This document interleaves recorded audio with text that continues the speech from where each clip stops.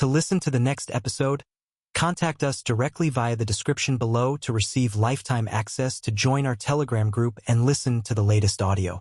Kirian was sitting in the meditation position in his now silent courtyard. The high moon was illuminating the surface of the spirit stones scattered before him. Each one emitted a faint, soft, and cold glow. Kirian could see the abundance of condensed chi stored within the stone. Kirian then imagined what higher quality spirit stones would be like. He took a deep breath and then stretched out his hand, picking up one of the stones. He closed his eyes, guided his breathing, and then opened his eyes again. With extreme focus, he tried to draw out the chi present in the spirit stone, just as any cultivator would. However, several seconds passed, and nothing happened. The stone seemed dead in his hand, as if there was no energy at all, even though he could see the great quantity trapped inside. Kirian frowned and tried again, concentrating even more intensely. The veins on his forehead stood out, but still, not a single thread of chi flowed out of the stone. He took a deep breath, letting the air out in frustration. TSK. Why isn't it working? The silence of the courtyard was broken only by the sound of crickets that appeared nearby, only to annoy him even more. Kirian spun the stones between his fingers, thinking. He remembered how he had always absorbed chi, how he had absorbed the particles of intense. He thought and then decided to try. The glow of the stone reflected in his bluish pupil. He murmured to himself, "Maybe, this way." Without hesitating further, he raised the spirit stone to his eyes. And then, without hesitation, he quickly pressed it against his left eye. The tip of the stone touched directly against his pupil. At the exact instant the cold surface touched his pupil, instead of feeling discomfort, the stone began to dissolve like sand carried by the wind. It disappeared, completely absorbed. Kirian felt his eyes tremble slightly. A flow of intense and pure chi coursed through his eyes, floated through the infinite channels, and was sent directly to his dantians. The energy was neither dirty nor polluted. After his eyes absorbed it, the chi became crystalline as if it had been filtered countless times. No impurity from the stone remained, only pure energy. Kirian's heart quickened. It worked! A smile involuntarily appeared on his lips. He grabbed another stone and immediately did the same, this time with the other eye. Once again, the stone was devoured by his pupil and converted into pure energy. The soft warmth of chi coursed through his eye, concentrating in his dantian and rapidly increasing his cultivation. Kirian then grabbed another, then another and another still. One by one, all were absorbed within seconds. The whirlwind of energy quickly accumulated, pressing his dantians with increasing force. His dantians vibrated as if on the verge of breaking.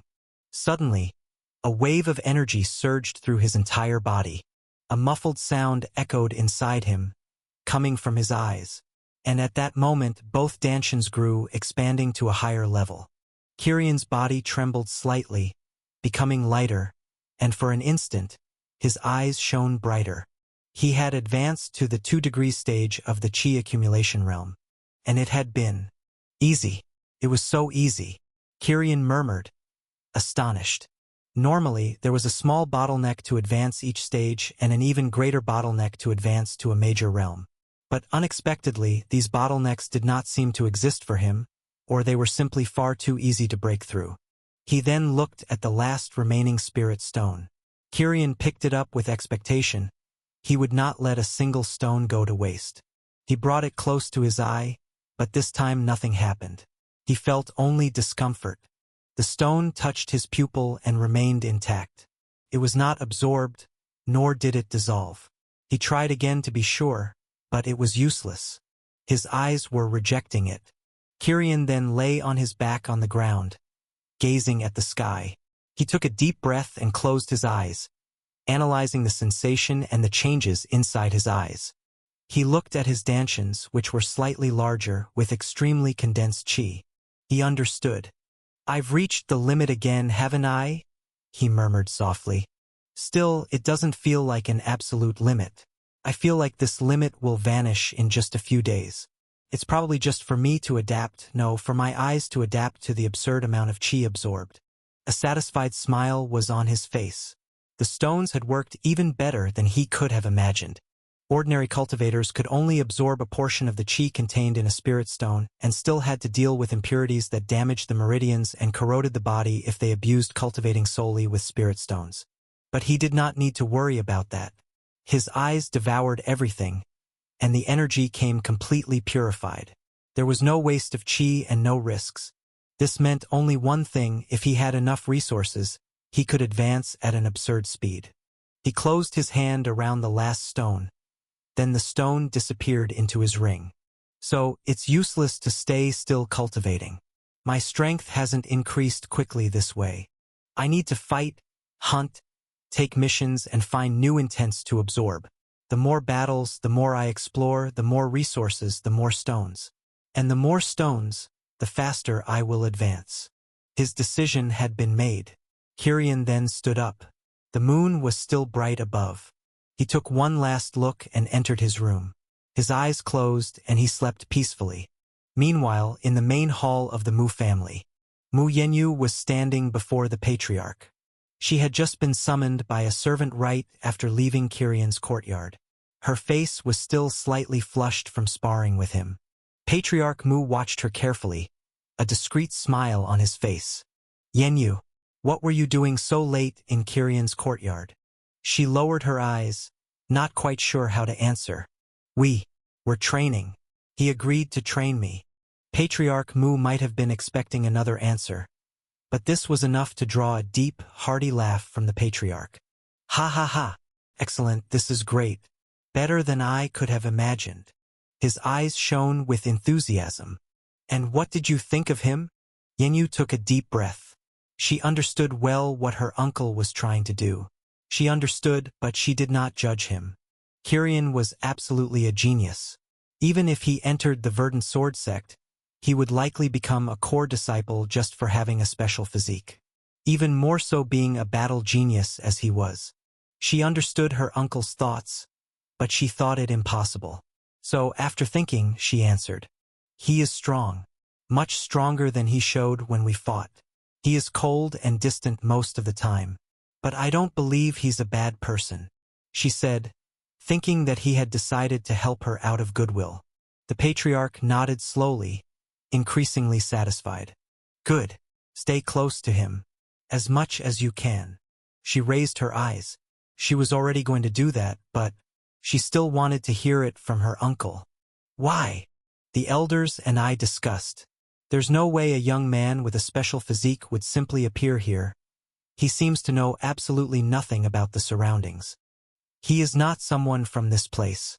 He probably came from a great force, maybe even another powerful domain, sent to experience the world. I've already heard that it's not so rare for them to do this. The patriarch's words echoed in Yenyu's mind. She remained silent, only listening. The patriarch then continued, his voice firm. If you have the chance, be his friend. Or if you can be even more than that, then your future and the future of the Mu family may change just by being at his side. So even if you fail the exam of the Verdant Sword sect, we will have a good future. The first part she understood. But when she heard the last sentence, her heart quickened as she clenched her fist tightly. As I thought, no one truly believes I'll pass, she said in her mind, feeling a bit sad. But upon remembering Kirian saying he would train her, her face flushed slightly and her determination shone. She would prove them wrong. The patriarch noticed her face turning red. Thinking it was because of what he had said earlier, his eyes narrowed in amusement. He laughed inwardly while thinking. It seems there really is a chance this will work out. You are dismissed. You may go rest, the patriarch finally said. Yenyu respectfully bowed and left the hall. As she walked to her quarters, thoughts spun in her mind. She felt nothing for Kirian besides respect and admiration for his strength and talent. But she could not deny either. He was by far the most handsome man she had ever met. She needed to get closer to Kirian. But it was out of necessity to grow stronger. If that made them friends, that was good. It would be enough. If it became something more, she would let the future decide. As she lay in her bed, she remembered that soon he would truly train her, and that brought a smile to her face as she slowly drifted off to sleep. The sun had not yet risen on the horizon when Kirian opened his eyes. His body was still full of energy. Now he knew it was useless to stay put cultivating. The spirit stones had run out, leaving only one. If he wanted to advance as quickly as possible, he would have to hunt and obtain more resources. Decided, Kirian stood up, got dressed, and prepared to leave quickly. He walked to the door, but as soon as he opened it, he found Mu Yenyu there, her hand raised as if she were about to knock. For an instant, she blushed, clearly caught by surprise. However, right after, she regained her composure. I came looking for you. I received a mission from my family to hunt. I thought of inviting you. Kirian observed her in silence, his eyes calm. Coincidence. I will also go on a mission today. Accompany me to the Mercenaries Guild. I'll take one from there. Kirian replied, walking ahead. Yenyu simply nodded, and the two left together. On the street, they drew attention effortlessly. It wasn't just because of their appearances, but because of Kirian's unusual eyes. In fact, it seemed that cultivators paid even more attention to him than people in mortal cities. He could see some surprised and others whispering, but they did not dare approach.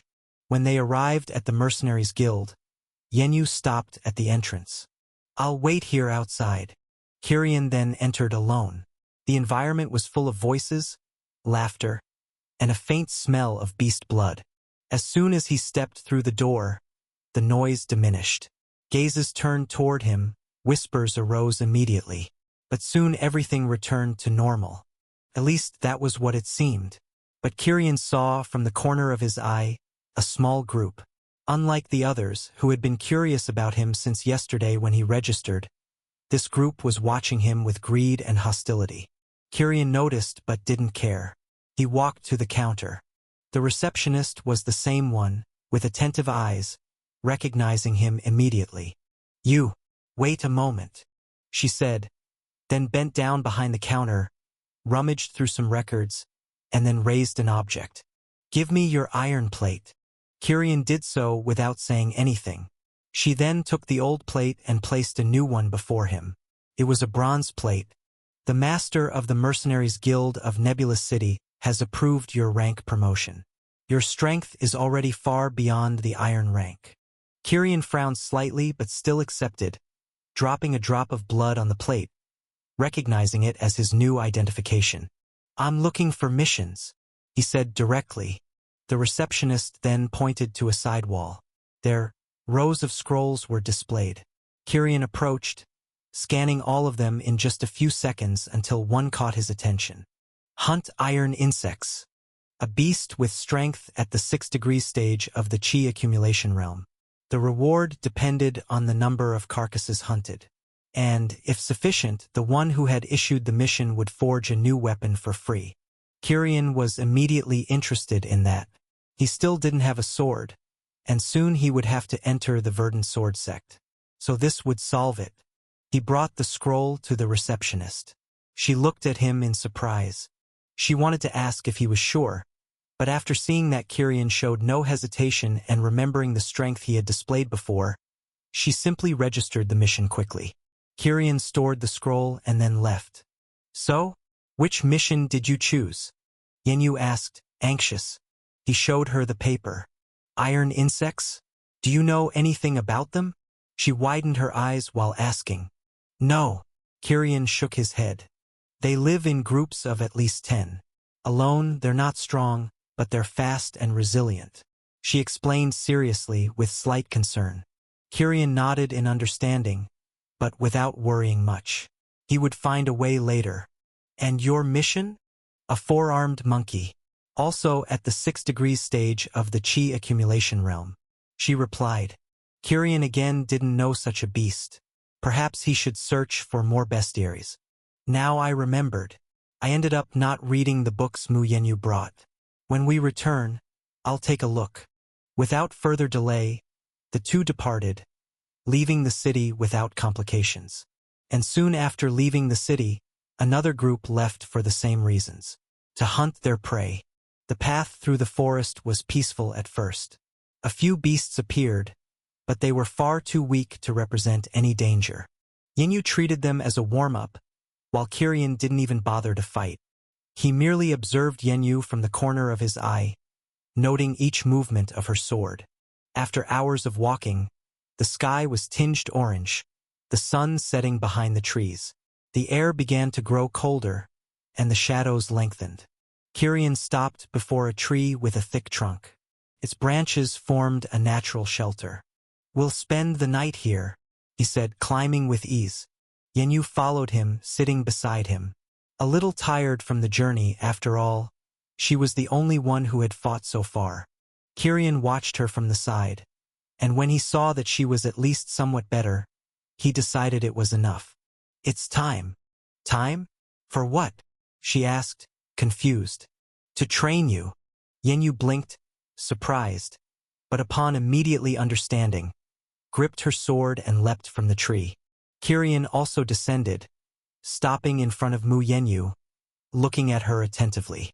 He had memorized all the movements she had made in every fight they had, and he had completely analyzed them, also noticing her style against beasts during today's walk in the forest. He then began. "Show me the first strike you made when we fought in the arena," he ordered, his voice clear and firm. Yenyu, who had been waiting for this, took a deep breath. She composed herself and executed the movement. Her body spun quickly. The sword traced a wide and deceptive arc before cutting diagonally from an unexpected direction.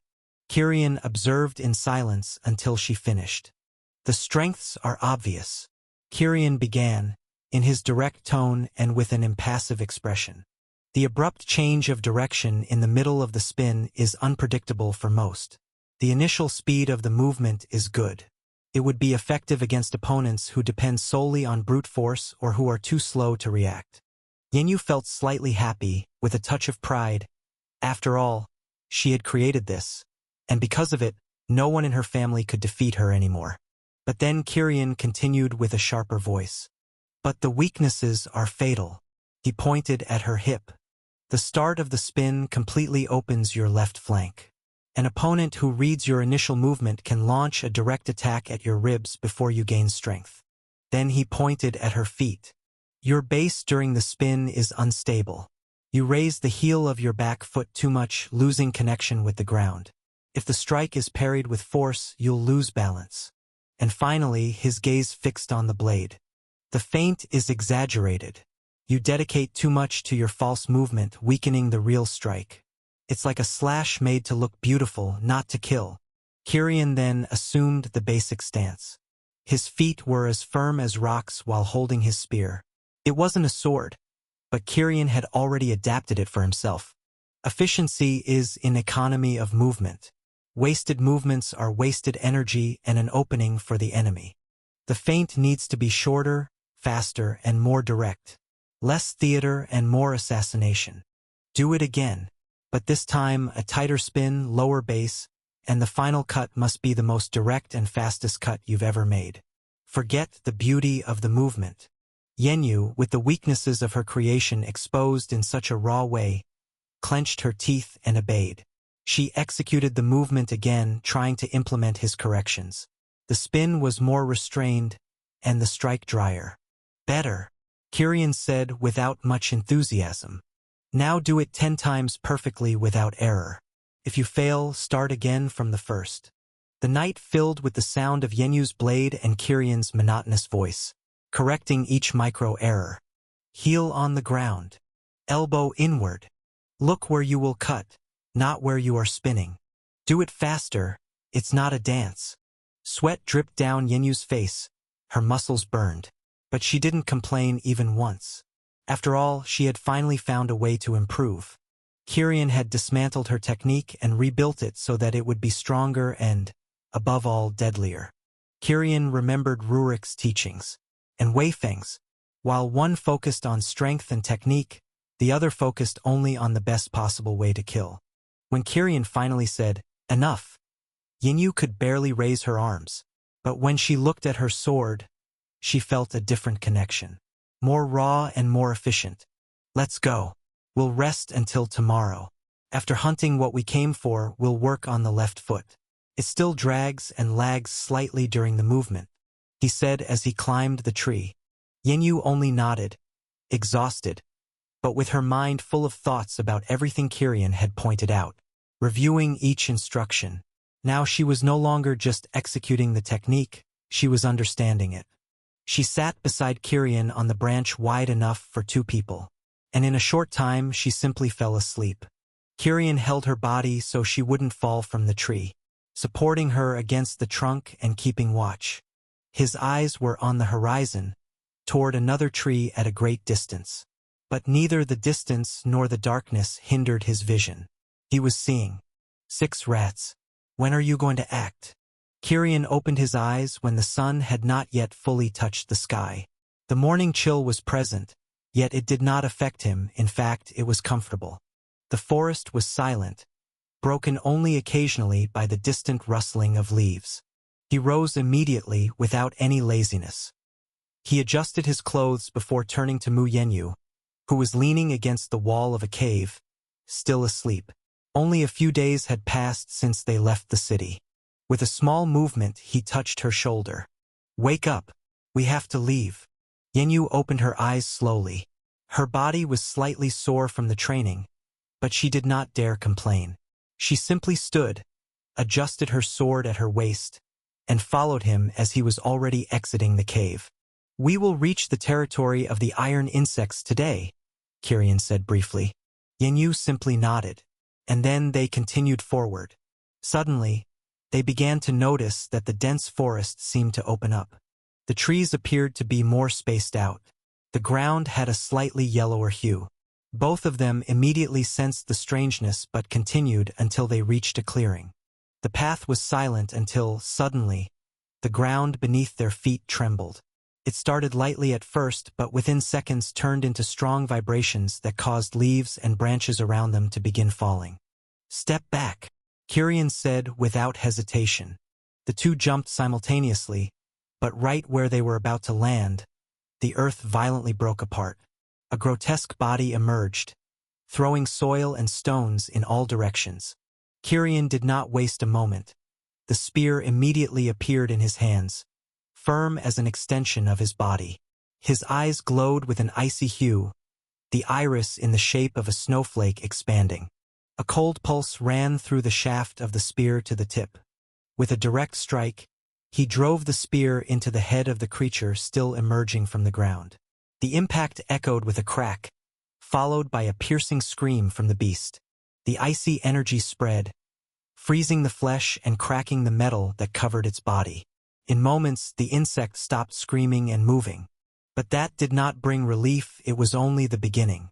The ground trembled again, even more violently than before.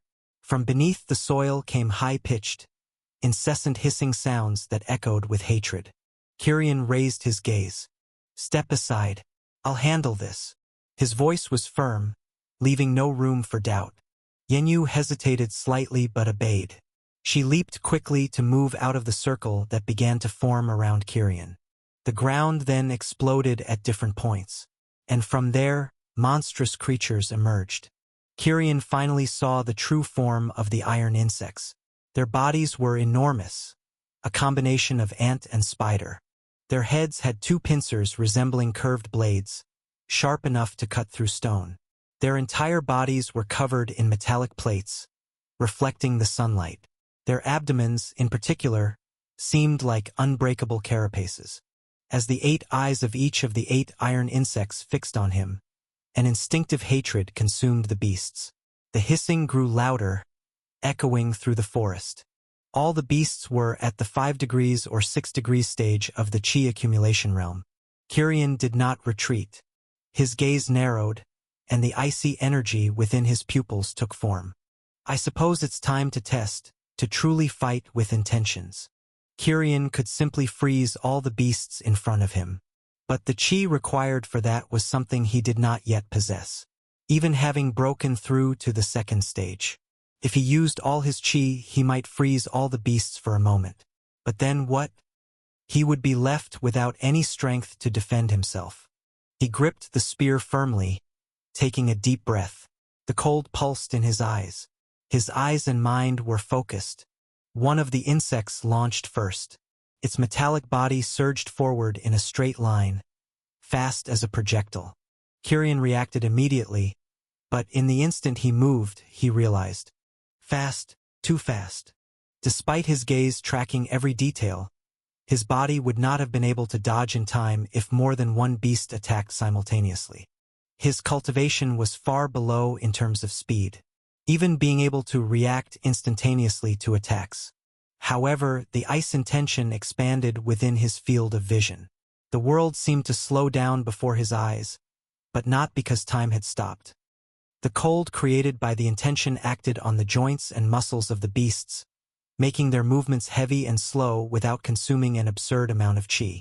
The creature's motion was enveloped by a layer of cold. This gave him an opening and enough time. Kirian swung the spear in a short arc, driving it straight into the eye of the beast. The ice spread like roots, freezing its brain until the entire body collapsed dead. But he did not have time to breathe. Two more insects were already upon him, one from the left, one from the right. Two pincers descended in sync. Kirian knew that, by reflex, he would not be able to escape both with his speed. His eyes glowed intensely, the intention expanding to both sides. The cold gripped the joints of the beast's legs, making their movements stiff for a moment. But it was enough. Kirian swung the spear horizontally, cutting the throat of one and then driving it into the chest of the other. Cracks echoed as the ice spread, destroying their internal organs until both fell heavily to the ground. 3 were dead. Yenyu, from afar, watched without blinking. Her heart raced as she observed. She wanted to help but knew she could only handle one of the beasts, and Kirian had told her to stay back. In the end, she trusted Kirian's strength. The 5 remaining beasts launched at the same time. The ground shook under the weight of their metallic bodies. The hissing sounded even more piercing. To Kirian's eyes, everything was clear, every movement, every raised leg, and the exact angle of the pincers. He saw it all but could not react adequately. His speed was insufficient. If he tried to move just his body, he would be pierced in the blink of an eye. Kirian's eyes widened slightly. The cold expanded. He knew. Alone, he could not keep up with so many angles. But with his intention, he could. The first pincer descended toward him. Kirian raised the spear, narrowly dodging, and drove the tip into the insect's abdomen. The cold ran through the metal and burst inside. The frozen body collapsed. 2 beasts came right after, one in front, one behind. Kirian spun instantly, letting the cold expand through the air like invisible blades. His legs were not fast enough, but the momentary rigidity caused by the ice's intention gave him an opening. The spear cut through the air and pierced an eye, penetrating the skull. A crack echoed, and the creature fell. Another was almost upon him, pincers open to crush. Kirian leaned his body. The attack grazed his shoulder, and he seized the gap to deliver an upward strike. The tip of the spear entered its throat, the ice spreading inside the beast, freezing it. 2 remained. They advanced together in deadly synchrony. Kirian gritted his teeth, forcing all the understanding he had learned in the barrier. Not just to create ice, he forced all the cold of his intention to fill the air and space around him from his eyes. The cold was used to control the rhythm and movements of everything in his vision. The beasts, previously too fast, slowed down. He advanced. 3 short and precise thrusts. Ice pierced, 2 brains frozen. 2 bodies crashing heavily to the ground. Silence returned to the clearing. The environment was cold, and blood began to drip as the ice rapidly dissipated when Kirian stopped using his chi. Kirian took a deep breath, keeping the spear steady for a few seconds before finally relaxing his shoulders. His eyes, still with a slight icy glow, narrowed. Breathless, yet still smiling, Kirian forgot the world around him as the images of the battle replayed clearly in his mind. I have always only used the intention to create ice and manipulate it using chi as fuel. But that requires an absurd amount of chi.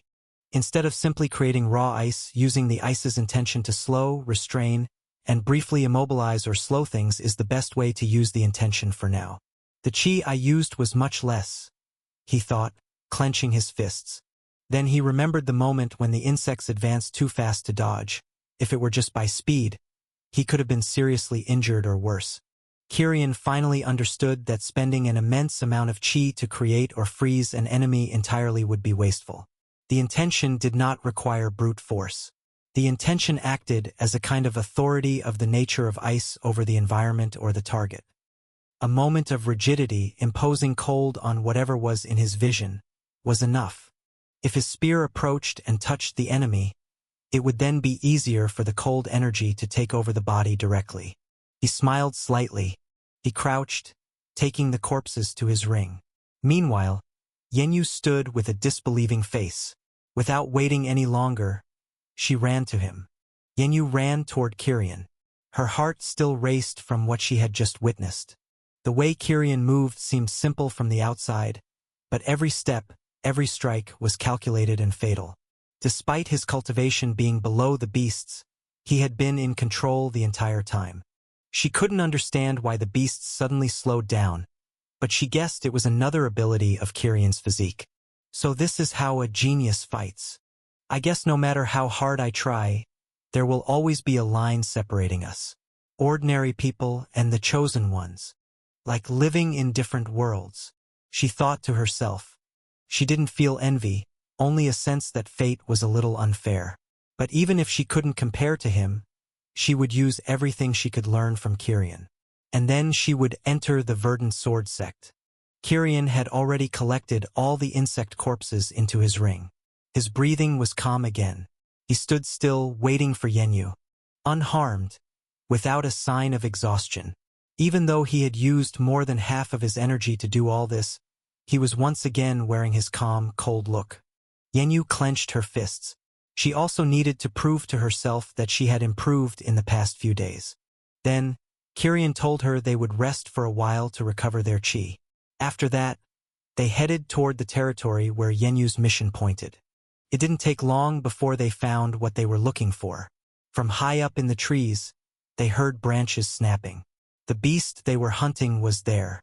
A deep roar reverberated. A four-armed ape leapt from the tallest trunk. The beast had grayish fur and scars all over its body, red eyes fixed on the two who had invaded its place. Kirian stopped a few meters back, with no intention of moving. "He's all yours," he said simply. Yenyu took a deep breath. Her fingers tightened around the hilt of her sword. She remembered the movements Kirian had corrected. Her eyes locked onto the beast. Chi coursed through her body. It was a beast with strength comparable to the 6 degrees stage of the chi accumulation realm.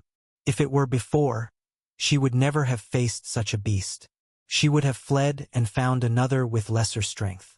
But not today. The ape charged first. For arms came down like a hammer. Yenyu rolled to the side, kicking up dust. One of the beast's arms struck the ground beside her with such force that the soil cracked. She then lunged, slashing her sword at the beast's flank. The cut wasn't deep, but it drew blood. The ape roared, spinning with its other 3 arms. Yenyu retreated just in time, her blade raised, deflecting by a hair. The impact vibrated through her bones. But she stood firm, firmer than ever. She advanced, no longer retreating as she always would. The beast came again, more furious. Yenyu waited for the right moment. When the 2 upper arms came down, she leaned forward, slipping under the attack. Her shoulder crashed into the ape's belly, unbalancing it for an instant. Her blade gleamed. A slash cut across the side of the beast's neck. The roar came quicker, now in pain. Yenyu stepped back a few paces, slightly breathless, but with a smile on her face. The ape still had strength, but blood was flowing fast. She remained calm. Her mind repeated Kirian's words. Anticipate, control, and strike with precision when you see the opening. It took a few more minutes of lunges and dodges until she finally found the decisive opening. The ape raised 2 arms, preparing a crushing blow. Yenyu acted faster. With a single swift step forward, her sword pierced the ape's heart. The heavy body collapsed with a crash, scattering dry leaves. She then dropped to the ground right after, sweating, her chest rising and falling quickly. Her chi was nearly completely depleted, but the smile was on her face. She had truly fought and defeated a beast stronger than herself. It was difficult, but she had won. She had really improved. Kirian approached in silence, just watching. Yenyu smiled at him, a truly foolish smile on her sweat-dripping face. "I did it." Kirian didn't reply. He couldn't, because something in his peripheral vision made him turn. It was then that something gleamed from the forest. A whistle cut the air. A swift arrow, fired from afar, tore through the woods, straight toward Kirian's head. He only tilted his neck slightly to the left. The arrow brushed past by a hair, slicing the air violently. It continued its path, pierced through the trunk of a thick tree, left a clean hole, and only stopped when it embedded deep into another tree farther back. Yenyu's eyes widened, extremely startled. Kirian, however, furrowed his brows. He raised his gaze toward the direction the arrow came from. Their presence was no longer strange to him. Among the trees, the group of 6 mercenaries from the guild revealed themselves. The damn rats that had always been tailing them, weapons in hand. They had only been waiting for an opportunity. But something was different. Kirian noticed immediately. Today there weren't 6. Another man appeared. He hadn't seen this man in the guild nor in the past days while being followed. Were they waiting for this man to arrive before attacking? Is he their leader? There was a 7th man. He stood at the front, tall, wearing a brown cloak that reached his wrists. Kirian saw the coldness in those eyes. Kirian sensed his strength. He was at the 7 degrees stage of the chi accumulation realm. Definitely, he would be the strongest opponent Kirian had faced so far. Kirian raised his chin, observing the man without hurry. Yenyu stood up, still breathing heavily after the fight. Sword in hand, Kirian stepped forward, covering her with his body. He immediately noticed the men's eyes. The strongest of them, their leader, was entirely focused on his hand, on the spatial ring. The others, already knowing the ring wouldn't end up with them, were looking at Yenyu instead, as if she were a gift for them. Kirian noticed their expressions, and a slight disdain spread across his face. "What do you want?" "You know who?" Yenyu was about to speak of her family, but Kirian cut her off. "Don't waste your breath. They won't let us leave without a fight, no matter what we say," he said, taking a few steps forward toward the 7. "Isn't that right, rats?" Kirian asked loudly, staring at them. The mercenaries scowled, offended, but the leader looked at Kirian and laughed loudly. "You really are a clever young man." "No, clever isn't the word. Flaunting your wealth around like this is really not clever at all, boy. I hope you learn and take this lesson to your next life," the man said as he too began walking casually toward Kirian. Each step, careless, dripping with extreme greed and heavy confidence. Yenyu rushed forward and grabbed Kirian's sleeve. She was about to say something, but upon seeing his cold, firm gaze, without a trace of fear, she let go, swallowing her words. Kirian glanced at her, sensing her worry. "Just wait a little. I'll finish quickly," Kirian said, trying to reassure Mu Yenyu. Then he turned again, walking calmly, a smile curling on his lips as his eyes closed. "I've already tested the eyes and the ice intent enough. Perhaps it's time for, truly, what I trained for 10 years. His pupil shifted quickly. The iris in the shape of a snowflake vanished, contracted. The sky blue faded, replaced by a deep crimson red. When he opened his eyes again, he no longer saw 7 men. Only 7 beating hearts before him. Kirian opened his eyes. The sound of footsteps broke the silence of the forest. The sky blue dissolved into crimson red, and the cold light that once radiated gave way to an oppressive, almost suffocating glow. The 7 men ahead stopped for a moment. As soon as they looked into those eyes, they all instinctively felt a shiver run down their spines. Kirian did not want to waste time with any of them. The chi in his 2 dantians was burned in great quantity, spinning violently. His vision distorted. The world disappeared, leaving only that which pulsed, that which vibrated with vital energy. Men of blood. That was how Kirian saw his enemies now. Flesh, bones, and muscles all vanished. What remained were the beating hearts, throbbing veins, and red rivers circulating through the essence of each one of them. Behind Kirian, Yenyu felt an inexplicable chill. Her ears suddenly picked up something strange.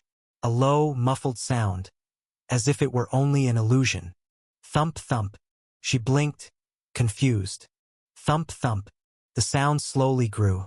It wasn't external. It was an internal sound, as if it were inside her own head. Within seconds, that pulsing was already loud enough for everyone to hear. The leader of the group stopped, and the seven looked at each other, their expressions tense. Thump, thump. Thump, thump. Each beat seemed to echo through the air. But it wasn't just a sound. It was their very hearts, hammering with such force they felt as if they would burst. What the hell is this? One of the men suddenly screamed, clutching his chest. My heart. It's racing. Another suddenly dropped to his knees, the chi frantically circulating through his body as he tried to stop it. What are you doing, you bastard? The leader furrowed his brow, his gaze fixed on Kirian. But Kirian did not respond. His crimson eyes only reflected an absolute coldness as the crimson glow seemed to intensify, his Dantian's chi burning stronger and stronger. The men tried to stabilize their hearts with their chi, sending their energy directly into their chests. But it was useless. The control Kirian exerted over blood was an authority they did not understand. Thump, thump, thump, thump, thump. The sound became deafening, maddening. The speed increased, the force increased, and then came the end. Muffled explosions echoed. Screams tore through the forest as 6 hearts exploded at once. Blood gushed from eyes, mouths, noses, and ears, flowing like crimson rivers staining the grass. Their bodies trembled for an instant before collapsing heavily to the ground. Silence returned, broken only by the sound of a single last heart still beating. The leader's. He remained alive. His bulging veins and the sweat running down his forehead showed the desperate effort he was making to keep the organ intact with his chi. His gaze fixed on Kirian with pure terror. Demon! You are a demon! He spoke as he spun on his heels and ran, screaming in total despair. Monster! Damned monster! His speed was not something Kirian could catch. But when his feet touched the ground covered with the blood of his subordinates, something changed. The liquid that had once only flowed now rose, drop by drop as if it had a life of its own. In an instant, dozens of blood needles formed in the air. The man had no time to react. The needles simply pierced his body through and through. His chi was completely focused on his heart, leaving the rest unprotected. The blood tore through his veins, organs, and bones. His eyes widened, and a final spurt of blood escaped his mouth before his body fell motionless to the ground. Kirian let out a sigh, his crimson eyes still glowing. It doesn't matter if it is mortal or cultivator. Greed always kills humans. Kirian murmured. Behind him, Yenyu was completely motionless. Her lips trembled, her eyes wide. Her body unconsciously took a step back without realizing it. Kirian turned to her. The shock on her face was clear as day. He stared at her in silence for a few moments before taking a few slow steps in her direction. Are you afraid of me? Kirian's voice sounded calm. Yenyu took a deep breath, trying to steady the tremor in her hands. It was just a slip. Yes, a slip. She forced a smile, though her voice carried a hint of hesitation. I know you are not a cultivator of the demonic path. This must be another physique, isn't it? Kirian's eyes analyzed her. There was no lie in her words. She truly believed what she said. But she was still a little frightened by the brutality, though she did not reject him. Even so, he noticed that whenever his crimson eyes met hers, Yenyu instinctively looked away. Kirian sighed inwardly. Wei Feng was right. The path of blood is an evil path in everyone's eyes. If I had shown this before Mu Lin and the others, everything would probably have been different. Better to keep it hidden until I have some protection. The eyes of ice is more acceptable. His crimson eyes slowly lost their color, returning to a deep blue. Yenyu breathed in relief, as if an invisible pressure had been lifted from her shoulders. She smiled, this time genuinely. I will pretend I didn't see this. I know you are not someone bad. Kiryan simply nodded in silence and helped her up. He then walked to the body of the four-armed monkey defeated by Yenyu, storing it in his ring. Then, as the two walked to the men's corpses, Yenyu spoke. Remove their plates. Take them to the guild and explain what happened. Even if the guild doesn't protect anyone against other forces, they do not allow mercenaries to kill each other. When that happens, they reward those who capture or eliminate the culprits. Kiryan quickly crouched, picking them up one by one, collecting the 6 iron plates, and finally the leader's bronze plate. He stored them all in his ring. While searching the body of the 7th-stage cultivator, he found a pouch tied to his waist. Inside were 10 low-grade spirit stones and a simple book. Kiryan opened it. It was a basic cultivation technique. It only went up to the peak of the chi accumulation realm. Useless to me, but it can be sold. They were truly poor. He then stored it away. Having gathered everything, Kiryan stood up.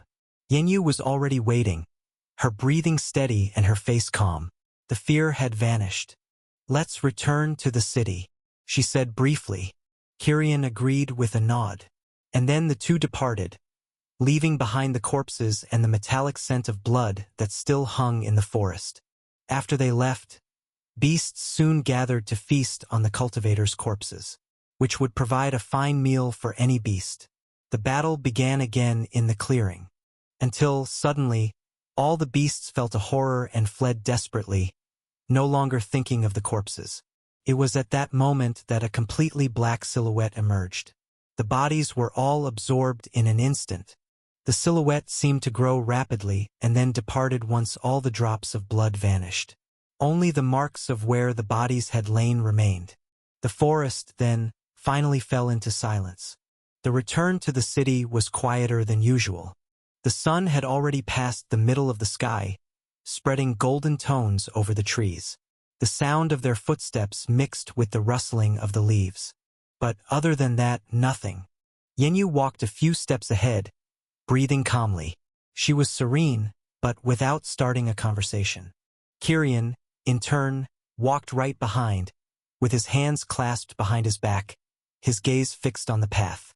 It was strange for him. In the last few days, there was always something. A quick exchange of words, a comment from her, a curious question. But now, nothing. Only silence. Kiryan showed nothing on his face. But inside, he felt a small discomfort, almost imperceptible. It wasn't something that could be called worry or irritation, but it was there. It felt as if a space had suddenly formed between them. He didn't think much about it. He just kept walking. After a few days, when they finally reached the city gates, it was already late afternoon. The movement at the gates was heavy. Cultivators holding beasts, the smell of blood. When they entered the city without caring about the line, he saw that the streets were busier than usual for some reason.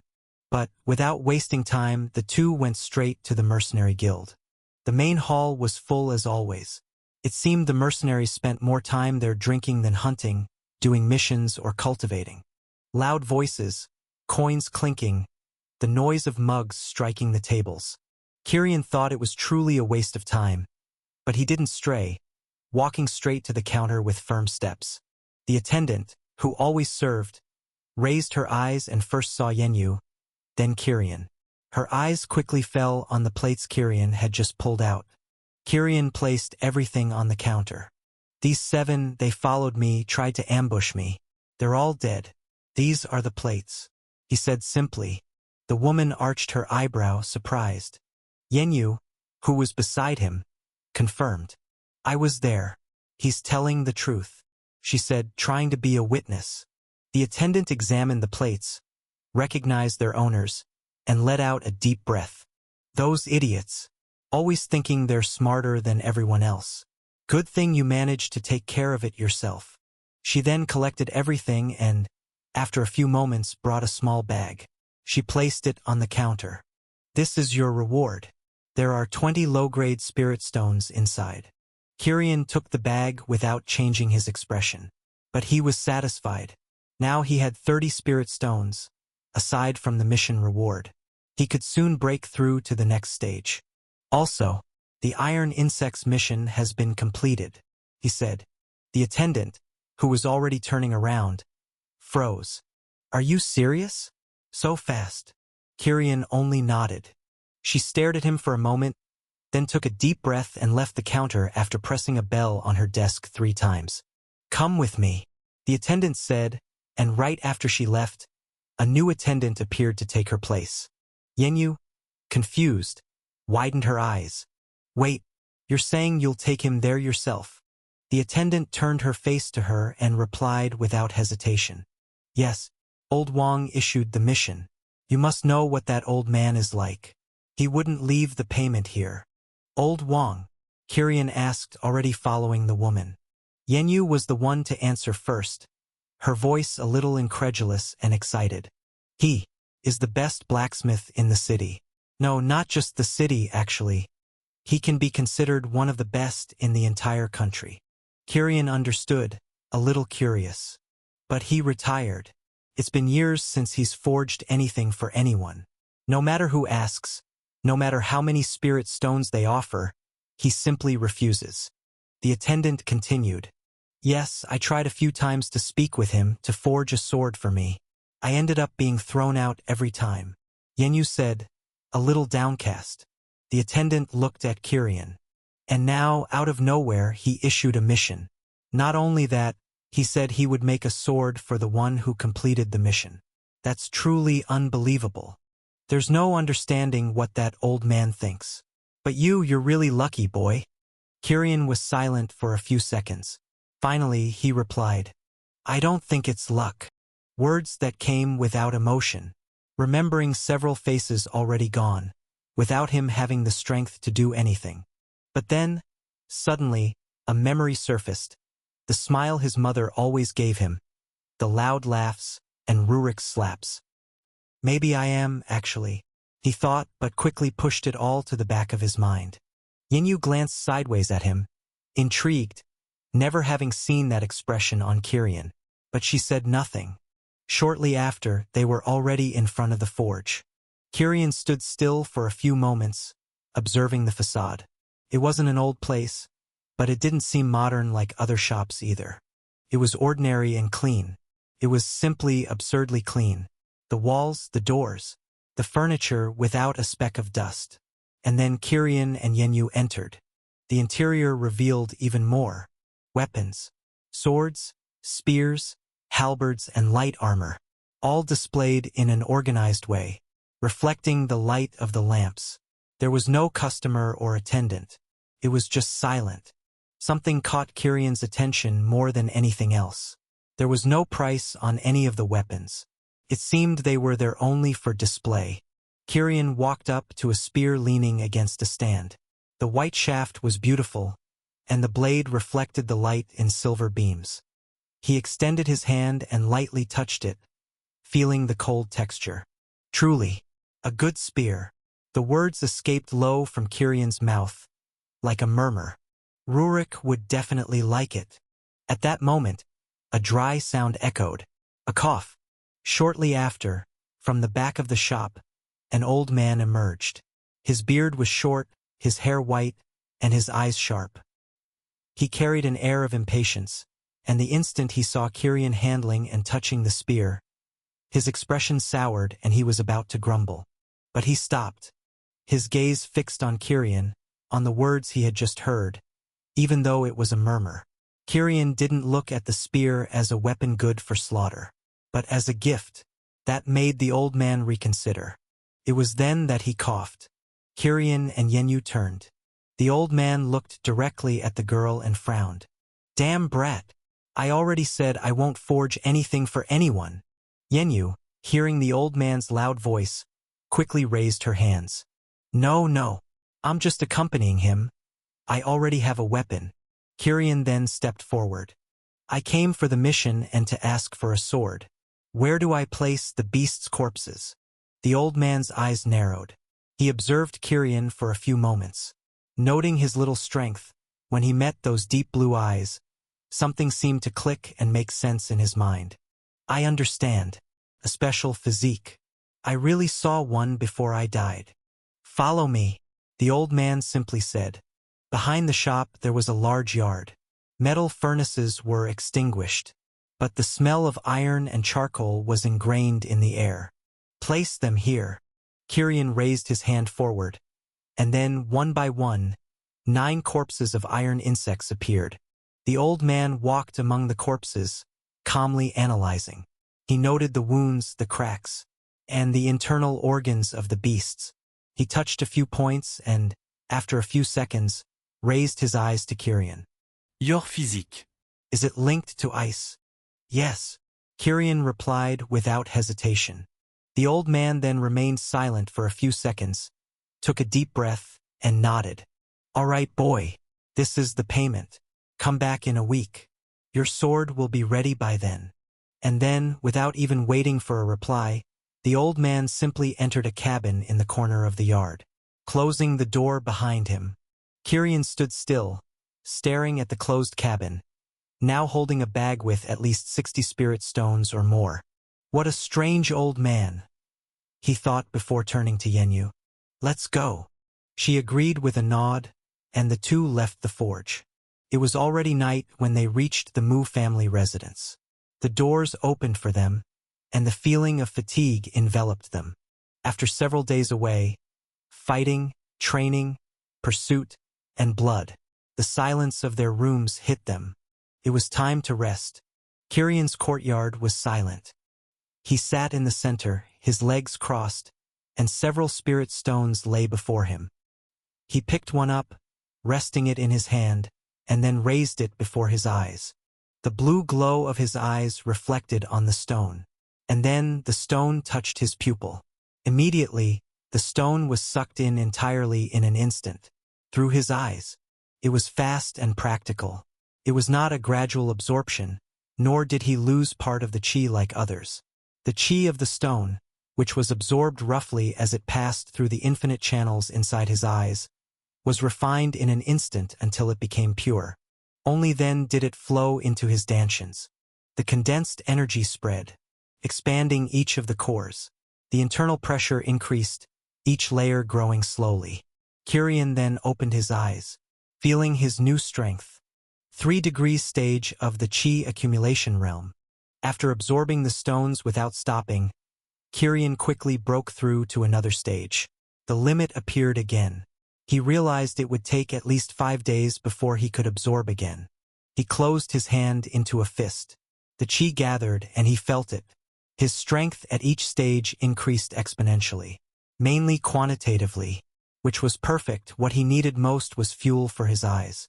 At the end of that morning, Yenyu appeared in his courtyard. You already broke through again? She said, remembering that Kirian had only been at the first stage when they first met. You also advanced, didn't you? Why the surprise? Kirian said, noticing that Yenyu was now at the 6 degrees stage of the chi accumulation realm. He immediately realized she was there to fight him again. Come, he said as he calmly stood up. Yenyu unsheathed her sword without hesitation. The metallic clash echoed at the very first move. She attacked with speed, with feints, while searching for any opening. Kirian, in turn, blocked each strike at the exact instant. His strength now was not so distant from hers, so he always responded with short and precise movements that forced her to retreat. He was not just fighting, he was also guiding. His spear strikes showed the right path, his deflections pointed out her flaws. Yenyu sometimes puffed, but she wore a smile. Her strength and technique had increased exponentially. Kirian had to admit that she, besides determination, did indeed have good talent. The battle between them lasted longer and longer. In the past few days, the tension between them had disappeared. She began to speak with Kirian again during training, to ask about things, to comment on techniques and rumors that happened in the city. Kirian answered her practically everything. The atmosphere between them no longer fell into complete silence again.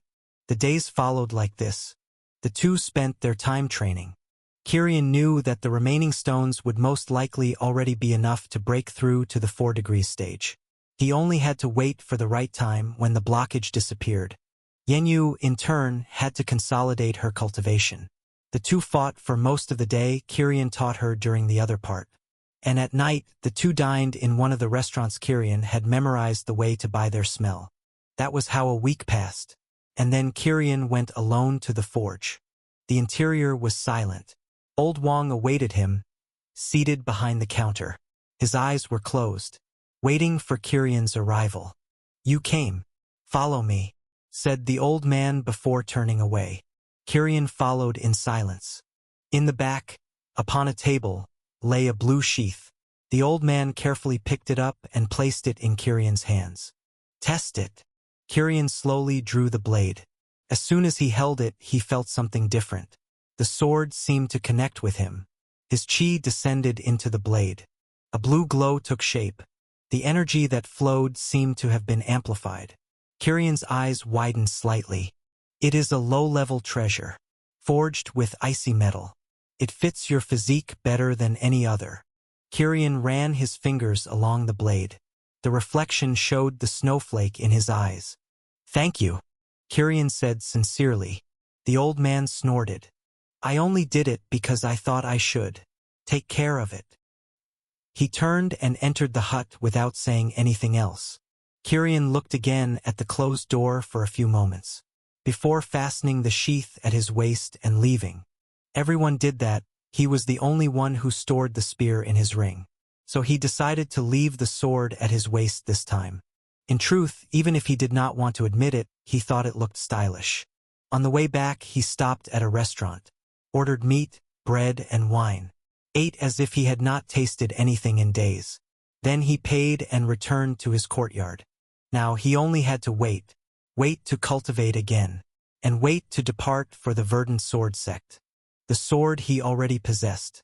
He then stood up. In the courtyard, under the moonlight, he drew the sword. The movements flowed naturally. Quick cuts, precise thrusts, firm spins, and feints. It was the technique he copied from Yenyu, but now molded to his own style. He felt he could improve even further now that he held a sword instead of a spear. The blade cut the air with a constant whistle. Each strike was marked by firmness and coldness, unlike Yenyu, who seemed smooth and flexible. But the origin of the strikes was the same. When Yenyu arrived later, she found him training. "So, that old man really did make a sword," she said, looking with a trace of envy. She sighed. Kirian only looked at her and replied, "Come, let's train." This time both had swords. The metallic clash rang through the courtyard. The blades crossed in sparks, each of Yenyu's strikes being answered with precision. Yenyu tried to hold on with effort, but deep down, she knew. He had already surpassed her movements long ago. She was only delaying defeat. Thus more days passed. Kirian only trained with the sword during this time. 5 days later, when the limit disappeared, his eyes absorbed the last of the spirit stones, each one vanishing into his eyes like blue dust. The chi passed through his infinite channels, refined, until his dantians expanded. And then his eyes reached the limit again. The condensed and accumulated pressure was enough. 4 degrees stage of the chi accumulation realm. Kirian slowly opened his eyes. The deep blue seemed to shine, reflecting a new strength. But at that moment, Kirian noticed. He heard screams and hurried footsteps all around the Mu family residence. He frowned in confusion. It was already nighttime. What was happening to cause such agitation? Suddenly, the door to his courtyard was flung open by Yenyu without even knocking. "Kirian, come quickly." He stood up, quickly seeing her expression. "What is happening?" "A beast tide. It is suddenly attacking the city. Everyone who can fight has been called to help immediately, or the city will fall." Kirian frowned even more, but he wasted no time.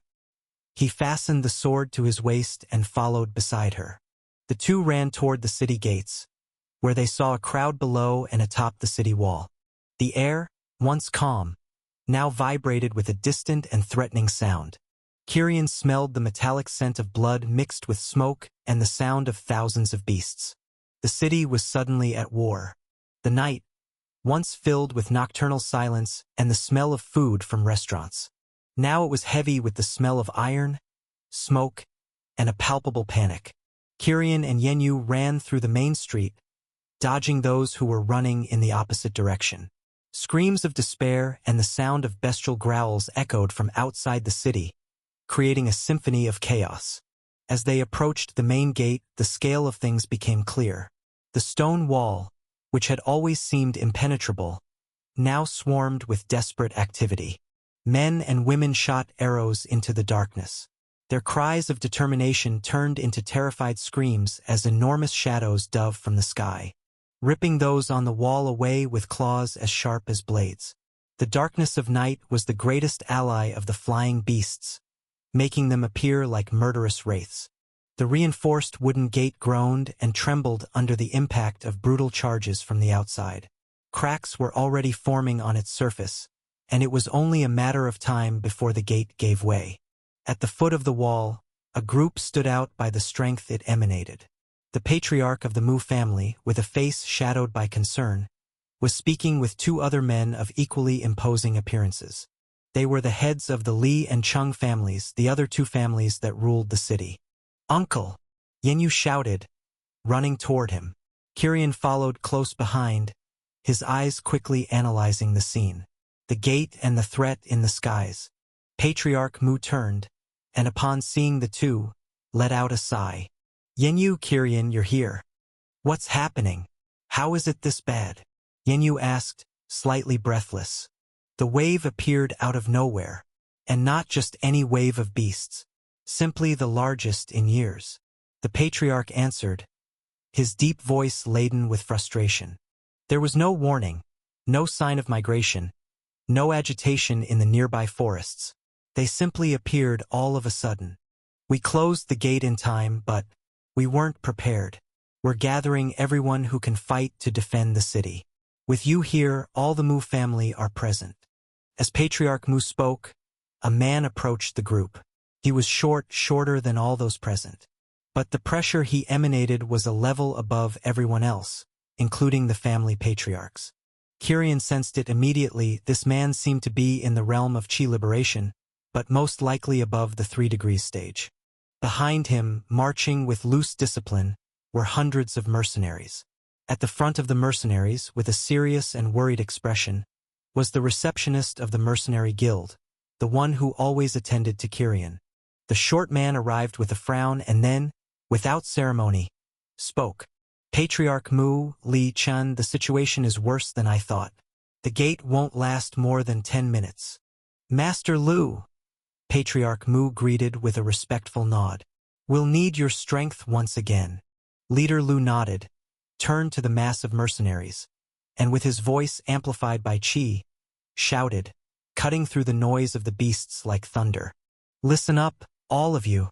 The city is under our care. Fight with everything you have. Kill these filthy beasts. And the mercenary guild will ensure each of you receives rewards worth the blood you shed. Now defend the city. A collective roar arose from the mercenaries, their weapons raised in response.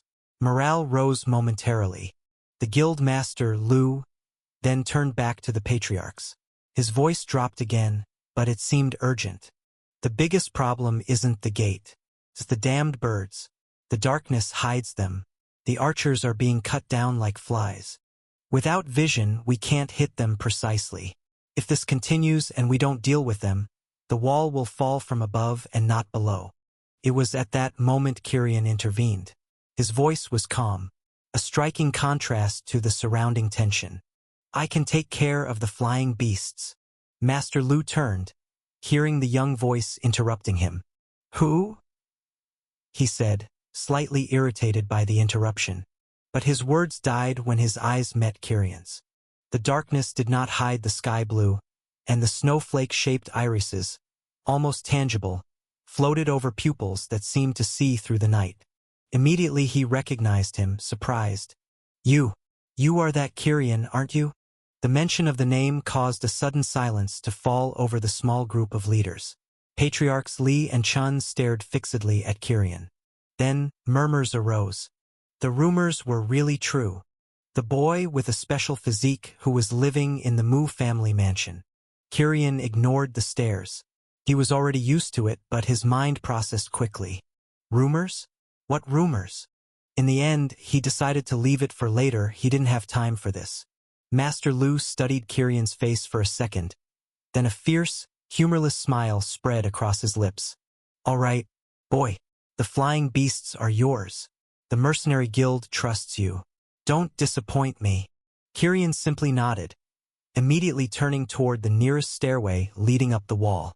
In his mind, this was perfect. The spirit stones had run out. He was the ideal person to deal with the flying beasts, and he could earn a good reward from it. Kirian, be careful. Yinyu suddenly called, her face slightly worried. He stopped for a fraction of a second, looking at her over his shoulder. And don't you overdo it. Kirian's reply was dry, yet it carried meaning. At that exact moment, a colossal impact, far stronger than all the previous ones, struck the gate. The sound of wood splintering and metal twisting filled the air, followed by the even greater roars of the beasts outside. The gate hadn't completely broken yet, but a crack large enough for small beasts to pass through appeared at its center. It's now. Everyone prepare. The gate will fall soon. Master Lu and the others shouted, their voices spreading through the crowd that was preparing. The order was a spark. The mercenaries and members of the three families shouted and ran toward the gate that was giving way. They formed a circular barrier, protecting all the sides from which the beasts could enter. The gate then completely gave way. The sound of battle soon exploded with intensity, becoming a deafening symphony of screams, growls, blows, and bones breaking. Kirian, who was climbing the steps of the wall, caught a glimpse of Master Lu in action. The short man stepped forward, his arm raising along with his sword. Suddenly, a wave of condensed qi, visible like a compressed blade, shot out from his sword. The wave cut through the horde of beasts, leaving mangled bodies. It was followed by 3 other waves of similar power, launched by Patriarchs Mu, Li, and Chun. Their attack swept away the weaker beasts with strength in the realm of qi accumulation. The display of power was good, but Kirian knew they couldn't maintain it forever. Their qi might be vast, but it wasn't infinite. He shook his head and decided to focus on his own task. The flying beasts were a problem. As long as they reigned in the skies, the defense of the wall would be impossible. If he eliminated them, the archers could help with the wave of beasts. At the top of the walls, the scene was one of massacre. Bodies of archers and guards lay scattered.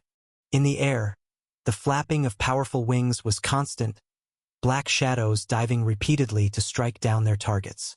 Kirian then did not hesitate. His sword hissed as it was unsheathed. In one motion, he cut off the head of a large vulture-like bird that was tearing apart a soldier's body. The beast didn't have time to cry out before its body plummeted from the wall. Kirian then grabbed the heavy hunting bow and the quiver of arrows from the dead archer. He took a deep breath and looked at the sky. His heart, his breath. Despite the chaos, they were always calm.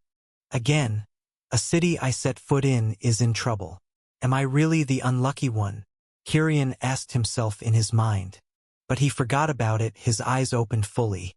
The darkness that tormented the other defenders was non-existent to him. The night was as clear as day. Every feather, every muscle contraction in the wings of the flying beasts, every glowing eye with a fierce hunger, everything was perfectly clear to him. Down below, the land beasts looked like an endless sea. But in the sky, the flying beasts were countable. If he had the time and enough arrows, he would bring them down. All of them. Kirian's eyes focused on a beast at the 5 degrees stage of the qi accumulation realm that was preparing to dive upon a young guard who was vainly trying to hide. Kirian looked, aimed, and could perfectly see the distance the beast would have to cover. And then, the arrow was released. There was no grand sound, only the silent hiss of air being cut before the arrow's tip met its target with absolute precision. piercing the flying beast's brain. The minimal icy energy that Kyrian had imbued into the arrowhead was enough to freeze the beast's brain midair for a microsecond before it fell heavily from the sky. The beast's body crashed outside the walls, quickly lost to sight among the countless other beasts. The young guard looked around confused, not understanding what had just happened. By then, Kyrian had already turned. Another arrow released. Another beast fell. And then another. Kyrian moved with a terrifying calm. An absolutely serene point in the midst of chaos. Kyrian had already gone through this chaos, through a time of despair like this before. Compared to the Blood Dome, where he didn't even have the chance to run, this situation wasn't terrifying to him. Now, Kyrian at least had the strength to protect himself. Each arrow was a death sentence for the beasts. In not much time upon the wall, shouts of surprise and, afterward, hope arose as the defenders realized that someone was finally striking back against the terror of the flying beasts. The surviving archers, encouraged, began to shoot again, but their arrows weren't of much help. Kyrian then noticed something bad. The beasts began to cluster, and some were climbing the walls. Soon they could invade from all sides. Chi surged into his throat, and then a loud cry sounded, echoing for all like thunder. "Forget the flying beasts. I will handle them. Shoot at the wave of beasts below. Do not let them climb the walls." The orders were clear, firm, and authoritative. They didn't know exactly who the order came from, but the archers and soldiers, who were still struggling against the instinct to fire blindly at the skies, decided to obey. One by one, they turned their bows downward. Arrows began to rain upon the mass of land beasts. Each shot before had been guided by despair, but now there was purpose. The creatures climbing the high walls of the rampart were struck and fell upon the others, buying precious seconds for the defenders. Kyrian kept his eyes turned to the sky. One arrow, another, and another. Each shot felled a beast that dared approach the archers. His bow sang without rest. However, the beasts in the skies reacted. Despite their limited intelligence, they realized who was striking them down with precision. The enemy was no longer the weak archers, but the young man with eyes that shone like ice. Roars tore through the air. Whole groups began to descend at speed. Black wings vibrating, animalistic eyes full of hostility fixed only on Kyrian. He did not move. Calm enveloped him. Arrows were released. Bodies fell countless. The wall became the stage of a one-sided hunt. Soldiers nearby, once consumed by terror, began to notice the change and shout in hope. "He's really holding them all back? Keep going. Don't stop shooting at the beasts below." Coordination upon the walls returned. Chaos turned into resistance once more. Meanwhile, at the gate, the battle was brutal. The broken gate allowed for the constant entry of beasts, but the narrow space limited their number, forming a bloody funnel. The makeshift line of cultivator defense held on. When someone grew tired and had spent most of their chi, they fell back, and another took their place. The ground was covered in bodies, mostly of beasts, but losses were inevitable, even if minimal compared to the number of beasts that died. The smell of blood filled every breath. The metallic taste was in everyone's mouths. When the pressure became unbearable, the guild master, Lu, advanced. His short sword cut through the air, and a wave of condensed chi devastated dozens of beasts at once, opening space. Right behind, the patriarchs Mu, Li, and Chun also unleashed their techniques, each accompanied by shockwaves and the agonized screams of monsters. The barrier of cultivators held. Not a single beast had managed to break through yet. Back atop the wall, Kyrian fired without pause. But soon the quiver was running empty. Claws closed in amid the dive of three beasts. Kyrian dropped the bow for an instant. He crouched in a precise movement, and his sword gleamed. A horizontal cut. Clean. The body of a beast was split in half. Blood drenched his face and clothes, splattering like a hot bath. Kyrian didn't care about that. There was no time for it, only for killing. Another beast dove. He spun the sword and pierced the bird's throat before it could touch the wall's ground. Now the focus of the flying beasts was absolute. All of them were turning against him, the only real threat to the skies. But that only made the situation simpler. He didn't need to worry about distractions or protecting the others. Kirian preferred it this way. If the beasts were far, they would fall by his arrows. If they were too close, they would be dismembered by his blade. Kirian spun, cut, shot, and breathed. Cold, constant cycle. Despite this, Kirian was using only a minimal amount of chi. Only when necessary, when a beast with a bit more strength appeared. Kirian calculated exactly the expenditure he would make, for he didn't know what could happen. Suddenly, a group of young men ran up to him. They carried quivers full, taken from the wall's storerooms. One of them, his face covered with blood and fear, extended the arrows to Kirian. "Take them. You need them more than us." Kirian simply nodded and took them. There was no time for words. He had already loosed the first arrow before the young man had even stepped back. The hunt resumed. From the battlefield below, Master Lu raised his eyes. He saw Kirian turn chaos into a hunt and a calculated massacre. He saw bodies falling outside and within the wall, each arrow, each shot, a clean strike. A glint of satisfaction shone in the man's eyes. I was right to trust him. Humph. As expected of a son of the heavens. The patriarchs, even covered in blood, noticed as well. It was impossible not to. The defense of the wall had quickly changed since Kirian had taken control of the skies. The night then advanced. But the slaughter of the beasts seemed endless. Corpses already piled against the gate. The streets were already rivers of blood. But the human barrier still stood firm. On the walls, the archers' confidence returned. They didn't need to worry about the skies, only about the beasts that tried to climb. Panic gave way to discipline, and Kirian alone kept the sky clear. It became only a battle of endurance. Time stretched, every minute feeling like an eternity. The beasts weren't absurdly strong. The strongest were comparable at most to the 5 degrees or 6 degrees stage of the chi accumulation realm. The problem was their number. Even so, the city held. Then, during the stalemate, suddenly, a different sound ripped through the night. It was no common roar. It was a primal, guttural, grotesque scream that echoed from the heart of the forest. A sound that made those who heard it shiver. Even the beasts stopped for an instant, trembling. There, in the darkness, a black silhouette rose. The contours were unreal and strange. It was not easy to identify the form of that being, as if it were not flesh but shadow. The mere sound it emitted made the blood freeze. At its side, there were 5 enormous beasts, each one the size of a small house.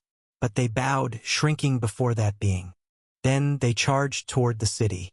The silhouette, in turn, bent down and began devouring beast corpses without distinction.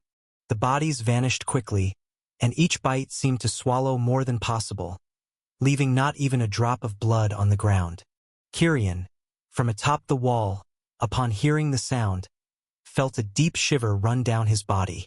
His eyes, once focused on the sky, had no choice but to look toward the distant forest. He could not see from where the bizarre sound came, but that did not seem like a beast. It was something different, something terrifying. The grotesque sound that echoed through the forest until it reached the city seemed to reverberate in everyone's mind, as if it wasn't just heard but felt. A sound that made the heart tremble and the chi stir slightly. What was that? Was that sound from a beast? No, that can't be a beast. What the hell is coming now? On the wall, the archers exchanged terrified glances. Kirian kept his eyes fixed on the darkness beyond the treeline. His fingers still gripped the bow firmly, but a chill ran down his spine. Whatever it is that screamed, I don't think it will fall to arrows. After the scream, the chaos in the beast tide took on a new tone. The land beasts that hurled themselves against the walls suddenly went mad. They began pushing one another, biting, and smashing their own bodies against the moss-covered stones of the wall. They seemed desperate, as if something even more terrifying was driving them forward. They're getting even crazier. Why are they attacking each other? Kirian heard those around him murmuring. He didn't answer. After all, he had no idea what was happening either. But his eyes were fixed on the forest, trying to see what was hidden by the trees. It was then that another roar rose. No, it wasn't just one, but the merging of several. It was strong, stronger, and more terrible than the roar of those other beasts in the tide. The sound ripped a groan from the weaker ones, who covered their ears. From the forest, trees were torn aside. 5 shadows then surged forward, their enormous bodies larger than any of the other beasts present, emerging under the light of the full moon. 5 massive beasts, each different, but all exuding a terrible pressure that crushed the freshly regained morale of the archers staring at them. It was a natural pressure exerted by those of higher cultivation. An old man near Kirian paled. His eyes widened with knowledge and horror. They are the 5 kings of the forest. He whispered, his voice a thread of terror. The stone bear of the valley, the shadow serpent of the dark swamp, the great steel-horned deer of the pine forest, the 6-armed monkey of the cliffs, and the iron-spiked beast that lives in the ancient caves. They truly are the 5 beasts. But why? They never leave their domains. They rule different parts of the forest. Why the hell are they here together? The confirmation struck like a blow. Kings of the forest. They were beasts with strength in the Qi liberation realm. Creatures that no one in Misty City dared to provoke. And now they were all here. The beasts did not wait. The stone bear roared and charged, its muscular body crushing smaller beasts in its direct path to the gate. The shadow serpent slid along the shadows of the walls, its form briefly vanishing only to reappear already above the ramparts, causing instant panic. The great deer lowered its head, and its antlers glimmered under the moonlight before firing projectiles of pure Qi, sharp as blades, against the wall. The 6-armed monkey scaled the wall with frightening speed, smashing and hurling archers into the air. Master Lu shouted, his voice amplified by Qi cutting through the chaos. Patriarchs, with me. Keep them away. We cannot let them enter. Lu, Patriarch Mu, Li, and Chun leapt forward. Their cultivations erupted, fully unleashed. Waves of Qi collided with the stone bear, halting its charge and forcing it back a step, but not even injuring it. They split up, each trying to contain one of the beasts of the Qi liberation realm. But it was clear from the start. Beasts of the same realm were naturally stronger, more resilient, and more ferocious. The fight would be pure survival. Kirian saw it all unfold in seconds. But it was the 5th beast he paid attention to. The spiked beast. A quadruped beast covered in natural metallic plates from which long, sharp, black spikes grew. Its red eyes didn't fix on the gate, but on the section of the wall where Kirian stood. It didn't run. It simply contracted like a monstrous porcupine, and then released. Hundreds of small metallic spikes, each imbued with Qi, flew toward the wall like a storm of darts. It didn't seek a specific target, but rather to destroy everything. Protect yourselves, someone shouted. Kirian acted immediately. His Qi flowed through his eyes. With his low cultivation, it would be impossible to protect himself if a spike touched his body. It was no longer time to spare his Qi. Suddenly, a massive ice barrier appeared in front of him, deflecting some spikes while others shattered the ice and pierced the barrier. The impact was tremendous, but the ice shield held. The beast's attack was spread out and not focused on him, so Kirian completely defended himself. But he couldn't protect the others nor the wall itself. The spikes struck the stone structure. The wall, already battered by the beast's tide, trembled violently. With a crash that drowned out all other sounds, a large section of the wall, precisely where Kirian stood, collapsed. Stones, wood, and bodies fell into the city below. Kirian was hurled forward by the collapse. He twisted midair, landing nimbly among the rubble and dust. The bow was lost, leaving only his sword still firm in his hand. He coughed, dust filling his nose as he looked around. The city's defense was now irreparably compromised. The fall of the wall opened a giant breach. And then the smaller beasts, driven by madness, began advancing even more, rushing through the debris and following the scent of blood, leaping among the stunned surviving soldiers. The battle had changed. Now there was no longer a line of defense to hold. Now it was about surviving in the streets of the city. Kirian rose, his gaze just in time to see the iron-spiked beast advancing toward the breach it had created. Its red eyes fixed on Kirian. Knowing he was the one who had survived, Kirian prepared himself, his heart still calm. But in his mind he knew. It was madness to think of facing such a being now. Before, he thought he would definitely be nearly invincible against those in the Qi accumulation realm as he advanced stages. Perhaps, using intents, even those at the beginning of the Qi liberation realm might not necessarily be opponents. But he realized he was wrong. The gap in strength between great realms was truly terrifying. It was at that moment that a figure suddenly appeared atop the rubble. It appeared beside Kirian, who was staring at the approaching beast. Kirian looked and immediately recognized him. He wasn't too surprised. It was Old Wang. He wasn't wearing elaborate armor, only his blacksmith clothes, now stained with soot and the blood of beasts he had slain along the way. He wasn't holding a sword or another weapon, but a heavy blacksmith's hammer, which seemed to shine with a soft metallic glow. Definitely also a low-level treasure, like Kirian's sword. The old man's posture was no longer hunched, but the impatient expression he always wore was still there. He glared at the beast with a furrowed brow. The iron-spiked beast stopped, sensing the change, staring at the small being that appeared, sensing the power that now radiated from the old man. Kirian already knew the moment he saw him. He, too, was in the Qi liberation realm.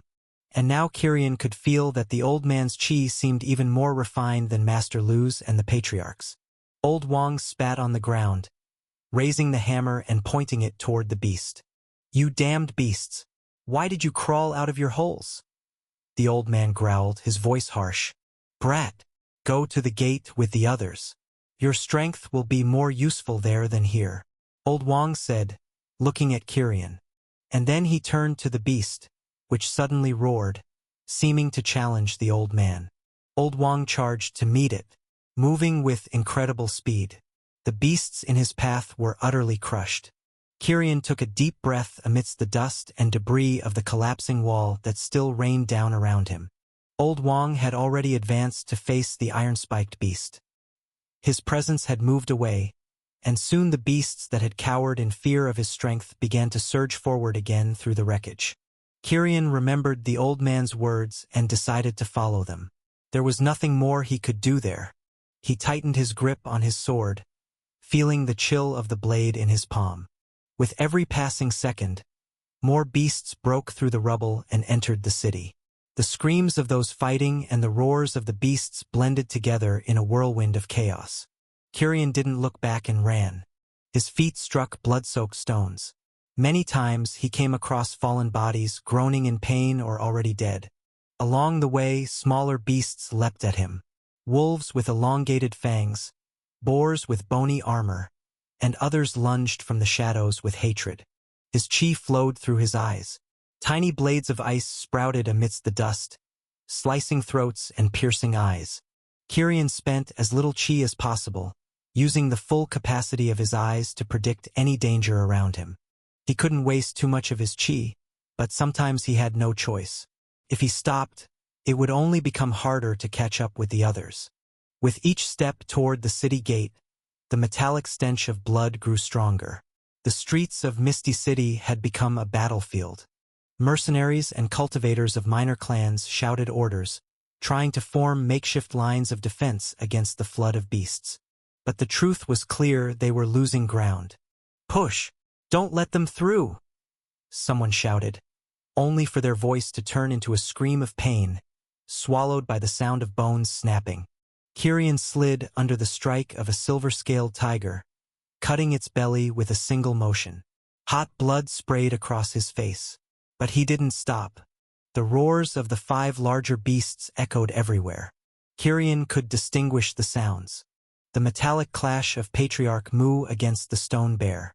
The sharp explosions of Patriarch Li fighting the great steelhorn deer. the strikes of Patriarch Chun against the six-armed ape. And Lu, the master of the mercenary guild.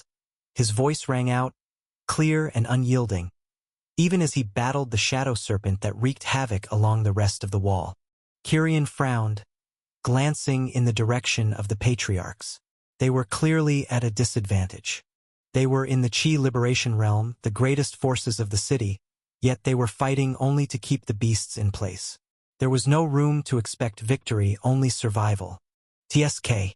I'm still far too weak, Kirian thought as he turned a corner. But someone appeared before him. Kirian stopped just before colliding head-on with the figure running from the opposite direction. Kirian! A familiar voice called, breathless and weary. It was Yenyu. Her brown hair was disheveled, her clothes stained with blood, her amber eyes burned with determination. Her sword dripped crimson. I knew you'd be all right, she said, letting out a sigh of relief. After seeing the wall where Kirian had been collapsed, Yenyu had rushed to find him. Even knowing Kirian could take care of himself, she had run to him instinctively, for some reason. Kirian nodded with no time for words. Suddenly, a beast resembling a panther leapt from behind Yenyu.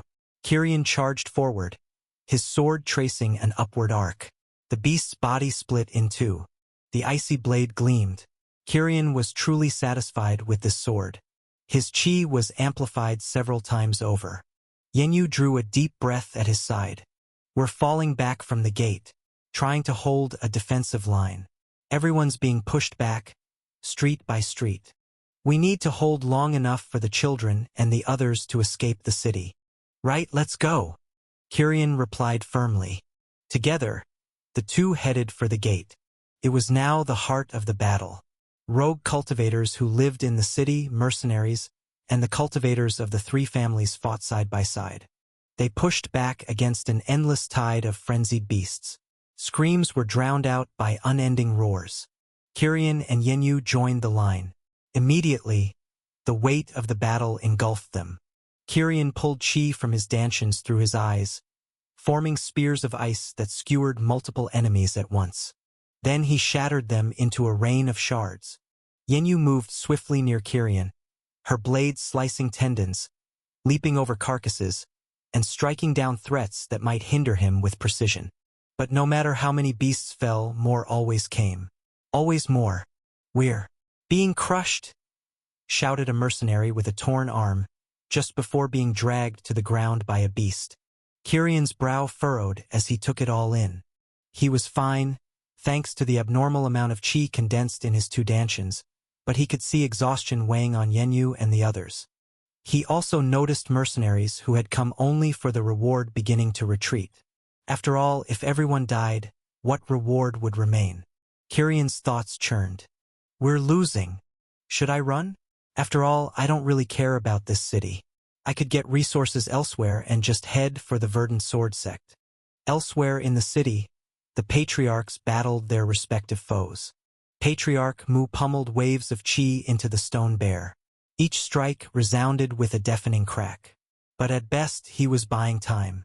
The beast seemed to mock his efforts, its mineral armor only chipping in fragments. Patriarch Li hurled blades of qi at the horned deer, but the beast retaliated with even stronger projectiles, smashing the wall behind them and sending more rubble crashing down. Patriarch Chun was bloodied, 3 of his bones already broken by the 6-armed ape's brutal strikes. Yet he still clutched his spear, eyes blazing with fury.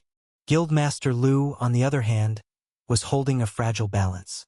His sword radiated fiery qi, unlike the simpler techniques of the other patriarchs. The fiery qi clashed against the shadow serpent's strikes, cracking the ground with scorched lines as the serpent vanished and reappeared. He wasn't being wounded, but neither could he strike the serpent down. No decisive victory was in sight. It was a stalemate. No, in this situation, a stalemate where everyone else was losing was also defeat. All it would take was one patriarch falling to shatter the balance, or one beast falling. At that moment, a new sound rose above the constant battle. It was not the enraged roar of a beast, but a beastly scream of pain. It was shrill, filled with fury, followed by a sudden eerie silence. The pressure in the air shifted. Kirian and the others felt it instantly. One of the presences, the iron-spiked beast, vanished in an instant. Its energy, which had radiated arrogantly, flaunting its strength, simply snuffed out. Kirian felt a slight relief at the disappearance of that pressure. Could only mean the old man had won. And it didn't take long. In just a few minutes, one of the 5 beasts had fallen. The mercenaries and cultivators still resisting noticed it too.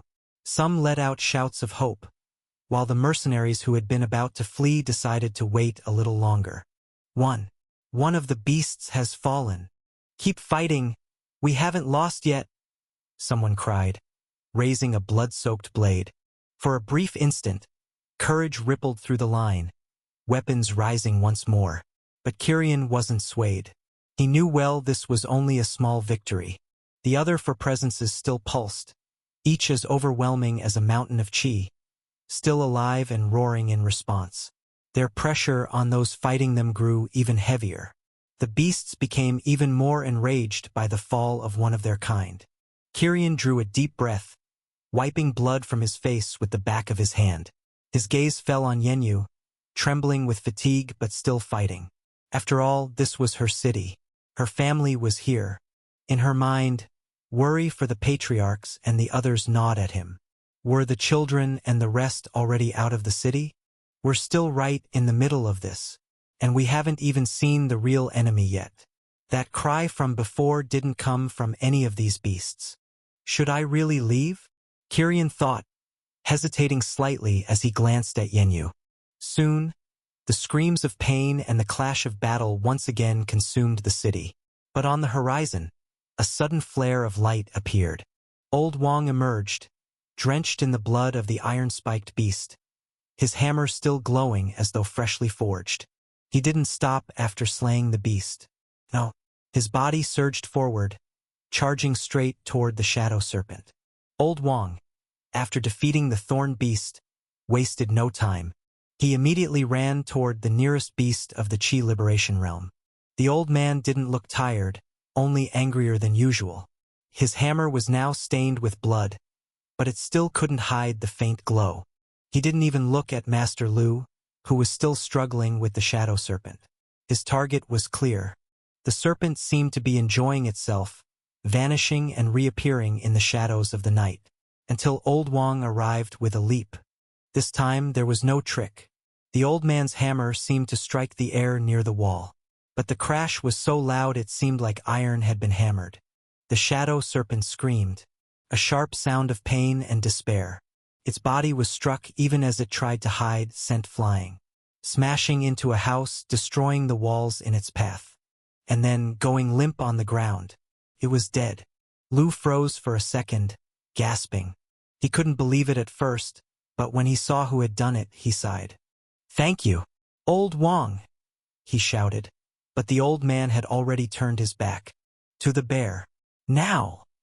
The old man bellowed, impatient, and then the 2 of them ran together. Patriarch Mu was holding back the stone bear, but he was struggling. Each punch made the beast stagger slightly, but it was far from injuring it. When Wang and Lu arrived, finally things changed. The old man's hammer chipped the bear's shell like a crust. Lu's sword, shining with flaming chi, came down, cutting into its flesh right after. The bear roared one last time and fell, the ground trembling slightly under its weight. The news spread quickly. 2 more have fallen, someone shouted from afar. On the front line, where Kirian and Mu Yenyu fought, the mood shifted instantly. The mercenaries completely gave up on fleeing. They returned to fight with all their strength. Hope and greed really are a crazy thing, Kirian thought, analyzing the whole situation. He, unlike the others, was not that excited. His blue eyes kept moving, scanning everything around him. He cut the leg of a boar that tried to attack Yenyu from the side. "Pay more attention," Kirian said, his voice dry. "The number of beasts is decreasing." Yenyu nodded, panting, completing. The smaller beasts were still coming, but it seemed the wave was gradually lessening. At that moment, the roar of the great steel-horned deer came from the forest. The beast had sensed the others die and grew even angrier. And for some reason, even feeling the danger, it decided not to run. Patriarch Li, already bleeding heavily, wouldn't last alone. The deer attacked with all it had. Its antlers shone, and the patriarch was thrown back again, almost fainting. Old Wang, who was running toward it, shouted, "Take care of the other beast," he ordered Lu, then rushed straight at the deer. The beast was extremely fast. It fired chi projectiles from its antlers that pierced stone with ease. Old Wang dodged a beam that hit where he had been, causing a small explosion. But Wang showed no sign of stopping. He advanced toward the deer with his hammer raised. The deer lowered its head for a charge. That was when Old Wang leapt, passing over the beast. His hammer came down with brutality, smashing directly into the deer's nape. The deer dropped its front legs to its knees and then collapsed, motionless. For where down, only the six-armed monkey remained. On the left side of the city, outside the wall, Patriarch Chun had fallen, coughing blood. His already broken bones couldn't withstand another blow. The six-armed monkey advanced. Each step lifted stones from the ground. But before the beast could finish the job, Lu's flaming blade cut the air, forcing the monkey to retreat. The six arms locked together, sparks flew. But Lu didn't back down. He gained just enough time until, "Old man, your turn," Lu bellowed. Old Wang was already mid-sprint. His hammer swung from the side, charged with chi and rage. The impact struck the monkey's waist. The sound was bones and flesh being crushed. The creature roared, a terrible cry of pain, and launched against the wall, cracking it entirely and bringing down more rubble. The monkey thrashed for a few seconds until going still, limp on the ground. 5. The 5 beasts of the Chi Liberation Realm were dead. On the defense line, the effect was immediate. Mercenaries, family cultivators, they shouted in unison. Some laughed nervously, while others raised their blood-covered weapons. Kirian was drenched in blood, with no time to wipe his face, constantly stained with beast blood. He looked around. Yenyu behind him was breathless. Her hands trembled, but she didn't let go of her sword.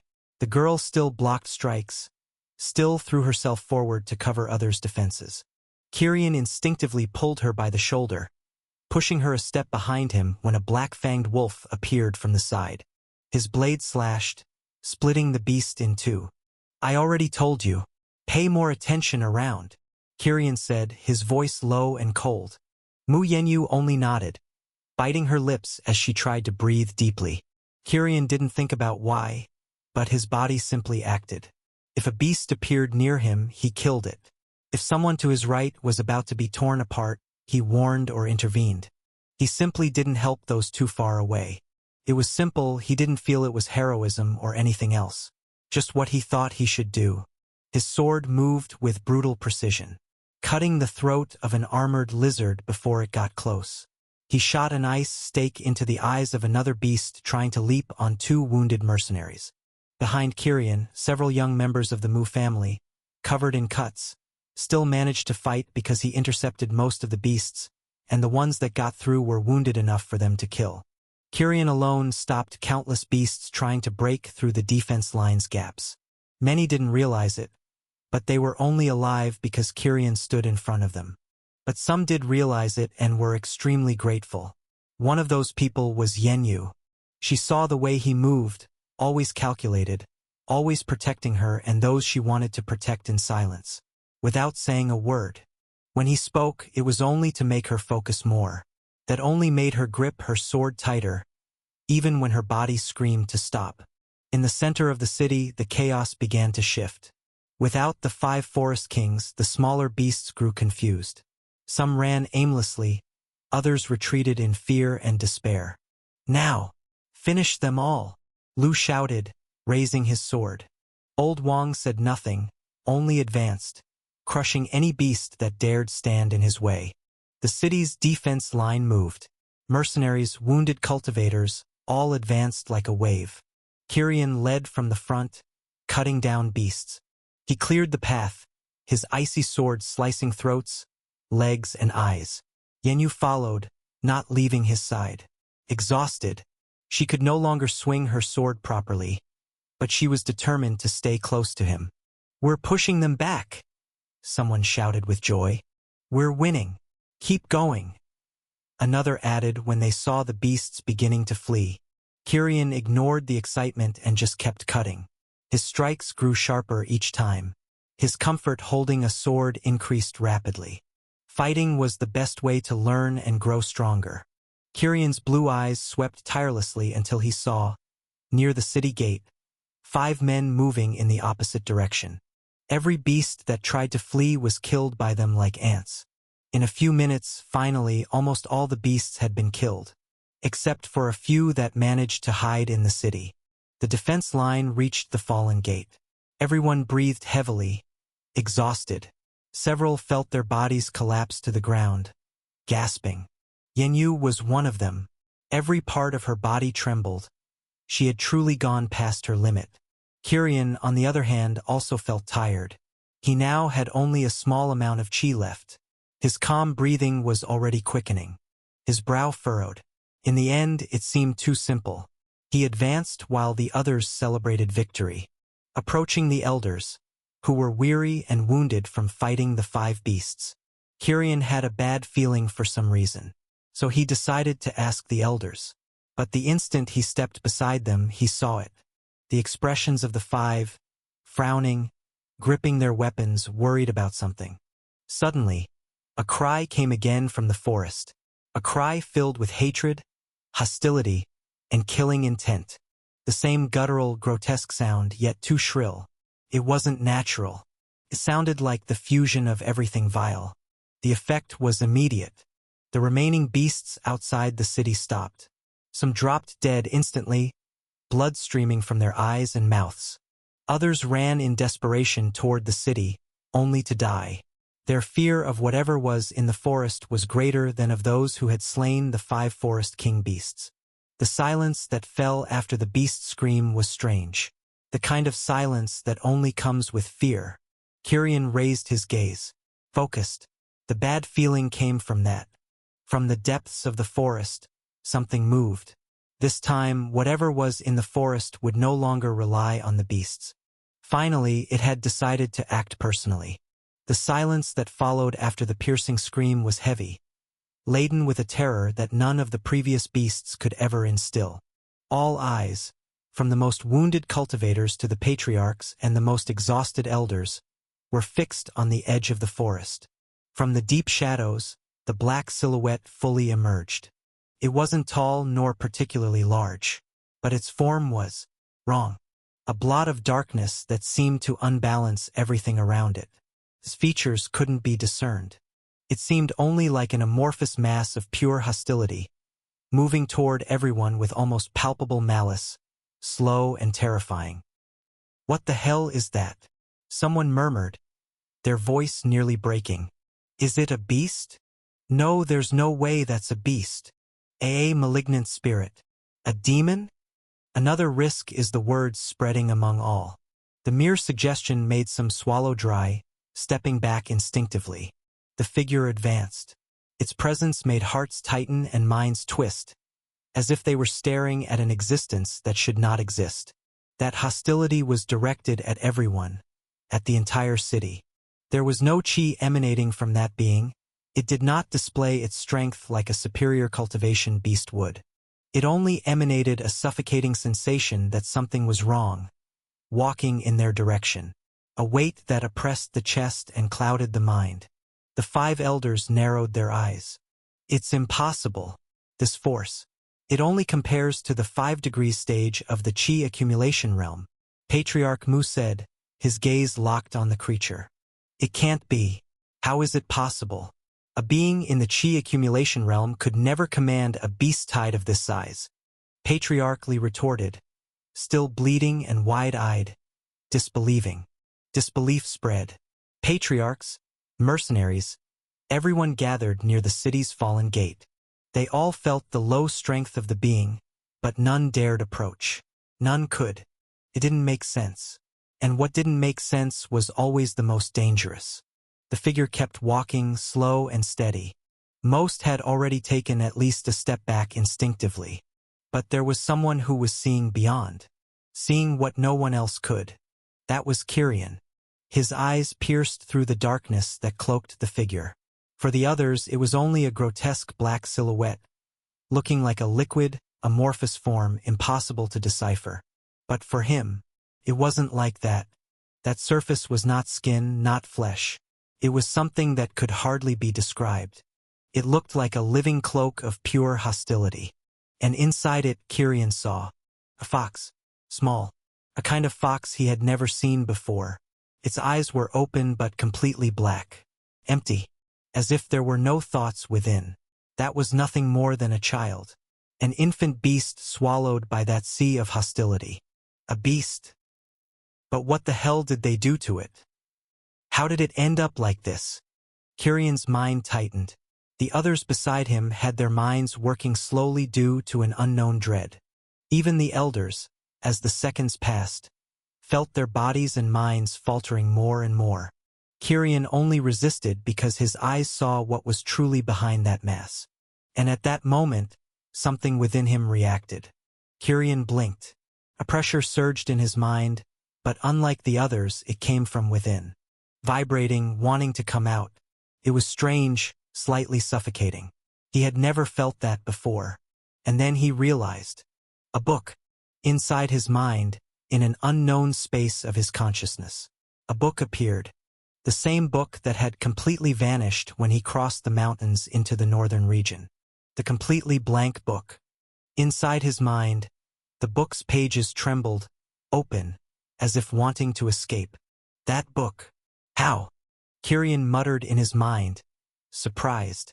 When the black figure took another step, the book could no longer resist. In a flash, it flew out of Kyrian's mind. It shot through the air like an arrow at high speed, heading straight for the creature. The instant the being felt the book's presence, it screamed. A scream that was not only heard but felt in the bones.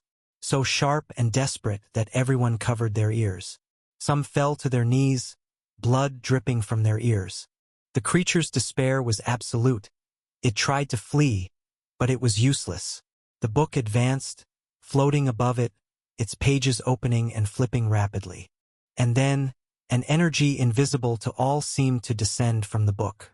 When it touched the darkness enveloping the fox, the entire amorphous mass, made of unknown energies, began to burn. The black mass began to thrash and take on different shapes, writhing, trying to resist. But it was useless, there was no chance. In mere instants, it was completely consumed, until it vanished entirely from existence. The book then closed. With a snap, it returned at absurd speed to Kyrian, entering through his forehead and disappearing once again into his sea of consciousness. Kyrian gasped, but the book had vanished again. He couldn't even sense it. If he hadn't seen it leaving him, he would doubt that the book still existed. When he lifted his eyes, breathing steadier, he noticed that everyone was staring at him. It wasn't just him who had seen it. The patriarchs, Master Lu and Old Wang, the mercenaries. Everyone was left without understanding.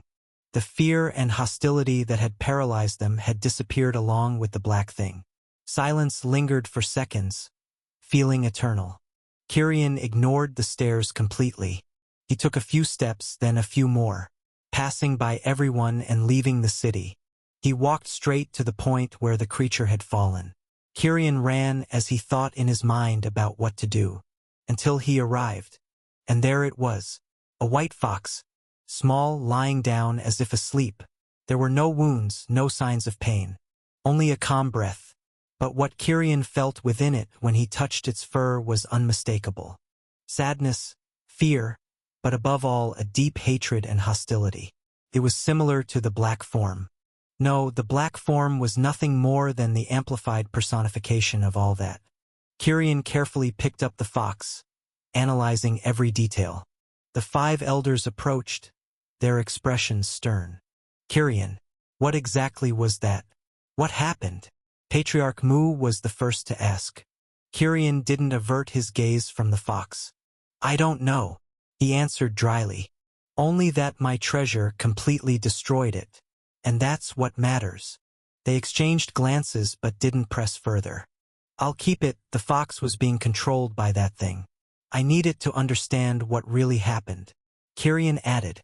There was silence after his words. But it was broken when Old Wang spoke. You may keep it. His word came out grave, direct, and without any hesitation. Lu and the patriarchs did not dare contest. After Wang had displayed his strength and after saving everyone's lives, they respected the old man completely. As he had spoken, there would be no room for discussion. Kirian inclined his head slightly toward the old man. I'm grateful, he said, carrying the still sleeping fox against his chest. Old Wang only grumbled and turned his back, walking toward the destroyed city. Kirian could see the weight on his shoulders, the hidden exhaustion. But even so, the old man remained upright. Kirian lingered for a few more seconds, looking at the fox that slept peacefully in his arms. He didn't know what that was, nor what that book was, or why it was still with him. There were simply too many questions in his mind. But he decided to think about that for later. Now, exhaustion hit him just like the others, so he headed back toward the city as well. The war against the beasts had finally come to an end. The war had ended, but the peace that fell upon the city was not complete. The streets still carried the weight of destruction. The hearts of all still remembered the chaos. The northern gate was completely destroyed, along with a good part of the city. Houses had collapsed. Marks of blood remained on the stones even after countless buckets of water had been thrown. Days passed, and while the city struggled to rebuild itself, Kirian remained in his courtyard at the Mu family residence. He no longer concerned himself with the city, nor mingled with the others to rebuild. He did not care about his name, which was being spoken even more by many people. He preferred the silence of his courtyard and, above all, the tranquility he felt when training. In his courtyard, he breathed deeply as he saw the whole scene of chaos again. He reviewed every movement he had made with the sword, his own mistakes, flaws, and delays. Outwardly, it looked perfect and precise. But Kirian knew, compared to his spear, which he had used since childhood, his sword technique did not compare. And he wanted to change that. No, he needed to. He had heard from Yenyu at the Verdant Sword Sect that it was not mandatory to follow the path of the sword. But those talented on that path would still be given preference. Many of the resources the sect could offer would be beneficial only to those who used swords. And he wanted all those resources. The more, the better. As long as he had resources, his cultivation would advance. Consequently, his strength. After returning from the city, Kirian stayed there, in his room, with only that in mind. Yenyu was the one who brought news from outside. She came in cheerfully every day, with light steps and a voice always carrying energy. She somehow seemed far too happy for some reason. She would sit near the table or even on the floor before him and then begin to speak. Did you know? Old Wang said it was your inheritance treasure that defeated that black thing. Everyone had seen a blur at that time, but now everyone believes it. They say you saved them twice. First, they were at the wall, and then, when no one could even think straight, much less face that being. Yenyu spoke with her eyes shining, her hands gesturing as she spoke. Kirian, who had been sitting with his eyes closed thinking, opened them, breathing deeply as his blue eyes fixed on Yenyu. I didn't do anything, he replied. Yenyu frowned, as if disagreeing immediately. How did you not? You were there. Everyone saw what you did at the wall. And if the treasure was yours, then you were the one who saved us. Kirian closed his eyes again, leaning slightly back against his bed. I was only at the wall because of the spirit stones I would earn from it. Lu told me the rewards would be delivered soon. And as for the treasure, I wasn't the one who controlled it. It acted on its own. So what? Yenyu insisted. That doesn't change anything. You were the one who defeated the flying beasts. And you were the one carrying the treasure. You were the one standing before that being. If you hadn't been there, who knows what could have happened? Despite her words, Kirian remained silent. He did not seek anyone's gratitude, nor did he care what they thought of him. But the memory of the book emerging from his head was still strange and unsettling. He did not understand what that was. Besides, if he didn't even know why the book had followed him, accepting praise for something like that seemed completely hollow to him. Only one thing mattered now: to keep cultivating, to keep getting stronger. Despite that, the conversations with Yenyu had become part of his routine. She spoke about how the city was being rebuilt and about the families thanking those who had fought. About the children of the Mu family, who once again ran through the streets with pride. She commented on how the arrogant mercenaries now spoke Kirion's name with respect for what he had done on the defense line. Maybe the city archers will even make a statue of you to remember the battle. Imagine a statue of you at the northern gate. What do you think about that? Yenyu said, smiling with amusement. Ridiculous. Kirion snorted, opening his eyes to look at her. It was obvious that he knew she was joking. The one who truly deserved a statue was Old Wang. Yenyu laughed loudly at his response, covering her mouth with her hands. I know, but it's funny to think about. She kept bouncing from one subject to another, filling the room with her voice. Kirion replied little, only what was necessary. Usually a yes or no, sometimes a comment, and only when it was something that truly interested him would he argue further. But behind his impassive face, which seemed not to care about much, there was something different. He liked it. The weight of silence from the 10 years with Wei Feng was suffocating. Kirion was finally talking to someone in a simple way. When Yenyu was there, speaking without pause, filling the empty space that would always surround him, that weight seemed lighter. The nights were long. Kirion would lie down after hours of training in the courtyard, just waiting for the limit to fade so he could return to cultivating. While that did not happen, Kirion lay on his bed, closed his eyes, and tried to search for the book inside his mind. But it was always in vain. It was as if the book had never existed. From Xiao Jun to the Destined One. Isn't it? What does destined really mean? Kirion asked himself in his mind, but without an answer. Another thing that remained besides that was the fox. Lying in the corner of the room on a cushion. She slept deeply. Her white fur shone in the moonlight coming through the window. Kirion sometimes watched her, extending his hand to gently touch the soft fur. But what he felt from that small sleeping body was not calm. Even though that dark and unknown energy had completely disappeared, with no sign of returning, Kirion could feel the hostility that seeped from the fox even while she slept. It was cold, deep, like a small vessel of silent hatred. Kirion wondered what this little being had gone through to harbor such terrible hatred. And he also knew when the fox finally awoke, it would not be so easy. One afternoon, Yenyu came in bringing fresh fruit. Kirion acted as if he didn't care, but quickly grabbed several of them, eating while Yenyu watched him with a slight smile. This guy only thinks about training and eating. He hasn't left the house for so long. Yenyu thought as she watched Kirion eat the fruit with a faint smile. She tried to make Kirion go out into the city, but it was in vain. It seemed he was even more focused on strengthening himself. The days turned into routine. Kirion trained, talked with Yenyu, observed the sleeping fox. Little by little, the weight of war lifted from the city. One day Yenyu brought him a sack full of spirit stones. She said it was his promised reward from Lu. And then his preparation truly began.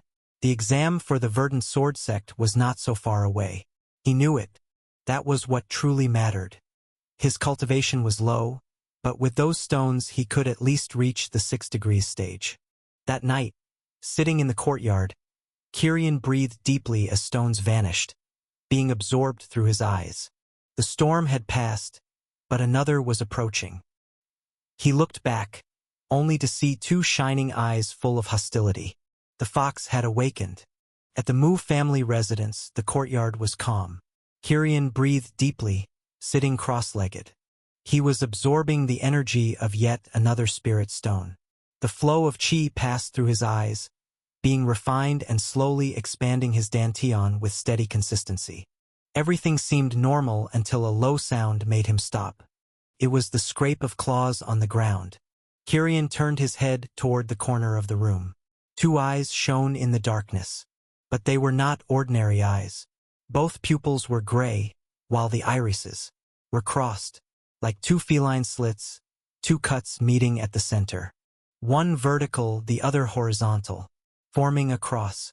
Their glow was cold, filled with pure hostility. The fox had finally awakened. Its small body, covered in white fur that reflected the moonlight, seemed ordinary at first glance. But what leaked from it was different. It was not the same darkness that once dominated it in the forest. It was only hatred, pure, raw, direct. Kyrian had never seen something that radiated so much hostility, except, of course, for that black form. Kyrian remained silent. He stood slowly, his body upright, his blue eyes fixed on the fox's eyes. The beast growled, a low, harsh sound. Its claws scraped the stone floor, leaving deep marks despite its small stature. Kyrian did not retreat and stepped forward. The fox lunged at that moment. Its body shot forth like a white arrow. A blur crossed the room toward Kyrian's chest. He moved his arm at the last instant, blocking with his forearm. A thin layer of ice appeared at the moment of impact. The clash echoed through the room, sharp and dry. Kyrian slid 2 steps back. The fox landed on the ground, growling, its cross-shaped eyes fixed on him. It attacked again. A swift bite aimed at his shoulder. Kyrian shifted his body sideways. His hand grabbed the fox's fur and pulled it down. But the small body twisted with agility, using its hind legs to claw at his arm. For gashes opened, blood beginning to flow. Kyrian breathed deeply, but his expression did not change. "Looks like you won't calm down so easily," he murmured. The fox growled louder, its fangs gleaming in the moonlight. It lunged again. It was nothing but brute force, direct violence, without any thought. Only instinct and hostility. Kyrian dodged, his left hand rising to grab the fox by the neck midair. The small body thrashed, claws seeking to tear, teeth snapping to bite. Its strength was surprising for its size, each shake forcing Kyrian to use a good amount of chi to keep it restrained. He did not squeeze the fox, but he held firmly. The fox continued thrashing until, with a twist, it sank its teeth into his hand. Kyrian felt his flesh pierced. Blood gushed hot. He did not let go. His blue pupils stared closely into the cross-shaped eyes. And then, behind all that violence, he could see. There truly was no strange darkness anymore. Only pain. A deep pain that birthed an intense, cold hatred, born from the heart of that small beast. Kyrian breathed deeply, and even with the fox's fangs embedded in his hand, he spoke. "If you want to bite until you tear my hand off, then bite. Be my guest. But I won't let you go so easily." The fox kept biting. Its jaw muscles trembled from the effort, but its body also began trembling little by little. Slowly, its strength waned. The hostile gaze wavered slightly. Kyrian did not look away. His eyes remained fixed, steady. Despite the faint pain in his arm and hand, his breathing was calm and constant. And then, slowly, the fox, after losing its strength, released his hand.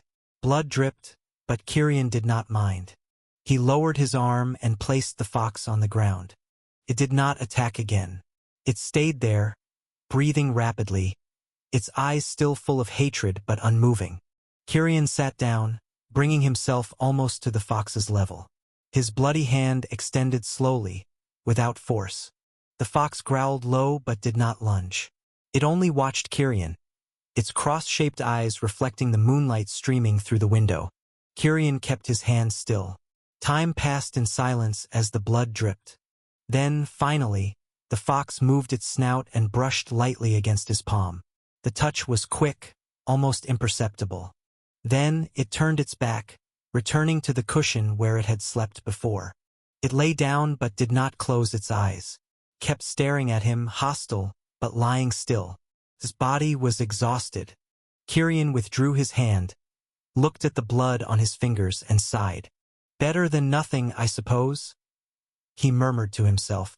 Kyrian then sat on his bed, leaning back against the wall. His eyes stared back at the fox.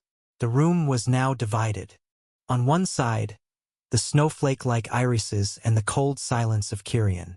On the other, the shining cross-shaped eyes, filled with contained violence. The cut on his hand throbbed, but the pain was too faint to bother him. What mattered was what he had seen. That fox was no longer controlled by anything else. It was only itself. Pure hatred. A small vessel but brimming with pain. Kirian knew what had happened to the fox was not simple. He would have to make the fox calm down and accept him, and it seemed complicated if things continued this way. He closed his eyes, breathing deeply. In the darkness of his mind, Kirian once more sought the book. As always, he found nothing. So, he turned his attention back to his cultivation. The stones appeared again in front of him. When this happened, Kirian heard a movement. He looked to the corner and saw the fox gazing at the stones and then at him. It seemed to have a fleeting desire but returned to hostility. Kirian pondered for a moment. Then he picked up one of the spirit stones and tossed it toward the fox. The stone landed in front of where it lay. But it did not move to take the stone. It only looked at Kirian. Proud, aren't you? Kirian gave a faint smile in his mind. He then forgot about the fox and focused on his cultivation. Slowly, his dantian expanded. He only stopped when he felt the limit. And then, the increase of strength came. 5 degrees stage of the Qi accumulation realm. It was already late at night when he finished, so he looked toward the corner. The fox was still staring at him. Its eyes nearly pierced him like blades. Kirian sighed but did the same. 2 gazes clashed in silence. The spirit stone was still in the same place. Kirian knew that taming this fox would be a challenge. The sun rose in silence over the city in reconstruction. The sounds of hammers and voices already echoed through the broken streets. But in Kirian's room, only 2 gazes met. On one side, the young man sat leaning against the bed, his blue eyes fixed, unmoving. On the other, curled up on a cushion in the corner, the white fox, her cross-shaped eyes shining with her cutting hatred. The beast had not closed her eyes the entire night. Not even for an instant. Kirian stood up slowly, taking a few steps closer. The fox growled, the fur on her back bristling. Her claws began scratching the floor, leaving marks. Kirian stopped. He took a deep breath and observed. You really won't accept so easily, will you?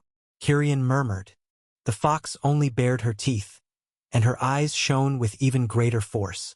At that moment, light footsteps echoed from outside. The door opened, and Yenyu entered with a small smile, carrying a tray with fruits and bread. Good morning, Kirian, she said in a casual tone, but she was cheerful. Then she noticed. Ah, she woke up, Yenyu said, her eyes widening. Kirian turned his head, watching Yenyu's reaction. She took 2 quick steps toward the fox, her eyes sparkling with curiosity. What a beautiful thing. So cute, she said, crouching down with her hand outstretched. Kirian immediately frowned. Yenyu, don't. It was too late. The fox lunged like a white bolt of lightning. After a night of rest, her strength had recovered somewhat. Yenyu, who was far too close, couldn't dodge in time.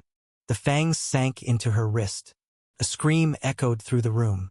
She instinctively pulled her arm back, but the fox wouldn't let go. The cross-shaped eyes were fixed, cold, without any emotion but rage. Kirian then moved. With a swift gesture, he grabbed the fox by the scruff, forcing her to release. The small body of the beast thrashed violently, but Kirian lifted her into the air until the teeth let go of Yenyu's arm.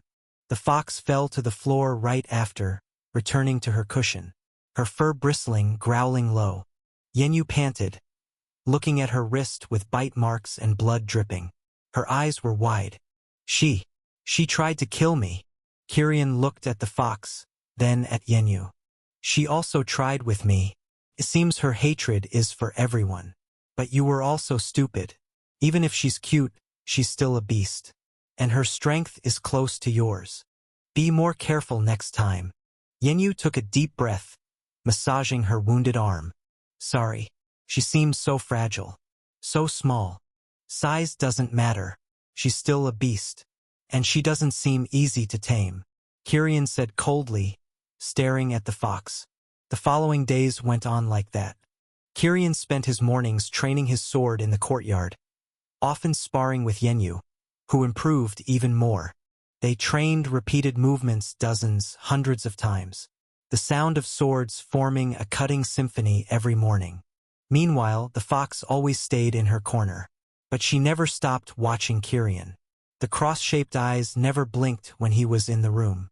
Every attempt at approach was met with growls and bared teeth. Yenyu tried a few more times to get close again, but the result was the same or even worse. With Kirian, the fox realized it was pointless to try to hurt him. But when it was Yenyu, the fox reacted with bites and claws, even growing weaker each day. In the end, Yenyu gave up on approaching. She's dangerous, but still seems so sad, Mu Yenyu said one day with a pained expression. Kirian didn't respond, but he knew Yenyu was right. Yet knowing that changed nothing. Should I release her back into the wild? Kirian had this thought several times, but he still wasn't sure. The book reacted only to that dark energy, and perhaps he'd discover something with the little fox. During the night, Kirian only waited and watched the fox, until the limit of his eyes disappeared again. And then he began to sit in a cultivation position, with spiritual stones lined up around him. One by one, they flowed into his eyes, chi accumulating and pressing on his dantians. Time passed, and the internal pressure increased until one night. His eyes opened, glowing more intensely, and the sound of something breaking echoed in his mind. The chi swirled in his dantians, expanding. The limit appeared again, and Kirian advanced to the 6-degree stage of the chi accumulation realm. In the morning, Yenyu looked at him in disbelief. You really caught up to me in just a few days. I truly don't know what to think about this, she said. He could sense a slight joy in her that he had advanced and a slight envy at how easily he seemed to progress. It was expected. Kirian, for his part, only nodded. He kept his eyes calm, but inside he was truly happy each time, each stage. It might seem just another step on a path that had no end. But for him, every step mattered more than anything. Every step would make him stronger than before. That same night, Yenyu appeared more serious. She entered Kirian's room without her usual tray of food. She walked over to him, sitting on the edge of the bed. Kirian, the time has come, she began. Kirian stared at her in silence. The exams of the Verdant Sword Sect will begin in 2 weeks. We must leave for the capital, Yenyu explained. Kirian didn't answer immediately. His blue eyes shifted to the fox still lying down, watching them. The cross-shaped eyes didn't leave him. Yenyu then continued. Only the 2 of us will go. My family has already decided. They believe that with just me and you, I'll have better chances. Especially without needing to worry about other youths of the family during the tests. We leave tomorrow before sunrise, she finished. Kirian remained silent for a few seconds. Then he closed his eyes and took a deep breath. I understand. The fox growled low, as if she too was answering. The room fell silent again when Yenyu left. Kirian then stood up. He picked up one of the last spiritual stones. He had extended his hand in front of the fox's cushion, and then waited. After a few seconds, the fox couldn't resist anymore and lunged, opening her mouth and swallowing the stone whole, then closing her eyes immediately. Kirian saw that finally, beyond hatred and pain, a new emotion arose every time she ate a spiritual stone. It took days until she ate the first one he threw. But since then, even slowly, she still accepted his stones. And after eating the spiritual stone, she simply fell asleep. Kirian used this time to see if he noticed anything strange in her. But the fox seemed fine. Kirian liked to stroke her ears while he could. But when he felt she was about to wake, he pulled away. He thought he should have patience until the fox accepted him. In the past week, their relationship had improved greatly. Kirian could now sleep without worrying the fox would kill him during the night. He also discovered something else. The The fox seemed to understand what he said. Not completely, but she seemed to grasp the intention behind his words. Kirian, after Yenyu left and the fox slept, lay down on his bed. Tomorrow, I'll have to convince the little fox to come with me willingly. I hope offering many spiritual stones will be enough. Kirian thought before closing his eyes. At last, I'll finally leave this place. Verdant Sword Sect, is it? I hope it will be fun. Kirian murmured with a small side smile before falling asleep, eager for what was to come. Kirian rose in the morning, just before the sunlight began to enter through his window. His eyes slowly opened. The first thing he saw was the little white fox. She was sitting a few meters from the bed, staring at him with her cross-shaped eyes. When she saw that Kirian had awakened, she did not growl. Instead, she turned her back and ran back to her cushion in the corner of the room. But her ears remained attentive. Kirian thought that at least it was progress. He stood up in silence. He walked to the center of the room and stopped, looking at the ball of white fur.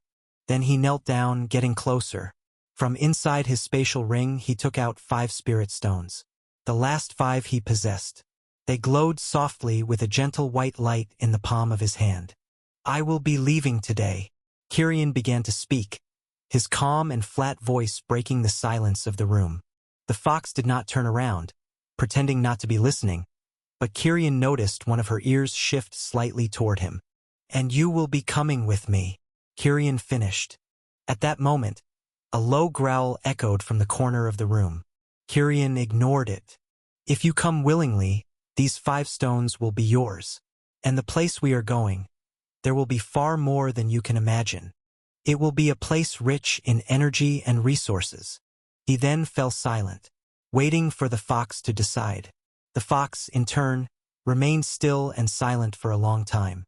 Then very slowly she turned, her eyes fixed, not on Kirian, but on the spirit stones in his hand. The inner struggle was visible in the beast's gaze. Hatred against the desire to devour those stones. In the end, she took a step forward. Then another. Kirian remained silent and still with his hand extended. Finally, she stopped before him. She stretched her neck and, with one swift movement, snatched 3 of the 5 stones from his hand. The fox swallowed them one after another, almost without chewing. Immediately, her body seemed to relax, and her eyes grew heavy. She yawned, a small and unexpectedly ordinary yawn. Then, she curled up on the floor near Kirian, falling asleep within seconds, as her body absorbed the chi from the stones. Kirian looked at the 2 stones left in his hand, then at the sleeping fox. An agreement seemed to have been made. He then took a soft cloth he had set aside and carefully wrapped the fox, forming a cozy bundle. He held her under his arm. It was in this scene that Yenyu found him when she opened the bedroom door. Kirian, everything is ready for. Yenyu began but stopped mid-sentence when she saw what Kirian was carrying under his arm. From the bundle, only the fox's snout and ears were visible. Yenyu brought a hand to her mouth but could not hold back a small laugh. Oh, that's cuter than it should be. Tisk. Kirian only grumbled, a dry tone of disapproval. Yenyu looked directly into his blue eyes, and for a moment her smile softened in thought. He really is beautiful, Yenyu thought, but quickly shook her head, dispelling the thought. Everything is ready. The carriage my Mu family prepared awaits us. We'll reach the capital in 10 days, she said, regaining her composure. All right, Kirian replied. He then gave one last look at the empty room and the silent courtyard where he always trained, the place that had been his refuge in the past days. And then he closed the door behind him. At the main entrance of the Mu family residence, a small crowd had gathered to bid farewell. Mu Lin and Mu Ning were there, along with a few other faces Kirian recognized from his days walking through the residence. Besides them, the patriarch and the 2 elders also attended. Kirian nodded his head in a silent greeting to all and then entered the carriage, settling on the leather seat. Yenyu lingered behind for a moment, receiving final words from her uncle, the patriarch. You two have spent practically all this time together. The patriarch, standing a little apart from the others, began, whispering while holding Yenyu's hand. The young Kirian is proud and cold with everyone, except with you. That's a good sign. At the very least, he does not dislike your company. Take advantage of that as much as you can, but I'll leave it to your choice. When you arrive at the sect with his skills and special physique, he will probably be accepted as a core disciple immediately. Under his protection, your life will be much easier in there. You only need to pass the exam, and I'm confident now, after watching you train, I see that your talent is even greater than we ever imagined. We simply weren't good enough to teach you, but now I know you can enter, so go and prove it. Yenyu listened in silence, wiping away a stubborn tear that appeared in her eye, and nodded with determination. I will, uncle. I will do my best. Soon you will hear the news. She then climbed into the carriage, sitting across from Kirian. With a snap of the reins, the two draft beasts, similar to horses Kirian knew but with wider hooves, sharper eyes, and abnormal strength, began pulling the carriage, leaving Misty City behind. The journey was long, but not monotonous. Yenyu kept a constant flow of conversation, pointing out landscapes, telling what she knew about the sect, and sharing stories from her childhood. Kirian, as always, listened, responding with grunts, nods, or short answers when necessary. On one of those days, Yenyu looked at Kirian thoughtfully. Hey, Kirian, you know something? I used to think you didn't like to talk, but I was wrong. Kirian, listening, frowned slightly, looking at her. What do you mean? You always talk to me. It may be with short answers or even when I talk about things that don't interest you. Even when you don't respond, you are always listening and paying a certain attention. What you don't like is starting and leading the conversation, right? You're very shy, she explained, with a playful smile on her lips. She hurried to correct herself when she saw Kirian's closed expression. I was joking, not shy. No, you simply don't like it, right? Kirian sighed, looking out the window at the planes passing quickly by. I have no problem talking. Never did. I just think talking all the time is unnecessary and tiring. I speak when I think it's necessary or when I need to. If you say so. Yenyu finished, turning to look out the window with a satisfied smile across her face. TSK. Kirian thought. She was right. He saw no need to start idle chatter. If it was something important, if it was something he needed, he would speak. Otherwise, he let Yenyu or anyone else talk as much as they wanted. It was simpler. On the way, they joined a growing flow of carriages. They saw carriages far more elaborate than theirs. Some pulled by impressive beasts, creatures with horns or many gleaming scales. Yenyu, with her knowledge, pointed at crests painted on the doors. Look at that one. It belongs to the Zhu family, from one of the 5 great cities of the country. Our Misty City is far behind. Being only a medium city, there are many of them. Kirian observed, absorbing the information in silence. Finally, on the morning of the 10th day, they spotted the capital. Even from a distance, it was overwhelming. Absurdly enormous walls stretched as far as the eye could see, and stopping before them was an endless line of carriages of all shapes and sizes. How do we get to the sect? Kirian asked, observing the crowd. First, there will be an initial test here in the capital. All youths under 18 from families recognized by the kingdom may participate. Only those who pass this preliminary test are allowed to move on and take the true examination of the Verdant Sword sect.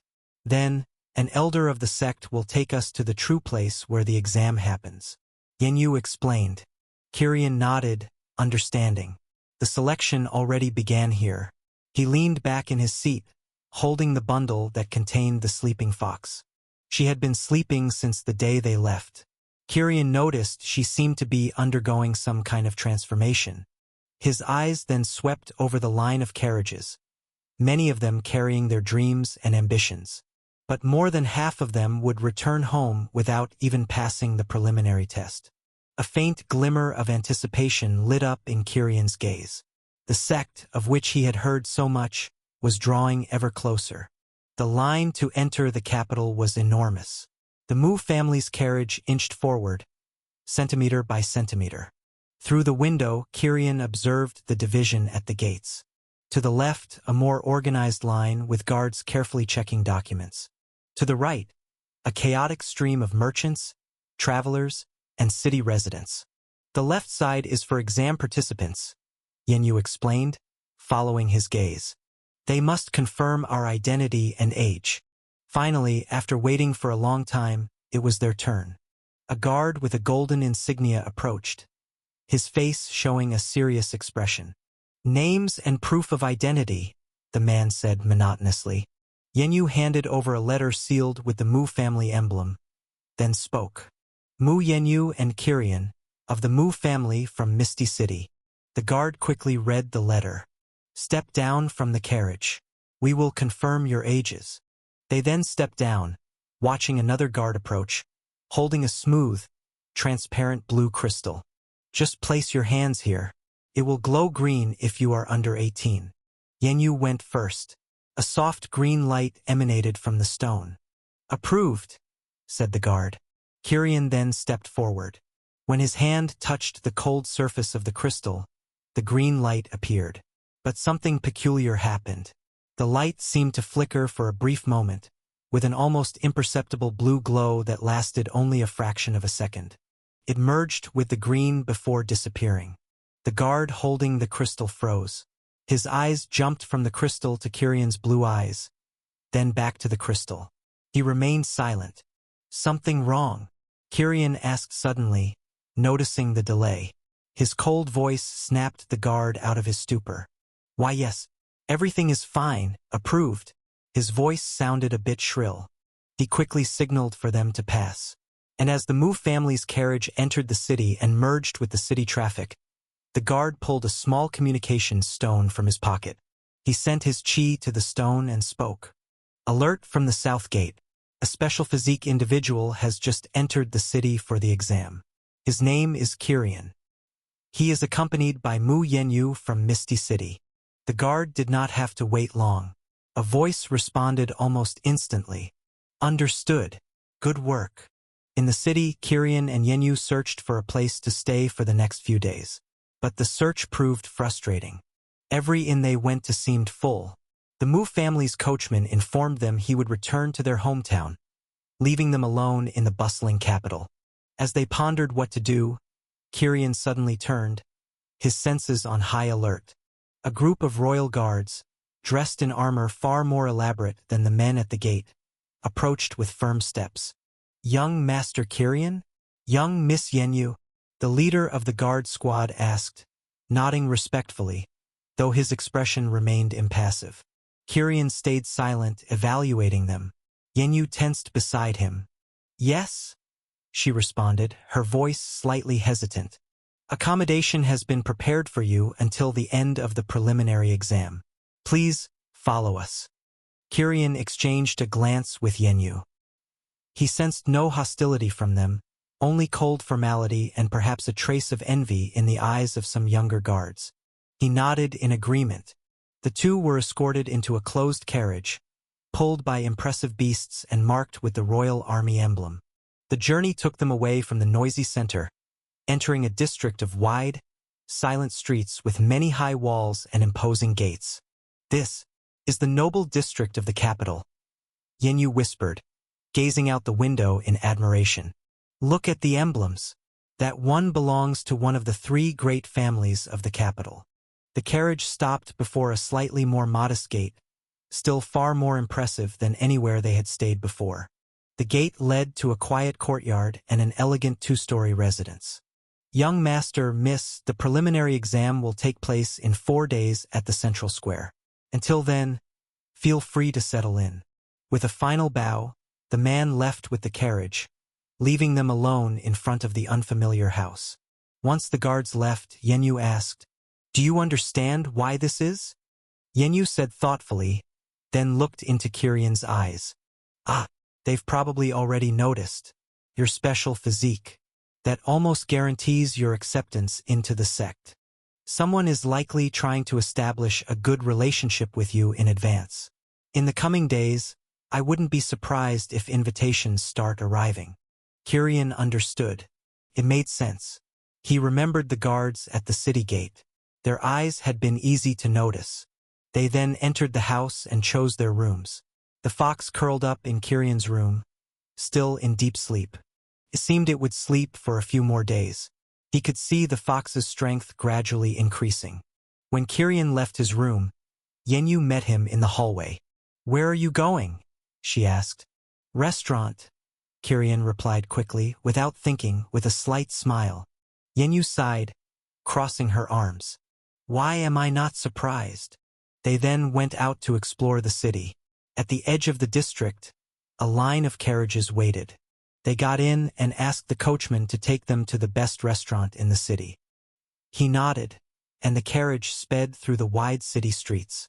Hours later, they were in a private room of a luxurious restaurant, with polished tables and delicate dishes. Kirian ate without haste, leaving nothing behind. The smile never left his face as he chewed the food. Yenyu, in contrast, looked at each dish brought by the waiters with wide eyes. She ate but almost cried when she saw the final bill. "This could support several months of living in Misty City," she murmured. Kirian calmly wiped his mouth and then said, "Don't worry about it. When we reach the sect, I'll pay you." Yenyu sighed, but seeing Kirian's satisfied face, she nodded with a smile. It was already night when they returned to the mansion lent to them. Upon opening the door, they noticed something on the floor, illuminated by the dim hallway light. Kirian picked up the letter and opened it without hesitation. Yenyu, seeing the emblem on it, inhaled sharply, eyes wide. "This is the royal family crest." Kirian didn't react and read the contents silently. Inside, the handwriting was impeccable, the ink seeming to glow in the dim light. The letter formally and directly invited them. The distinguished young Master Kirian and the talented Miss Mu Yenyu are invited to attend the Crown Prince's birthday celebration. The party would be held at the royal palace the following night and would gather all the outstanding young talents who came for the exam. Yenyu's eyes grew wider and wider as she listened to Kirian. The royal palace? Tomorrow? And I'm invited too." Kirian, after reading, closed the letter, his gaze reflecting the same calm as always. Should I go?" Kirian murmured. "What do you mean, should I go? Of course we're going," Yenyu exclaimed suddenly, grabbing the letter from Kirian. "Tisk." Kirian clicked his tongue and went up to his room but did not refuse. In fact, he was also interested. "This crown prince probably lent us this house. I have to settle that debt somehow.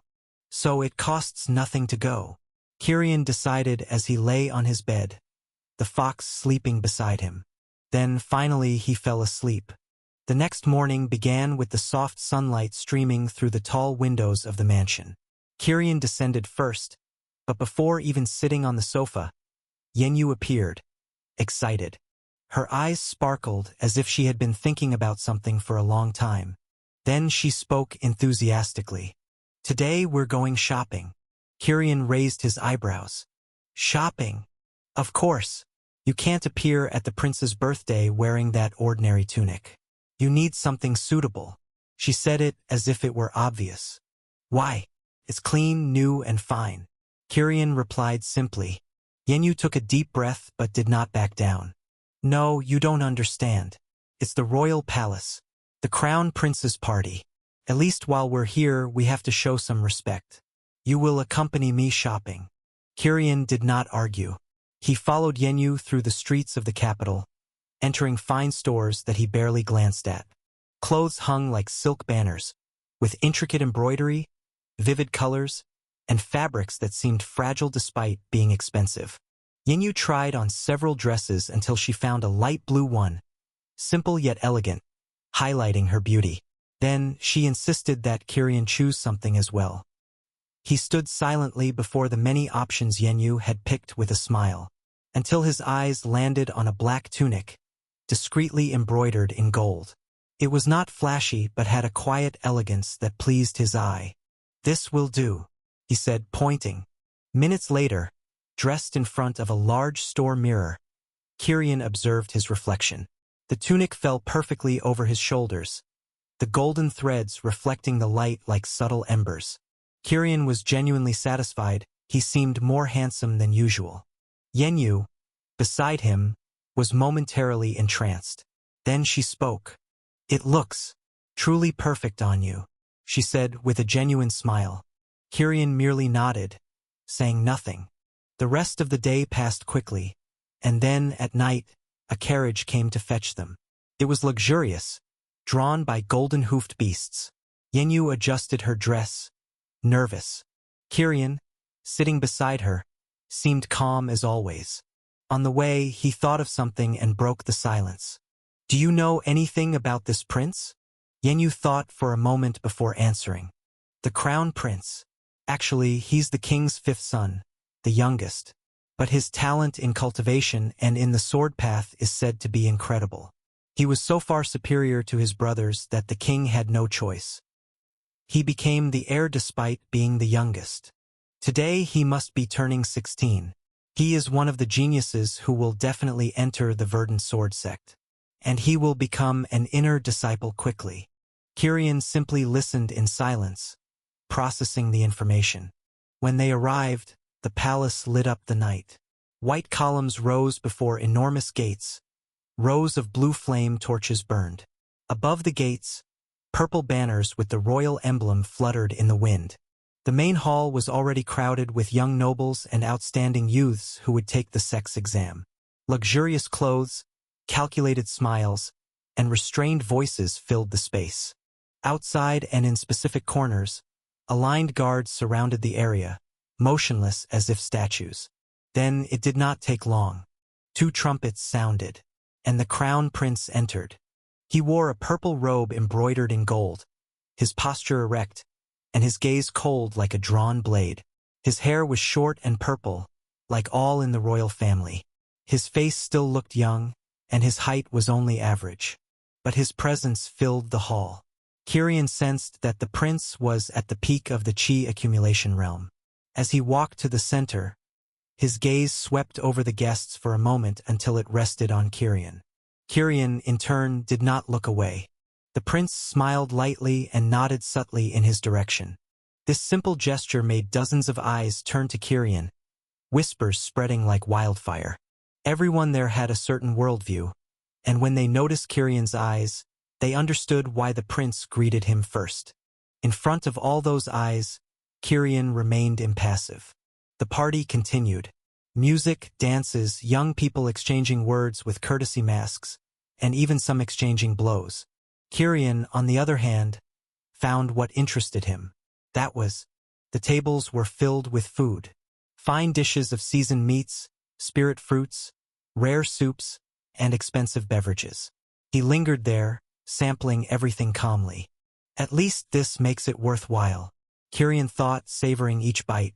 Time passed quickly. When the party ended, the carriage awaited them again. As they departed, the crown prince stood at a distance. When their eyes met, the prince once again nodded at Kirian. This time, Kirian returned a slight nod. The prince.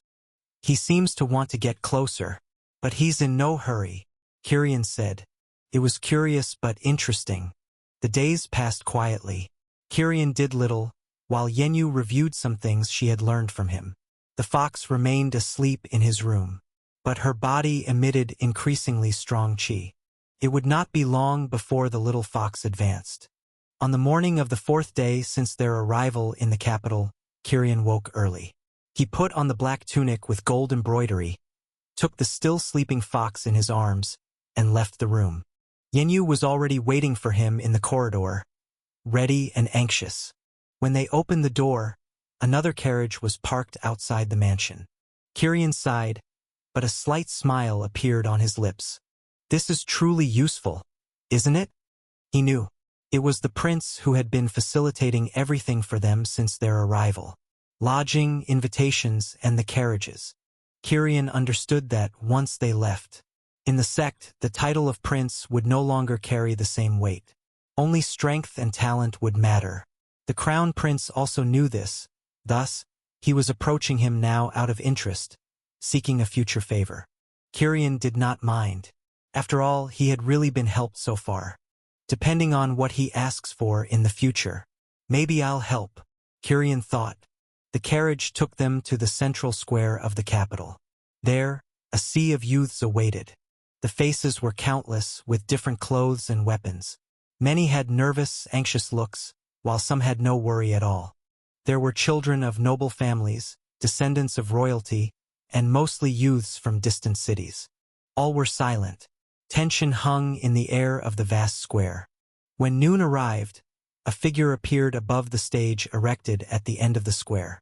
A middle-aged man with a short beard and a light green robe with an emblem of a sword resembling a leaf on his chest. At his waist was a sword. The man's voice echoed firmly. I am Li Yuan, an external elder of the Verdant Sword sect. The preliminary exam will begin now. Behind the man, a large, dark-surfaced mirror was revealed. It was strange, as if it pulsed slightly, breathing. The test will be simple and quick. All you need to do is stand. The instant his voice ended, the mirror shone. A silence then spread across the square. One by one, all the youths present lost the brightness in their eyes, becoming like dolls. All stood still, motionless, completely in a trance. In fact, all except one. And that was Kirian. He blinked, frowned, and looked at the mirror. Their gazes met, and after a second of silence, the elder's eyes widened. Truly, among all, there was one who stared back at him. The mirror did not work on him. Who is he? The elder asked quietly. A man behind him responded promptly. He should be Kirian, sir. 15 years old. He suddenly appeared in Misty City 2 months ago. He possesses a special, ice-linked physique. We discovered that when he appeared, he was at the 1-degree stage of chi accumulation. And today he is already at the 6 degrees. He is without a doubt the #1 genius of our country this year. The more the elder listened, the more his expression changed. Surprise, then astonishment, and finally, excitement. True excitement in his eyes. To think that a true genius, a child of heaven with a special physique, has truly appeared in the country I am responsible for. Then, Li Yuan looked over the square and spoke loudly. Young Kirian, come to the stage.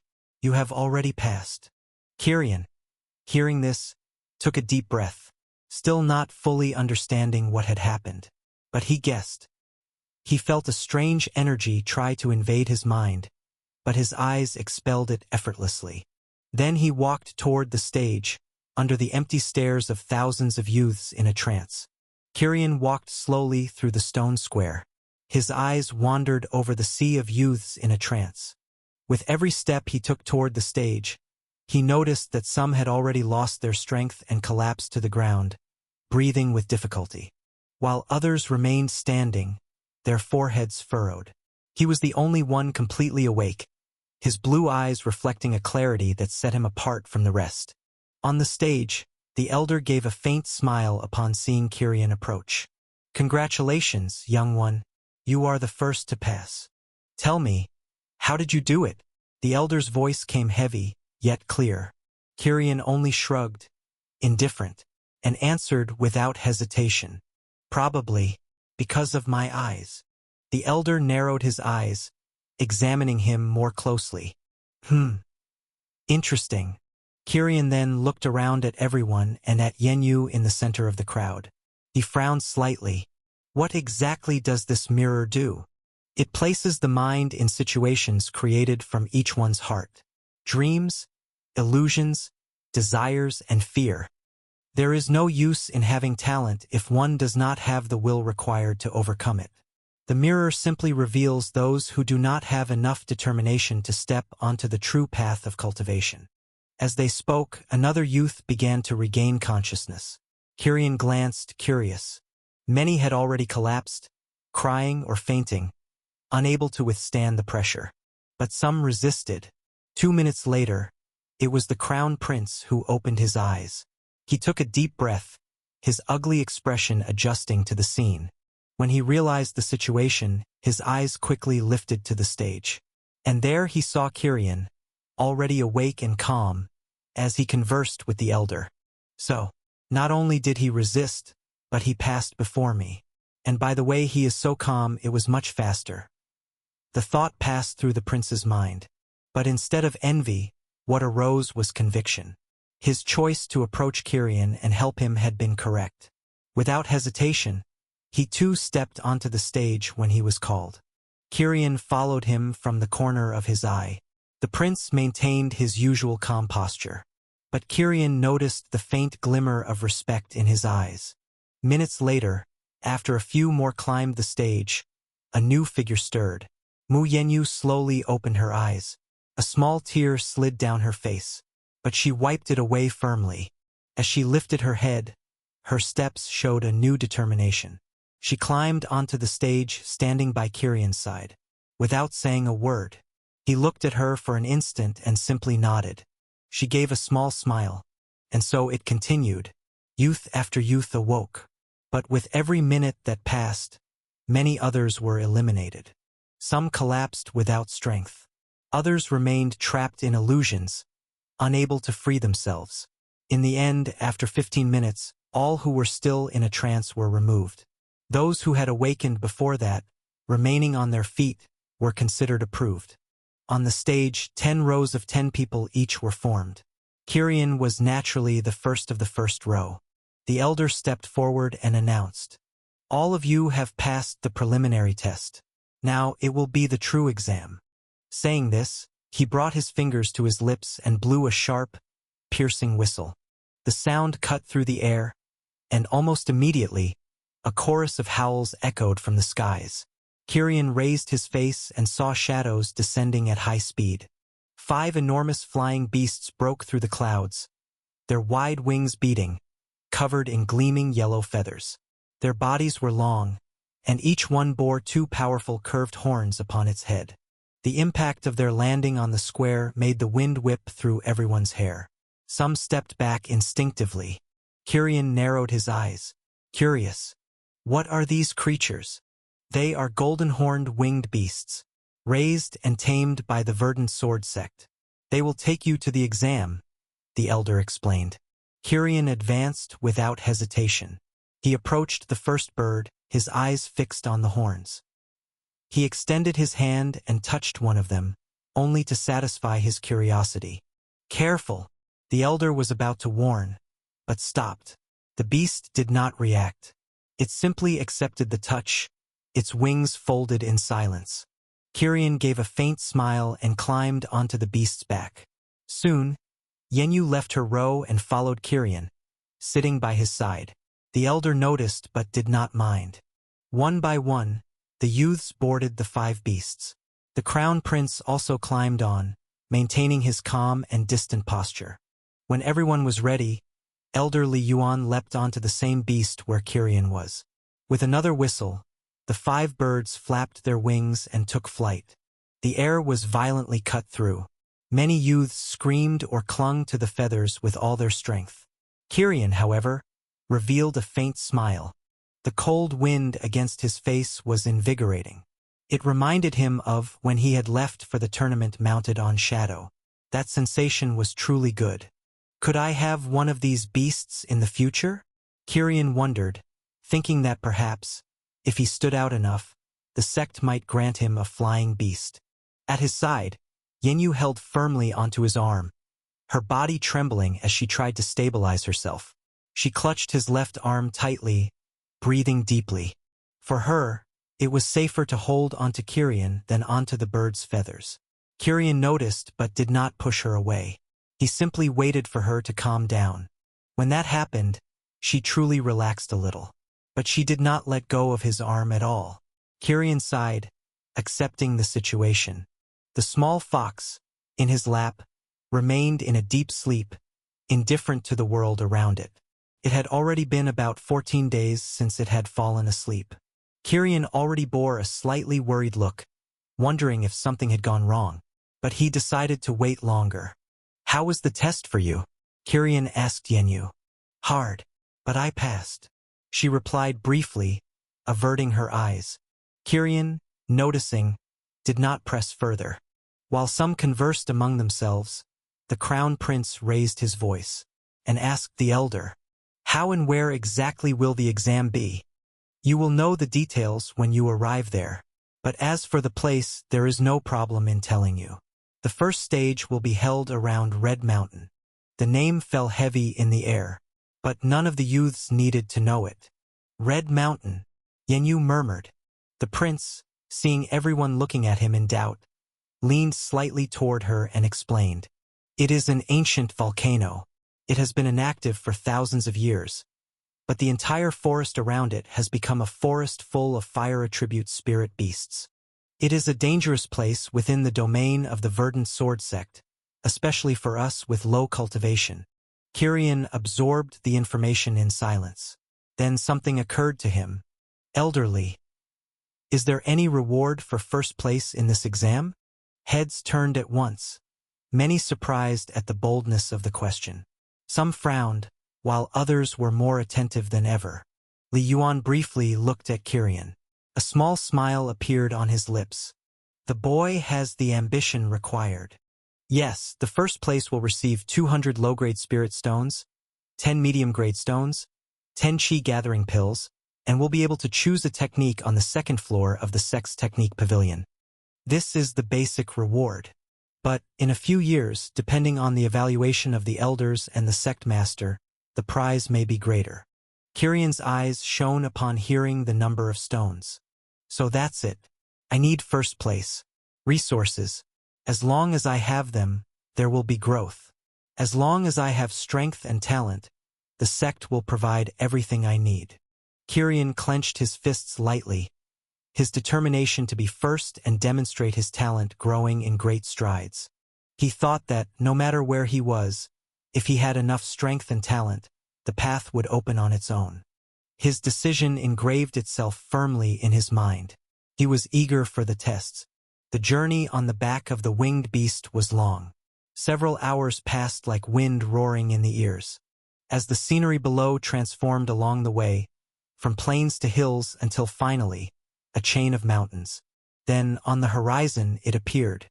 The Red Mountain was not just a mountain, but a giant dormant volcano. It was formed entirely of reddish rocks and layers of ancient ash. Curiously, the mountain itself was barren, but at its base, a green and dense forest stretched as far as the eye could see, creating a great contrast between the green and the red with the ashes of the slope. As they approached, the air changed. The wind, which before was extremely refreshing, became hot and dry. The closer they got, the hotter it became. Kirian and the others felt immediate discomfort. His blue eyes shone imperceptibly, and then tiny crystals of ice began to form in the air around Kirian and around Yenyu, creating a bubble that softened the hot temperature. The wind that then passed by them carried this freshness to those a little farther back. Some of them even whispered relieved thanks, although Kirian did not care. He only did it because the climate really was becoming increasingly irritating. For some reason, I really hate the heat, Kirian thought in his mind. Finally, they saw their destination. In the forest, at a good distance from the Red Mountain, a gigantic clearing that seemed to have been artificially opened appeared in their sights. There, a crowd was already gathered. Dozens of flying beasts identical to Kirian's were landed, and in front of them, hundreds of young people waited in organized groups. As soon as they landed, Elder Li Yuan ordered in a firm voice, "Stay behind me. Do not stray." Kirian and Yenyu obeyed, standing side by side. Yenyu, slightly nervous, looked at the sleeping fox in Kirian's arms. "Kirian, can I hold her? She looks so peaceful. I don't think she will wake up," she asked. Her voice was normal, but Kirian saw that she was worried about something. Kirian hesitated for a moment, his eyes analyzing Yenyu. Then, with a careful movement, he handed her the wrapped cloth. Yenyu received the fox calmly, as if she were holding a treasure, hugging the fox against her chest. Immediately, a cute and genuine smile appeared, lighting up her face and making the worry she felt disappear a little.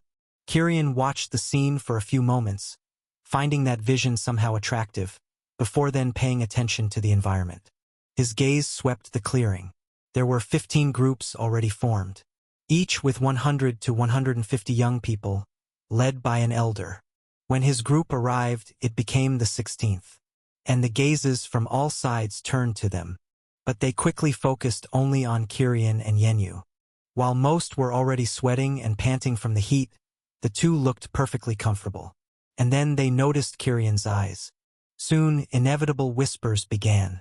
Many looked out of curiosity, others with envy, and fewer still with a barely concealed fighting intent.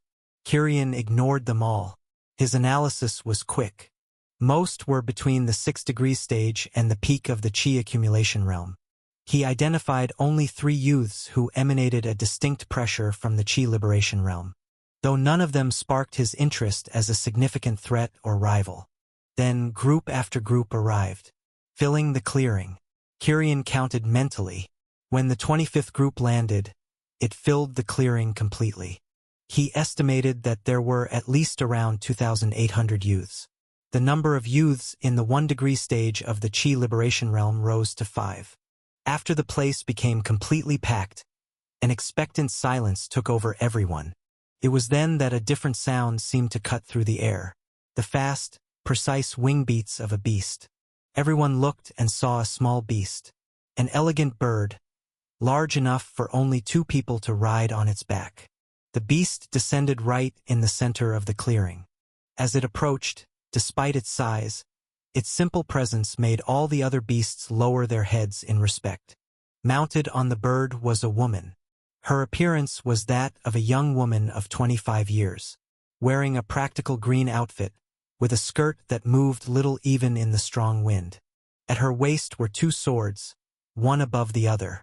Her hair was black, tied in a ponytail, swaying gently. Kirian observed her, and 2 things surprised him. The first was her beauty, which, in his mind, this woman was the first to compare with his mother. The second was the subtle pressure that emanated from her. A pressure that reminded him of when Wei Feng was standing in front of him. No, it was a little weaker than Wei Feng's. Kirian could not tell her cultivation, but it was beyond the Qi liberation realm. At that moment, all the elders greeted her in unison, bowing slowly. "Everything is ready, Elder Mei Ran." She only nodded silently. Her gaze swept through the crowd of youths, group by group, stopping momentarily on some specific individuals. Her expression, once cold, slowly softened, especially when she reached Kirian, when a nearly imperceptible gleam of satisfaction appeared in her eyes. Discreetly, she took a communication stone and whispered words that no one there could hear. "After several years of mediocre generations, we finally have some real talents. Increase the rewards for this exam. And there is a special physique this year. I don't know the grade yet, but I think you'll want to see it." After sending the messages, she put the stone away, and then her voice sounded clear and calm throughout the clearing. "The first part of the entrance exam for new disciples will begin now and last 3 days." She then took from her storage ring a gray fruit with a slightly peculiar texture. "Your objective is simple. This is an ash fruit. They grow in the dangerous areas of the forest near the Red Mountain, usually guarded by beasts. The closer to the mountain, the more fruits there are, but also the stronger the beasts. Bring 3 of these fruits back to this clearing in 3 days, and you will have passed." Her eyes then narrowed. "There are no rules on how you will obtain them. Do you understand? No rules. Just be back here.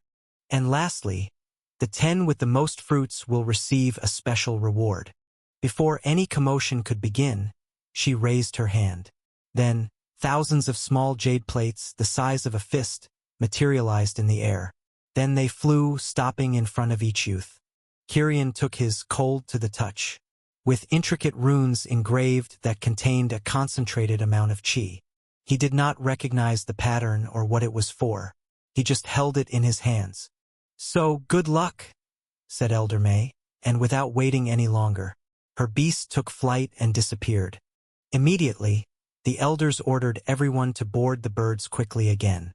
Everyone climbed with slight confusion, but all obeyed. This time, the 5 beasts that came with Kirian no longer flew together. They spread around the Red Mountain. When they reached a considerable height, the behavior of the beasts completely changed. They seemed to have gone mad. They began to twist and dive, actively trying to expel everyone riding them. Chaos erupted in the skies.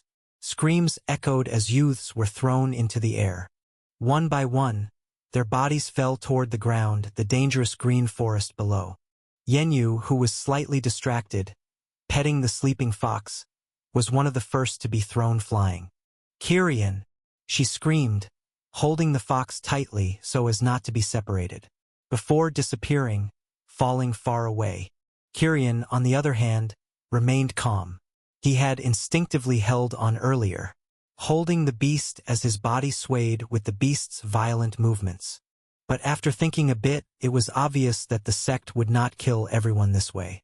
Before the test even began, he then remembered the small plate. That's it, he thought, and then let go. His body went into free fall from a height that would shatter his body. But his heart was calm. Instead of panicking, his eyes worked. He saw Yenyu almost landing on the ground at a great distance, and recorded the approximate location. Then he scanned the landscape below, which was approaching quickly. Even from that height, his unique vision allowed him to see patches in the forest moving or clustered. He recorded those places in his mind, thinking they were possible points where ash fruits could be found. He did not see the fall as a sentence but saw it as his first move. The test had already begun. The wind howled in his ears, the hot wind from the mountain rose to meet him, and the forest floor approached at a frightening speed. And then, a second before impact, the jade plate in his hand emitted a glow. Kirian kept his eyes open, trusting in it. And then the plate exploded, creating a small protective sphere, making him land completely unharmed. Kirian blinked confidently, while his mind was already tracing the route to the first location where he imagined the fruits would grow. The fall had ended. The surrounding glow that had protected him vanished completely, and the plaque disappeared. It was only for a single use. Kirian stepped onto the forest floor. The heat was even more suffocating now within the trees than when he had been in the vast clearing. The air was somewhat dry. Kirian took a deep breath as the air around his body was cooled by his intent. It seems it will be a bit complicated to use ice in this place, Kirian murmured, feeling the environment. He raised his gaze. Ahead, the Red Mountain rose in the distance like a slumbering titan. The distant roar of beasts echoed in different directions, creating a constant symphony of predators and battles. The forest, which should have been tranquil, was truly noisier than usual in this place. Kirian remained still in the spot where he had landed for a moment, allowing his mind to replay the images his eyes had recorded while he fell. The specific points where there had been some movement or a high concentration of chi. He had seen small and large patches shifting, beasts that were guarding something. That could indicate they were protecting the ash fruits or something else entirely. Kirian then decided and set off in silence toward the nearest place. He ran not too slowly, not too quickly, but he ignored all the beasts along the way. As soon as he spotted one, his steps circled around it. The test was not about hunting beasts, so he would not waste time with that now. The surrounding air remained permanently cold, contrasting with the dry, hot air nearby. Kirian was spending a minimal amount of chi constantly for that. Though he knew that if much time passed it would become a heavy expense, Kirian didn't care. He truly disliked this heat. So, he decided he would use his chi to refresh himself while he hunted the fruits without wasting time on the beasts. After less than half an hour, he reached the first point he had memorized. There, the green trees gave way to a large tree with black leaves. The smell of burning was strong, and the ground seemed charred. Between twisted roots on the ground, steam rose slowly. As Kirian observed, suddenly a roar came from the shadows at his side. Kirian immediately realized what it was. A large red boar with black tusks. Its red eyes burned with fury upon seeing someone near its territory. The boar prepared itself, dragging its hooves across the scorched ground. The snout released steaming breath in rage. And then it charged brutally toward Kirian. Kirian, on the other hand, didn't want to waste time. At the last instant, he drew the sword at his waist. The cold of the sword shone as his chi was sent into it. A thin, icy layer of frost formed on the blade. And with a nimble step, Kirian dodged to the side. The blade scratched the beast's thick hide, leaving a deep cut. The boar screamed in pain and hatred, turning again to attack him. But Kirian was already before the charred tree. He crouched and pushed aside some burnt roots until he found what he came for. He dug in his hands and pulled out the ash fruit. It was cold to the touch, despite the heat around the place and on the ground. Truly strange. Kirian calmly stored it in his ring without looking back. The boar was blinded by rage, seeing Kirian stealing the fruits right in front of it. It slammed its tusks into the ground, scattering embers. It wanted to attack again, but upon feeling the pain in its body and the cold energy of the cut, it didn't dare. It only snorted, its red eyes fixed on the thief. Kirian then stood, cleaned his clothes and his sword before the boar, which grew more and more irritated. Then he continued on his way, leaving the beast behind. The second point wasn't far. He moved toward an area where the ground was more moist and sticky. The smell was different and it seemed a little fresher. Kirian noticed it was a shallow swamp. He saw the air there was more humid. This was perfect. There were still trees everywhere. He followed until where he remembered. He walked without stopping, his eyes scanning the banks until he found it. In the middle of a rotting trunk lay another ash fruit. But the spot where it was truly strange. Kirian looked carefully, then realized. So that's why, he thought as he approached with a slight smile. Beneath the rotting trunk, buried in the mud, Kirian saw two eyes staring deeply at him. If it were someone with poor vision or distracted, they certainly wouldn't see that snake camouflaged, waiting for its prey to grab the fruit just above. But Kirian didn't care about it. He went to the trunk and raised his hand, taking the fruit and putting it into his ring. The snake lifted its head at the same moment, fangs dripping venom, and lunged toward his leg. Kirian simply raised his hand. The area around the serpent froze suddenly, forming a crust of ice that halted the beast's strike. Kirian then simply cut off the snake's head with his sword, finishing the beast. Kirian then moved on, giving no further attention to the swamp. The slightly more comfortable place in the forest for him was left behind. The third location was deeper in the forest. The trees there were thick, their trunks twisted. The heat grew even more intense. Kirian slightly increased the flow of ice surrounding his body to remain comfortable. A low roar echoed even before he reached the exact spot. Before him, a clearing with reddish rocks took shape. At the center was a creature resembling a giant lizard, with spiked plates glowing in incandescent hues. The ash fruit was among the rocks, close to the creature. In fact, there were 3 fruits. It was truly a good offer for Kirian. But there was a problem. Kirian could feel the pressure the beast exuded. Unlike the boar, which had strength comparable to his, and the serpent, which was slightly stronger, the lizard before him was far superior. A beast with strength at the initial Chi liberation realm. The lizard raised its head, its forked tongue flickering slightly. It noticed Kirian as he got too close. It shifted its spikes, screeching like metal scraping. Kirian did not rush, moving step by step. The cold air swirled around his body. When the lizard lunged, he raised the sword with both hands and deflected the strike to the side, striking the blade's edge against the hard plates and leaving only a superficial mark. The beast's strength pushed him back, but that was exactly what he wanted. The beast had moved away from the fruits. The space ahead was free. And then, with a swift movement, Kirian ran, reached the fruits, and stored them. The lizard roared but could not move. Kirian immediately froze half of its body using an immense amount of chi. The lizard panted with rage, trying to move but unable. Kirian then saw steam rising around the beast. The ice would melt soon, so he decided to leave quickly. He turned and left the lizard roaring behind. Now, Kirian already had 5 fruits in hand. He walked more calmly. The air was hot, but the cold that constantly emanated around his body left a faint trail of frost among the leaves. He adjusted his breathing, keeping qi consumption to the minimum possible. Kirian thought it wasn't difficult to obtain the fruits, just time-consuming. He also thought about his strength. Kirian could say he was invincible in the qi accumulation realm. And against those at the beginning of the qi liberation realm, if he truly wanted to fight, he didn't see himself losing, even if it meant spending much of his qi. But he still needed to truly test it. Against this beast it had been easy, as it had underestimated him. He didn't know how he would fare fighting another cultivator in that realm. But he wasn't afraid.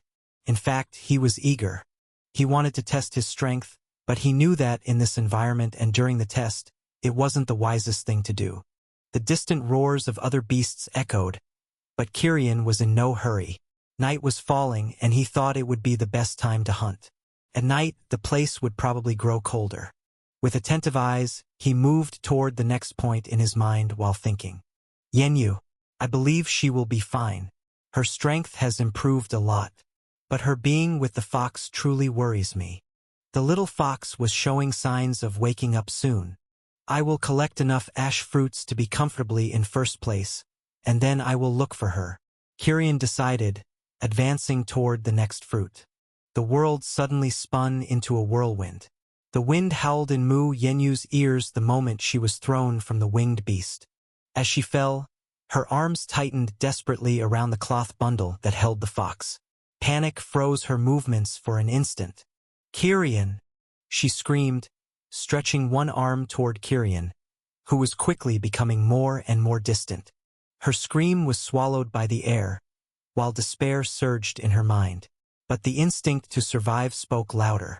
She remembered the token she had received. Quickly, with trembling hands, she grabbed it, shutting her eyes tightly. It was the only thing she could rely on now.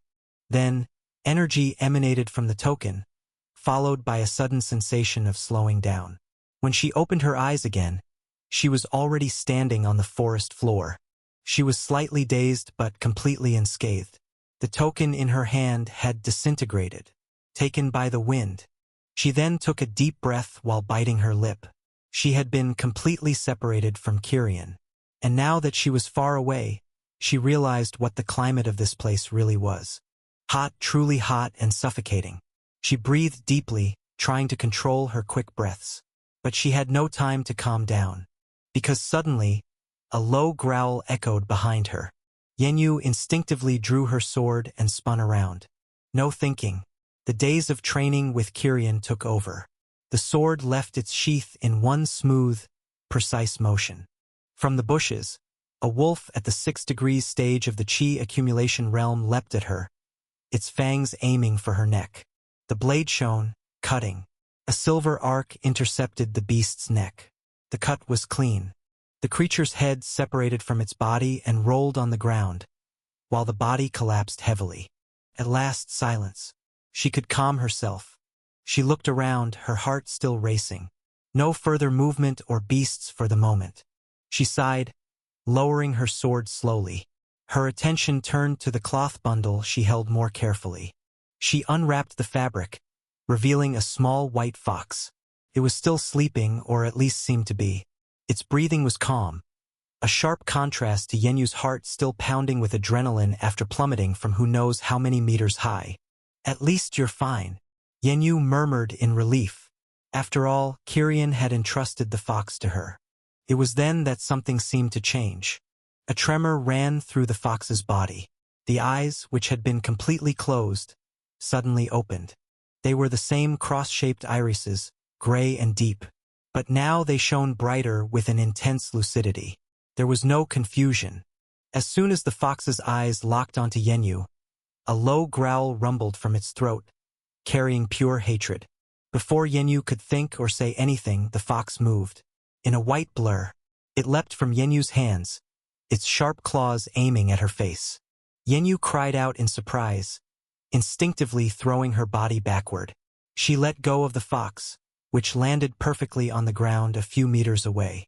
The fox crouched slightly, ready to attack again. Yenyu breathed heavily as she looked at the small fox, immediately noticing the changes. The fox had not grown, but its fur seemed even whiter. Not only that, a distinct golden stripe had appeared underneath its body, running from neck to tail. But what had changed the most was its strength. Yenyu sensed it instantly. This pressure was that of a beast at the peak of the qi accumulation realm. "Wait!" Yenyu, seeing the fox preparing to attack, shouted, raising her sword into guard and taking a defensive stance. "Calm down. Look around, we've lost Kiryan. Attacking me won't help at all," Yenyu said, but the fox did not seem to listen. Its cross-shaped eyes burned with hostility, completely fixed on Yenyu, as if she were the source of all evil. It growled again, baring its small, sharp fangs. And just as Yenyu thought it would attack again, something changed. The fox suddenly sniffed the air, its head moving and turning to the side, distracted by something Yenyu could not perceive. Its hatred toward Yenyu seemed momentarily forgotten or ignored when another feeling took over. With one last growl in Yenyu's direction, as if warning her, the fox turned and darted into the forest. "Wait!" Yenyu cried again, and without hesitation, she ran after it. Losing the fox was unimaginable for her. Kiryan had entrusted it to her. She ran, following the trail of the fox as it disappeared between the trees. The chase was not long. Yenyu found the fox in a small clearing, standing over the corpse of a beast, a boar of the 7 degrees stage. The beast's throat was open, torn by a swift slash. The fox did not even seem out of breath, much less injured. It ignored the dead beast completely. Then it began frantically digging at the base of a gray tree trunk. In moments, the small fox uncovered 2 ash fruits, and without hesitation, it swallowed them both, one after the other, a gleam of satisfaction passing through its eyes. Then Yenyu cautiously approached, her sword still lowered, just to protect herself, not in an attack stance. You can find them?" Yenyu asked, her voice filled with disbelief. The fox, from a considerable distance, had gone straight to the fruits. The small beast turned its head to her. The growl of hatred was now weaker, replaced by a different look. The fox did not attack immediately. It only evaluated Yenyu, observing her with its eyes. Seeing that the fox seemed calmer than when it had first awakened, Yenyu saw an opening. She sighed and spoke in the calmest voice she could muster. "Look, we're in a test. If we manage to get these fruits, we can go to the Verdant Sword Sect." Yenyu began, then crouched a little, almost at the fox's level. "There they have thousands, many spirit stones. More than you can imagine. Kiryan will get plenty and give you as many as you want." Yenyu finished, trying to convince it. The name Kiryan made the fox's ears perk up slightly. The interest was clear. The fox seemed to look around for a moment, not finding the one who fed it. "He isn't here. Help me. Help me find more of these fruits. For every 2 you find, you can keep one. And I promise that, when we find Kiryan, he'll give you a mountain of spirit stones. Many of them." Yenyu spoke again, with a certain expectation. Yenyu's strength was not very special compared to everyone else in the test. If she managed to get the little fox to help her, it would be perfect. With the fox's strength, she would be free to roam the forest. The fox remained still for quite some time. His cross-shaped eyes are piercing Yenyu's. The inner struggle was visible, but somehow, Yenyu noticed that the uncontrollable hatred the little one had was diminished after awakening this time. Finally, after a minute, it let out a small grunt. Not a friendly sound, but one of acceptance. An agreement had been formed between them. Yenyu smiled from ear to ear. "Great! You lead the way," she said excitedly, trusting the fox. It looked at her with slight disdain and ran in a specific direction. Yenyu followed with a smile. Thus, the strange relationship between the two had begun. At a great distance from Red Mountain, an elegant shadow tore the sky. A figure descended slowly, her dark green robe fluttering in the wind, wide sleeves flowing like leaves. In a blink, she passed over the grand gate of the Verdant Sword Sect, landing without caring for the distant disciples' gazes. It was Mei Ran, the one responsible for supervising the test. After sending a message earlier, she had quickly returned to the sect. Without pause, she crossed the corridors, climbing several stone steps until she reached the great main hall of the sect. The massive doors opened with a light creak, revealing the hall illuminated by green crystals, where 6 imposing chairs were arranged in a semicircle. 4 of them were already occupied by ancient figures, each exuding a pressure greater than Mei Ran's. Mei Ran walked calmly, her serene gaze not landing on anyone, and then sat in her place. The hall fell into silence. All awaited something. Moments later, footsteps echoed beyond the doors. Then a man entered. He looked ordinary at first glance, but his mere presence made the air in the hall turn sharp, as if countless invisible swords were suspended in the air.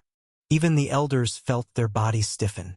Immediately, all rose from their seats and bowed slightly. "We greet the sect leader." The man did not answer immediately but walked to the highest chair and sat. The pressure weighing on everyone finally ceased all at once, giving way to an even deeper silence. The sect leader's cold, cutting gaze swept over each one in the hall. "Tell me, what is so important that you would call for my presence right before the meeting with the other sect leaders?" The man said, his mood heavy, looking directly at Mei Ran, the youngest elder in the history of the sect. The main hall of the Verdant Sword sect was immersed in deep silence. The silent pressure of the patriarch had eased, but even so, a faint, unmistakable pressure of someone with higher cultivation lingered in the air. But then, Mei Ran's soft voice rose, breaking the silence. "Sect leader elders, this year the exam revealed remarkable talents, more than in recent years. I identified 5 youths who have already entered the Qi liberation realm. The number of youths at the peak of the Qi accumulation realm is also notably high. That is why I suggest we increase the rewards for the top rankings." 5 in the liberation realm. That is indeed a respectable number. I agree with Elder Mei Ran. One of the elders, an old man with a severe expression, said with a nod. Another elder then added, "I also agree. Those at the peak of Qi accumulation at this age are our backbone for the future. Most of them will become inner disciples." The elders discussed, but all were satisfied and in agreement. Yet there was one person present who was not satisfied at all. That was the sect leader. His face remained impassive and cold. "So that's all." His voice echoed in the hall, cutting through the conversation. "A few talents? We are full of them. What we lack are not strong talents. What we need is not another handful of competent swordsmen. What we truly need is someone who can rise above the rest. A blade capable of rivaling the core disciples of the other sections. Someone worth investing all our resources into, who can compete with the monsters of those sections." As the sect leader's cold voice resounded, all the elders fell silent. None dared to speak, especially because they knew he was right. "So, was this the only reason you called me here?" The leader asked again, looking directly at Mei Ran. It was at this moment that a faint smile appeared on her lips. "No, sect leader. That was merely the prelude," she began, causing everyone's attention to return to her once more. "There is a youth in this exam who possesses a special physique." As soon as her words fell, the effect was instant. The elders were surprised, while the sect leader leaned forward for the first time. His previously bored gaze was now fully focused. "A special physique?" he repeated, his words coming out as a murmur, then asked with complete attention, "What grade?" "I have not yet confirmed." Mei Ran began calmly, choosing her words. "But the signs are promising. According to the information I obtained from the outer elder in charge of the youth's country of origin. About 2 months ago, this youth was a cultivator of the 1-degree stage of the Qi accumulation realm. Today he is firmly at the 6-degree stage." A murmur then swept among the elders. 2 months to climb 5 stages was truly a terrifying speed. Mei Ran then continued, "And from what I have observed, I have no doubt his physique is, at the very least, a spiritual-grade physique. The leader's expression immediately softened upon hearing this. A small but unmistakable smile appeared on his stern face. A spiritual physique. With such an absurd rate of growth, perhaps it is even of a higher grade. The once severe lines of his face gave way to something that now seemed like satisfaction. Very well. Increase the rewards. Triple them if necessary. And prepare for the moment, this youth. What is his name? The leader asked. It is Kirian, sect leader. Mayran replied. As soon as Kirian arrives at the sect, he will be subjected to a full evaluation. I do not care if he has no affinity with the sword. A spiritual physique is already the rough diamond we needed. A talent worthy of receiving our investment. The leader's gaze swept across the hall. The domain gathering is approaching. Only 2 years remain. We must show that the Verdant Sword sect still stands tall. The elders agreed in unison, as a new flame of expectation lit the hall. Meanwhile, in the forest below the Red Mountain, 3 youths were kneeling on the ground. Their clothes torn, their faces marked by bruises and shame. They breathed with some difficulty, looking upward with a mix of hatred and terror. Before them, Kirian stood, his expression as impassive as ever. In one of his hands, he casually held 5 ash fruits. Fruits he had taken from them. His sword was once again sheathed. Tisk! Kirian spat, the sound dripping with disdain. You are truly blind to try to rob someone with this level of strength. Idiots! Without another word, Kirian turned and began to walk, leaving the 3 youths of the 7 degrees stage of the Qi accumulation realm behind, their confidence completely crushed. Their charge against Kirian, if observed from outside, would have seemed truly pathetic. Kirian did not even truly fight. They were merely basic, precise, and fast movements. In just a few exchanges, he brought the 3 down. Kirian thought the 3 were truly weak. Yenyu, at least, could last several moves against him while he used all his cultivation strength. He never lost to her, but the fight was at least interesting. Bastard! How? One of them groaned, clutching his injured arm. But the phrase died before it was completed. They had completely underestimated the youth with strange eyes. Kirian ignored the murmurs. He had already moved on. I believe I already have enough to be among the top 10. Now, it is time to find Yenyu. Kirian thought, showing a faint trace of concern. Mainly when thinking of the fox near Yenyu. He then recalled it in his mind, tracing a path back to the general area where Yenyu had fallen. And he began to move, then run at full speed. While Kirian was worried about the fox having awakened, in another part of the forest, the scene was very different from what he could imagine. Mu Yenyu was sitting on a large rock, a broad, satisfied smile on her face. At her feet, a small pile of ash fruits was arranged. And in front of the rock, the body of a beast in the 8 degrees stage of the Qi accumulation realm lay motionless. Meanwhile, 2 other youths who had the same unfortunate idea as those who faced Kirian were lying on the ground, groaning in pain but still alive. Yenyu looked at the small white fox, who was perched atop the beast's body, licking one of its front paws with an expression of superiority. Ready to go to the next place? Yenyu suddenly asked, cheerful. The fox merely let out a short grunt while snorting and turning its head slightly. But Yenyu immediately interpreted it as a yes. She had already understood how the little fox behaved, always with disdain. The fox then leapt from the beast, sniffed the air for a moment, and quickly dashed in a specific direction. 2 days had already passed since the start of the exam, and the unlikely partnership between the 2 had proven especially effective. The fox was like a perfect tracker, able to find all the fruits along the way with extreme ease. The fox was also a fierce fighter. On more than one occasion, they had fought together, with the little beast attacking enemies from behind while Yenyu held the front line.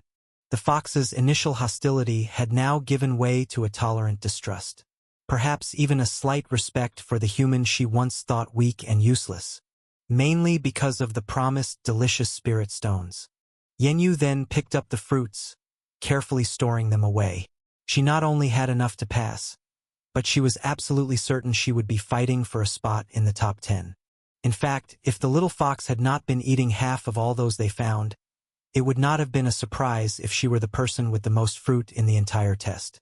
The slight concern she once had for the fox was now replaced by calm confidence. With the fox at her side, she feared nothing as she walked through the forest.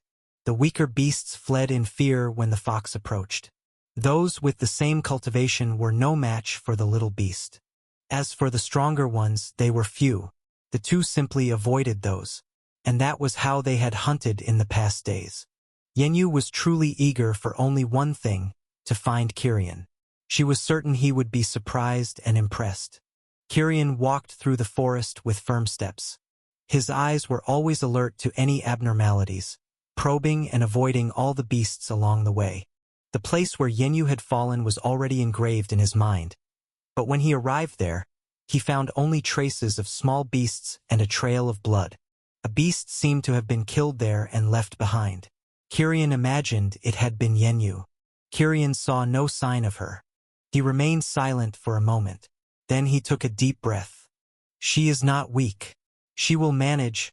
I don't have to worry so much, Kirian murmured decisively. He pushed the concern he had to the back of his mind and then continued walking.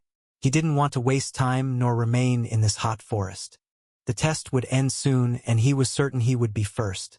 So he turned and followed in the direction of the giant clearing, the place where everyone should gather to end the first phase.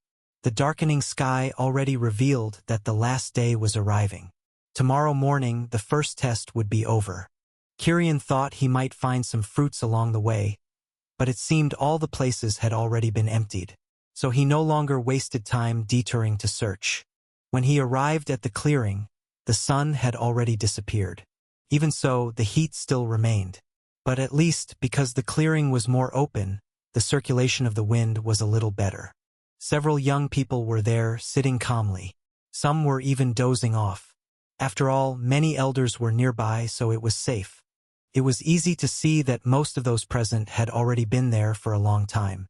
They had taken only the 3 fruits necessary to pass. It was the most practical path for the weak, and for those without confidence in being among the 10 with the most fruits. It was enough to pass the phase and then leave the forest so as not to risk losing the fruits already obtained. Better to have the 3 fruits than nothing. Kirian swept his gaze around and quickly found whom he was looking for. The elder was responsible for the country he had come from. He then silently approached. Elder Li Yuan raised his eyebrow when he saw him arrive. "You look well. How was it?" asked the elder, seeing that there wasn't a drop of sweat nor even dirt on Kirian. He looked as if he had merely taken a walk. "Simple, I would say," Kirian replied without hesitation. "How much time is left?" he asked next. "About 6 hours," the elder replied. Kirian only nodded and chose a corner of the clearing to wait. The hours soon passed slowly. Young people gradually emerged from the forest, some with serious injuries. Some were even carried by acquaintances. Others were smiling, satisfied with their gains. There were also those with bitter expressions, probably those who had been robbed or those who hadn't managed the minimum to pass.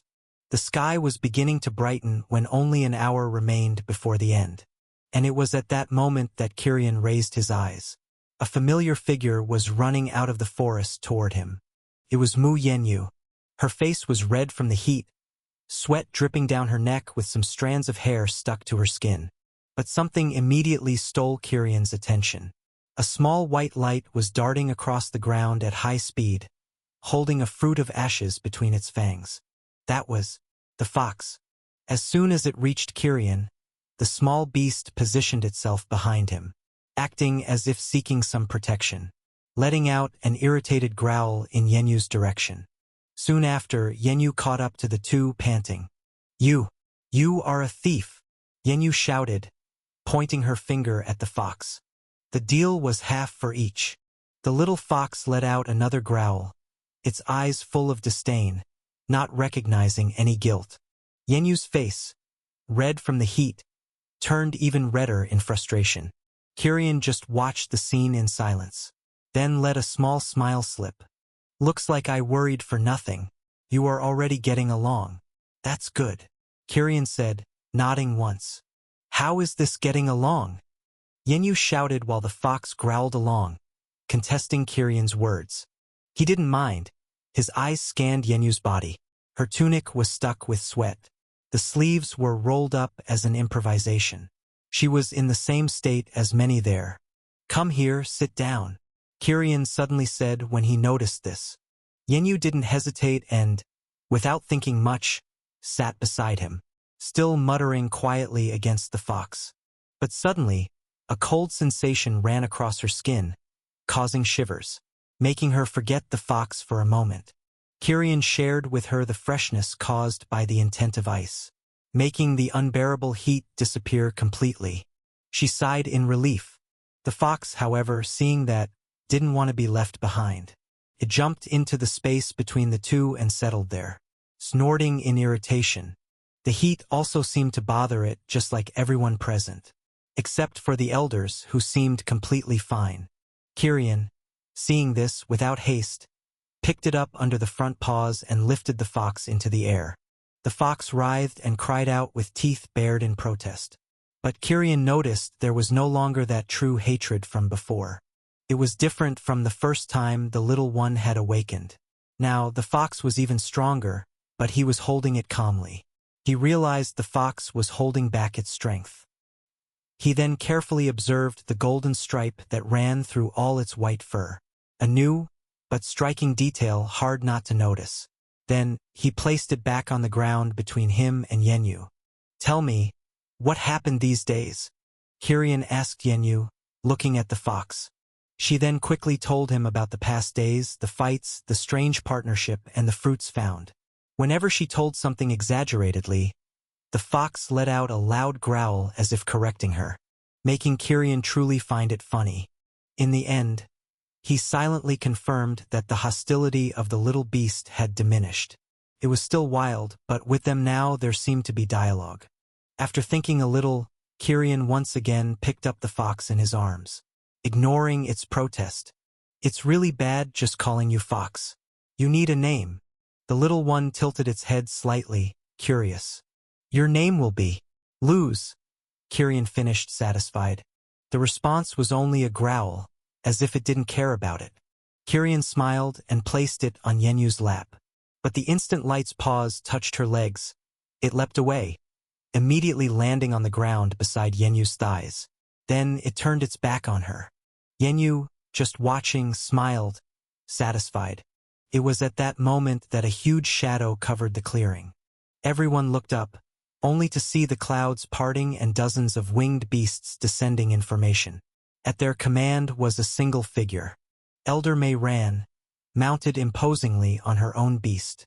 She looked down, her clear voice cutting through the air. The first phase of the test ends now. The first phase of the test ends now. No one dared to contest or utter a word. Many breathed in relief, while others shrank back. Those who possess 3 or more ash fruits, approach the elder responsible for the territory of your countries. Hand over what you have obtained. Those who do not have enough, or those who have not yet left the forest, will be gathered and returned by their respective elders. As soon as Mei Rant's voice finished the sentence for most of the youths, a murmur began. Some young ones sighed, accepting defeat. Others, with slumped shoulders, were already heading toward the elders, without the courage to face the surrounding gazes. Kirian stood up calmly. The freshness still enveloped Yenyu and even the small fox that walked nearby. Kirian had used the last spiritual stones he had the previous night to replenish the chi he had spent. They walked over to Li Yuan, the elder of their country. Then Kirian began first. Without hesitation, he handed over all the fruits, letting them fall from his hands to the ground before the elder. Li Yuan received the fruits and silently counted them while noting something on a scroll. You really did a good job, he said after Kirian handed over all the fruits. The tone of his voice carried satisfaction. Yenyu came right after, her face still red from the effort of the past few days. She did the same, and the elder also recorded in silence. But inside, he was even more surprised than when he saw Kirian's quantity. After all, Kirian might have had low cultivation, but simply by having a special physique, no one with sense would doubt his strength. Yanyu, however, had absolutely nothing special, and yet she had managed this amount. The process repeated itself in every corner of the clearing. The elders checked, registered, and then handed the records to Mei Ran, who received them without hurry. Meanwhile, those who had failed were called, grouped together, and led to one of the birds which would carry them back. In little time, the clearing, which had been completely crowded, began to empty. The laments and murmurs faded away with the ones who had failed, until only about 300 youths remained. These were the ones who had passed. From atop her beast, Mei Ran swept her gaze across them all. The pressure of her presence was not hostile, but many could not face her directly. You are the ones who will now proceed to the Verdant Sword Sect. However, before that, I must announce those 10 who obtained the most fruits. Mei Ran declared. The air filled with expectation. Many, who had truly tried their absolute best, clenched their fists. And even those who did not care about such a thing, or already knew they would not be called, still looked on with curiosity. Mei Ran then began to call their names, one by one, starting from 10th place. Each time a name was called, a young man or woman stepped forward, receiving looks of envy or respect. Mei Ran continued calling until 4th place, Mu Yanyu. Yanyu was not very surprised, as she already imagined it would be so. Kirian was a little surprised, but when he heard Yanyu's summary of what had happened, he figured she would indeed be among the top 10. Yanyu then stepped forward, trying to maintain a firm expression. She walked ahead, standing beside the others. And Luz, bold as ever, walked along without caring, perked up her ears, and stood beside Yanyu, declaring that the achievement was hers as well. Mei Ran then continued. 3rd and 2nd place were revealed, receiving their respective murmurs, especially since they were already recognized geniuses in their countries and even in neighboring ones. But it was when the time came to reveal the one who had taken 1st place that everyone grew puzzled. All 5 geniuses of the Liberation Realm had already been called. Apart from Mu Yanyu, who was an underdog and stood among them, they thought one of the 5 would certainly be first. But no. The elder then spoke without wasting time. 1st place, Kirian. For an instant, many furrowed their brows. Kirian? Many exchanged confused looks. Most thought it was just some strange nickname. They had never heard such a name or anything like it. But Kirian then stepped forward, calmly standing beside the others. It was in that moment that everyone understood. They had all already seen Kirian in the clearing before the test began.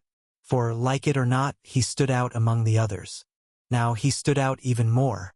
While everyone else among the top 10 and even Yanyu had dirt on their clothes, marks of blood, mud, sweat, and so on, Kirian was completely clean, without a drop of sweat. His clothes were spotless for someone who had spent 3 days in the forest. It was as if everyone else had gone hunting, and he had merely taken a stroll. Even Mei Ran, who always kept her composure, let slip a brief flicker of surprise. But she controlled her expression at once. Inside, however, she was even more satisfied. Kirian, for now, was proving to be better than she could have imagined. Step forward, Mei Ran said suddenly. One by one, the top 10 came closer. Mei Ran looked at them with a certain attention before taking out a small box. When she opened it, dozens of ash fruits lay inside. But compared to the ones they had harvested, these were twice as large and exuded a faint warmth, unlike the cold they had felt when touching the other ash fruits. From 5th to 10th place, each will receive 5 fruits. She handed them directly. 4th place will receive 10. Yanyu stepped forward, receiving the fruits with both hands, a little nervous but inwardly happy. As she took the fruits, she felt several kicks at the back of her leg. When she stepped aside, she noticed the fox, staring at her angrily. Half are mine. That was what Luz's gaze said. At least that was what Yanyu understood, and she could not have been more correct. 3rd place will receive 15, 2nd 20. And finally, Mei Ran faced Kirian directly. First place will receive 25 ash fruits. Kirian stepped forward and received them in silence, sending them into his spatial ring. The others seemed excited, but he wore a cold expression. Mainly because he still did not know what these fruits were for. Mei Ran then explained. These fruits can be used in 3 ways. Refined into weapons, transformed into pills, or absorbed directly by those who have an affinity with fire. But their main purpose is to strengthen the body. Many of you have surpassed the first cultivation realm only with basic and incomplete techniques. The use of the fruits will solidify your foundations so that in the future you will not suffer the limitations you otherwise would. A silence arose after her words. Everyone looked at the fruits in their hands with renewed care.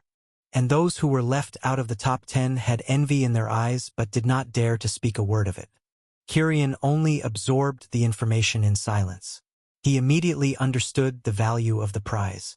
Yenyu, beside him, also understood and found herself truly happy. Kirian, on the other hand, wondered whether it would really help his foundation. After all, he had never used any technique to cultivate. He had crossed the entire first realm only with the pure energy from his eyes. So, probably, his foundation was perfect or close to it. Now that there is nothing else here, mount the beasts. We depart immediately, Mei Ran concluded. A murmur soon arose among all the youths. Departing meant finally leaving behind what they knew, heading toward a much greater world. Kirian cast a glance at Yenyu. She held the fruits tightly in her hands, her eyes burning with even greater determination. Luz looked at the fruits with greed but decided to attack them later.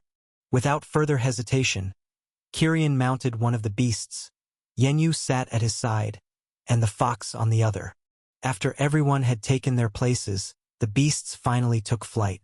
The clearing was left behind, shrinking until it became just a lost speck in the forest. The Red Mountain soon also disappeared from sight. The first phase had ended completely, and the path to the true Verdant Sword sect had at last begun. The flying beasts advanced for several hours, gliding through the skies with wings that sliced through the clouds.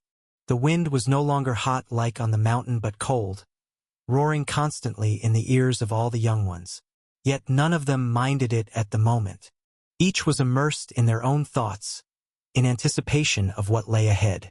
When the clouds began to part, the scenery below changed. The plains were left behind, replaced by deep valleys and forests that rose toward the skies. Gigantic trees sprouted from the earth like enormous pillars. Between the mountains crowded with those immense trees, pavilions with green rooftops appeared, connected by long suspended bridges and stairways that coiled along the slopes like a massive serpent. It was there that Kirian, Yenyu, and the other youths saw the Verdant Sword sect for the first time. The place seemed to have been built, but much of it was in fact molded into nature. The constructions blended with the natural landscape, as if the mountains and trees had been carved to shelter each temple or structure. With every beat of the bird's wings, the view expanded, revealing other structures hidden by leaves and vegetation. It looked like a world built in the midst of greenery. But before they could admire it too much, something changed. As soon as they reached a certain distance from the sect, Kirian felt the pressure in the air shift. The wind that now struck his skin was not just ordinary wind. It was sharp, cutting, as if countless invisible blades hung suspended everywhere. The pores of all contracted, their skin shivered, and even the chi of some reacted. Many held their breath for an instant, their bodies struggling to adapt. Kirian merely narrowed his eyes while hearing some youths behind him muttering, "What is this? How can the air feel like it's cutting us?" One of them said, raising a hand to his arm as if hurt, though he wasn't. Another nearby then answered in a tense voice, "This is the sect's defensive formation. They say it covers the entire territory. It's called the Great Cutting Leaf Formation." "Yes, I heard about it. The formation is active all the time, helping those within it to better comprehend the path of the sword and the sect's cultivation technique. Not only that, it is also an extremely powerful defensive formation," a more informed youth completed. The words spread like whispers among all the youths. Kirian inhaled deeply. The air felt like a blade entering his lungs, but instead of making him unwell or weakening him, Kirian felt more awake, as if every part of his body forced itself to stay alert. He immediately realized how the environment itself already functioned as a test of constant improvement. Just by breathing, a disciple was already training. The beasts soon began to lose altitude. The descent brought the scenery closer quickly. Now it was possible to clearly see the sect's disciples scattered at the foot of the mountain. There were hundreds, no thousands. Most are still as young as them. Nearly all carried swords, some simple iron, others refined and ornamented. The metallic sound of blades clashing echoed throughout the valley. Circular arenas were spread among several pavilions, and in each of them youths dueled fiercely. There was sweat, there were shouts, there was pain, and even blood. Yet many advanced even while wounded. The mountain's base was noisy, yet alive. The beasts then landed one by one in a large open courtyard. The leaves present almost everywhere were swept up by the wind the flying beast's wings brought. Mei Ran then rose upon the head of her mount, standing in front of everyone, her figure even more imposing now that they were within the sect's territory. Her voice echoed clearly. "You have arrived at the sect. From this moment on, this is your home. Today, you will be taken to your temporary quarters. Rest. Tomorrow, before sunrise, all of you must be here again." Her words were direct, leaving no room for doubt. Many simply nodded at once, while others were already looking around, amazed or even apprehensive. Kirian descended silently from the beast. His eyes wandered over the environment. Sect disciples had already stopped their training to observe the newcomers. Kirian noticed their gazes, curiosity, indifference, and arrogance. These would be, from that day forward, his fellow sect members. At least that was what everyone there thought. After dismounting from the flying beasts, other disciples appeared, dressed in robes of a darker green than the common disciples. These were the inner disciples, placed there to guide the new ones. On the way, Kirian and Yenyu observed every detail. They passed arenas where swords constantly clashed. There were sparks cutting the air amidst leaves.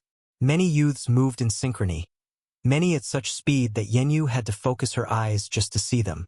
Kirian noticed that practically all of them, even the weakest, displayed some arrogance and determination. There was no space for laziness. So this is the true functioning of a sect. Kirian thought with a faint smile on his face. Hearing about it was one thing, but seeing it was truly different. Kirian noticed the techniques of the various youths, and his interest grew immensely. The atmosphere present throughout the sect was entirely different from the places he had been before. It was similar to when he entered the barracks or the royal order. But here it was the atmosphere of those who lived in constant confrontation and competition. Yenyu followed beside Kirian for a while. Luz walked boldly a little ahead of them, almost reaching the inner disciple. But soon they were stopped by a smiling disciple. "The women will stay in another courtyard. Come with me." Yenyu and the other young women of the large group nodded. Yenyu exchanged a look with Kirian and waved, then disappeared into the corridors. The little fox followed Yenyu, still keeping an eye on the ash fruits Yenyu had gained, only turning one last time to Kirian with ears perked. Soon after, Kirian and 4 other youths were guided to a simple courtyard. There were 5 rooms there, side by side. The disciple who accompanied them then pointed with little patience. "You will stay here for now. Do not get involved in trouble." After finishing, he turned, left, and went away without saying anything more. Kirian pushed the door of one of the rooms. Inside, 3 youths who had arrived a little earlier were already there. None of them said anything. Their gazes fell upon Kirian but soon turned away. Kirian noticed a strange nervousness in the air, and it seemed to start the moment he stepped through the door. Kirian found it odd. "Why are you tense? Is there some monster here?" Kirian asked with slight disdain, finding the situation amusing. The silence was only broken when the door opened again. The last youth entered with firm steps, an upright posture, and a lofty gaze. Kirian recognized him immediately. It was the crown prince of the country he came from, the same one who had invited him to his banquet. The prince, upon seeing Kirian in the room, was immediately surprised but composed himself in an instant, smiling as he saw him. "Who would have thought? It turns out we'll share the same roof for today," the prince said.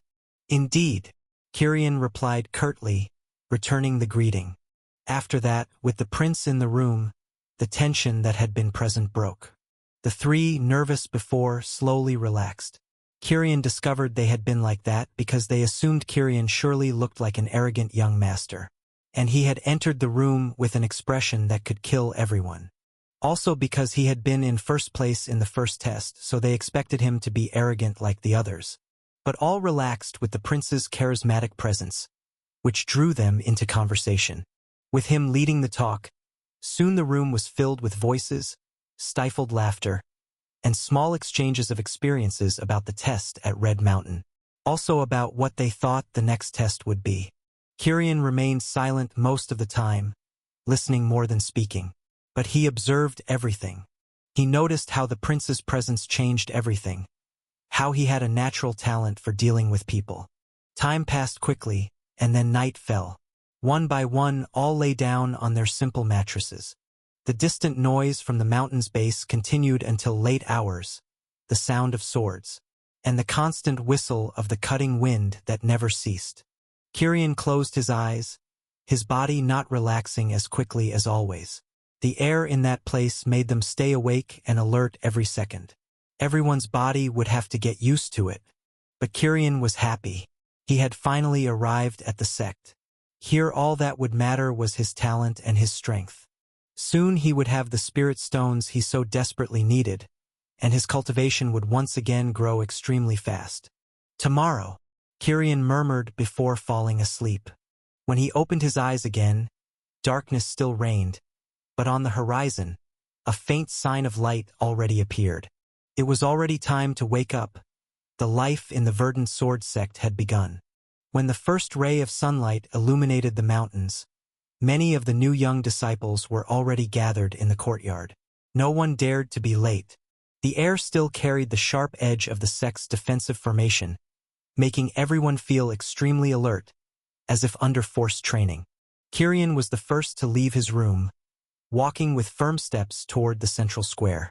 On the way, not long after he began walking, he met Yenyu, who was waiting for him with Luz sitting close to her feet as if she owned the place.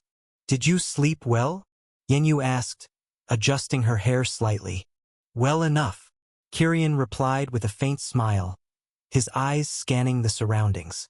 For some reason, Kirian felt that something would happen today, but he couldn't say what it was.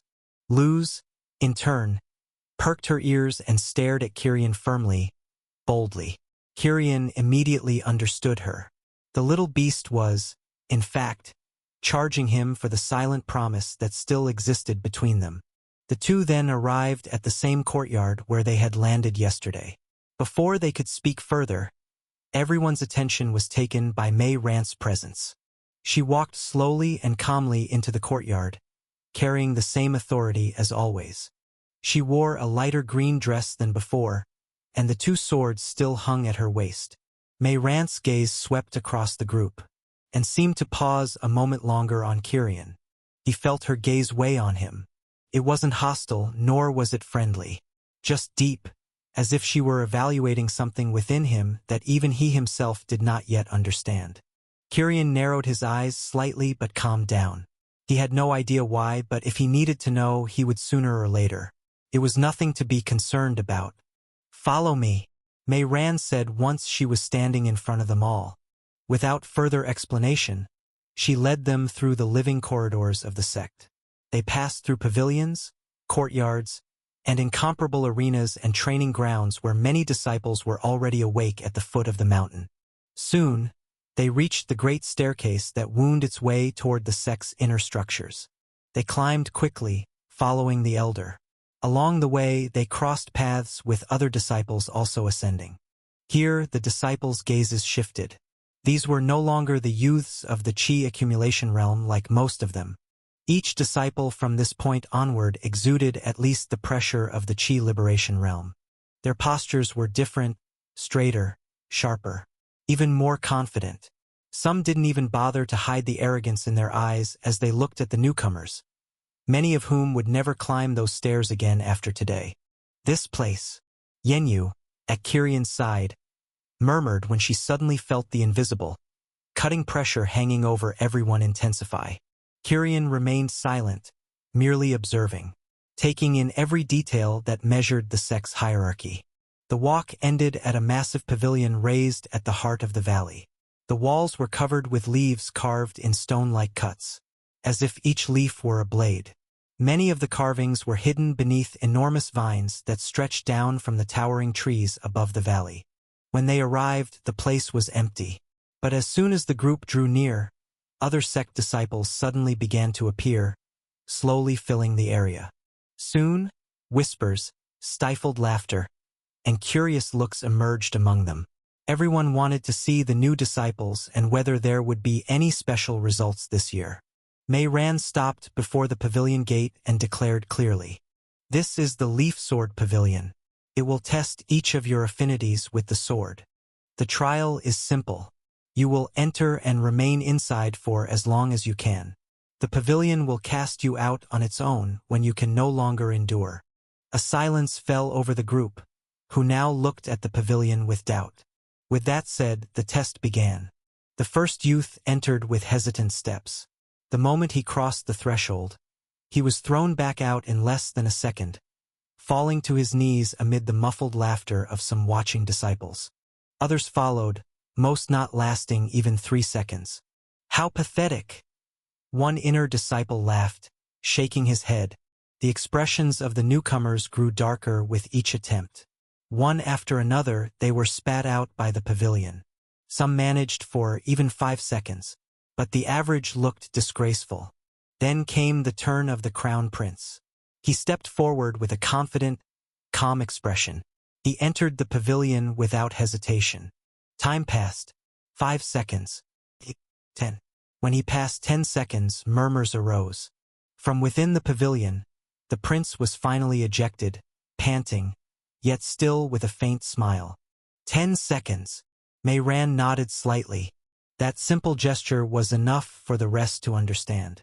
10 seconds was a good result.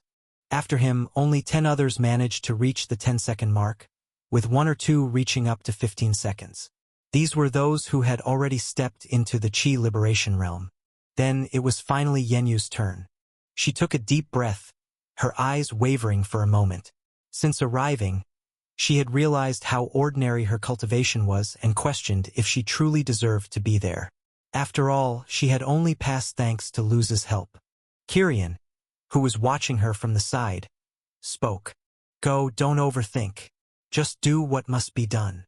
She looked at him, nodded slightly, and then entered with renewed determination. And so, as soon as she entered, time began to flow. 5 seconds. 10. Murmurs echoed at that moment. 15. 20 seconds. Now, the gazes of the inner disciples shifted, some even standing in surprise. When she reached 25 seconds, Mei Ran smiled for the first time during the tests.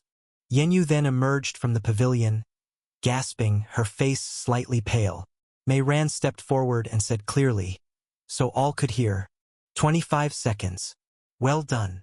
It was the first and only praise Mei Ran had given after so many youths had attempted the test. Kirian observed in silence, but a strange warmth grew within him. He was happy for her, and a small smile crossed his face. When Yenyu stepped aside, the murmurs grew even louder. The attention fixed on her only shifted when Mei Ran called the final name. That was Kirian, the last to enter the pavilion. All eyes then followed his steps as he entered without hesitation. Then silence fell. Only one question remained. How far would he go? Kirian breathed calmly before walking toward the entrance of the pavilion. He could feel everyone's eyes on him. But he didn't care, he was already used to that. Without hesitation, he stepped inside the pavilion. As soon as his feet fully crossed the door, it closed with a dry boom, isolating him completely from the outside world. What he hadn't realized was that, above the valley, near the disciples, in spots hidden by the trees and cliffs, for presences were silently watching him. 5. Counting Mayran, who stood at the front with her hands folded inside her sleeves, her eyes completely fixed on the pavilion. Around the pavilion, the other 4 elders remained hidden, their forces and presences entirely concealed from all the disciples present, completely suppressed. It doesn't matter much if this boy has talent for the path of the sword, Mayran began to think as she observed.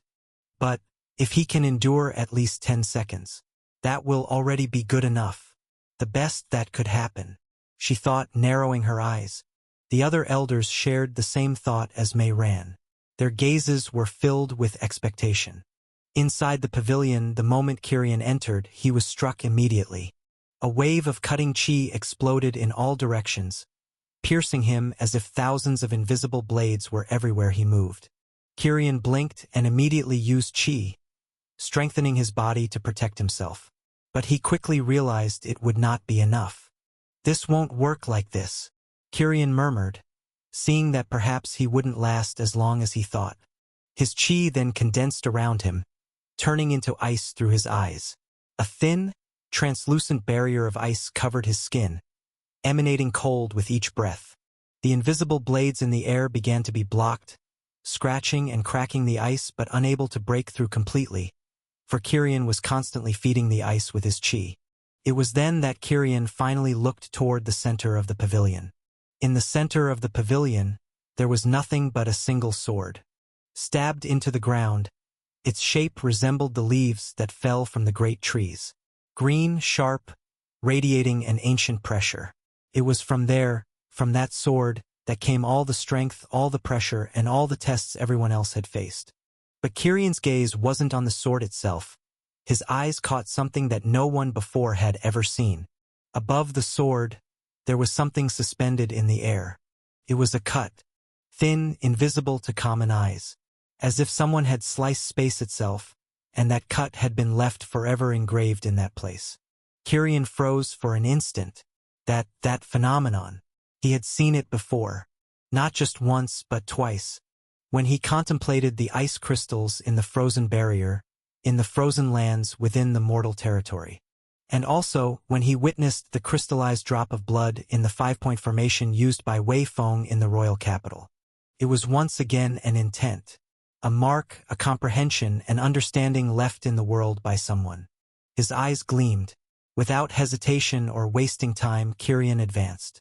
With every step he took, the air grew sharper, as if thousands of swords were trying to tear his body apart. At that moment, the ice exploded around him, renewing his protection at each instant, covering his arms and legs with a living armor of ice. When he finally got close enough, he extended his right hand. The first finger that touched the suspended cut was immediately torn open. Then the palm. Blood flowed, dripping down onto the sword below. But Kirian did not back away. With a sudden movement, he seized the small cut. In that moment, space trembled, and the entire pavilion shook as if it were about to collapse at any second. Kirian no longer hesitated. With all his strength, he brought that small cut toward his own eye. In the next instant, an infernal pain consumed him. It was as if millions of blades pierced every part of his body, from his brain to every inch of his skin. Every nerve screamed. Every fiber seemed to be shredded. The pain converged into his eyes, burning his pupils like an abyss. And then, silence. Kirian's consciousness fainted under the pain. When he awoke, he was no longer in the pavilion. Instead, he found himself once again in the same space of darkness as before. In total darkness, Kirian could distinguish small intense symbols that had been present in this place until now. He saw the crystallized drop of blood in one corner, emanating a bizarre bloody intent. He saw the small icy crystal, emanating a soul-freezing cold. And now, before him, there was a simple cut. Without ornament or beauty, it wasn't flamboyant. Just a simple cut from which he could feel pure destructive power. Kirian then raised his hand and touched the cut. Immediately, his blue pupils were dyed a deep green, and the snowflake-shaped irises contracted until they disappeared. giving way to two irises shaped like white swords. The pain was terrible, but along with the pain came something greater, a comprehension that was difficult to explain in words. Kirian felt a new path open in his mind, and mainly in his eyes. Outside the pavilion, while Kirian recovered, fissures spread across the pavilion walls, and cracks tore through the ground. And the sound of collapse made the disciples retreat immediately. The pavilion is going to be destroyed, one of the elders who had been hidden suddenly shouted. Mei ran and the four elders unleashed their cultivations at once. Their chi surged like beacons, trying to stop the building from collapsing over the disciples below. But the cracks spread too quickly. It was then that a shadow suddenly appeared in front of the pavilion, silent, like a ghost. With a single gesture of his finger, all the destruction within the pavilion ceased.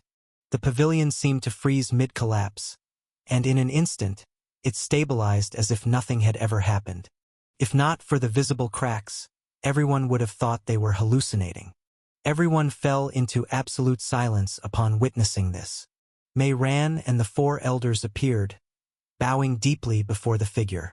We greet the sect leader. The words echoed like thunder in everyone's ears.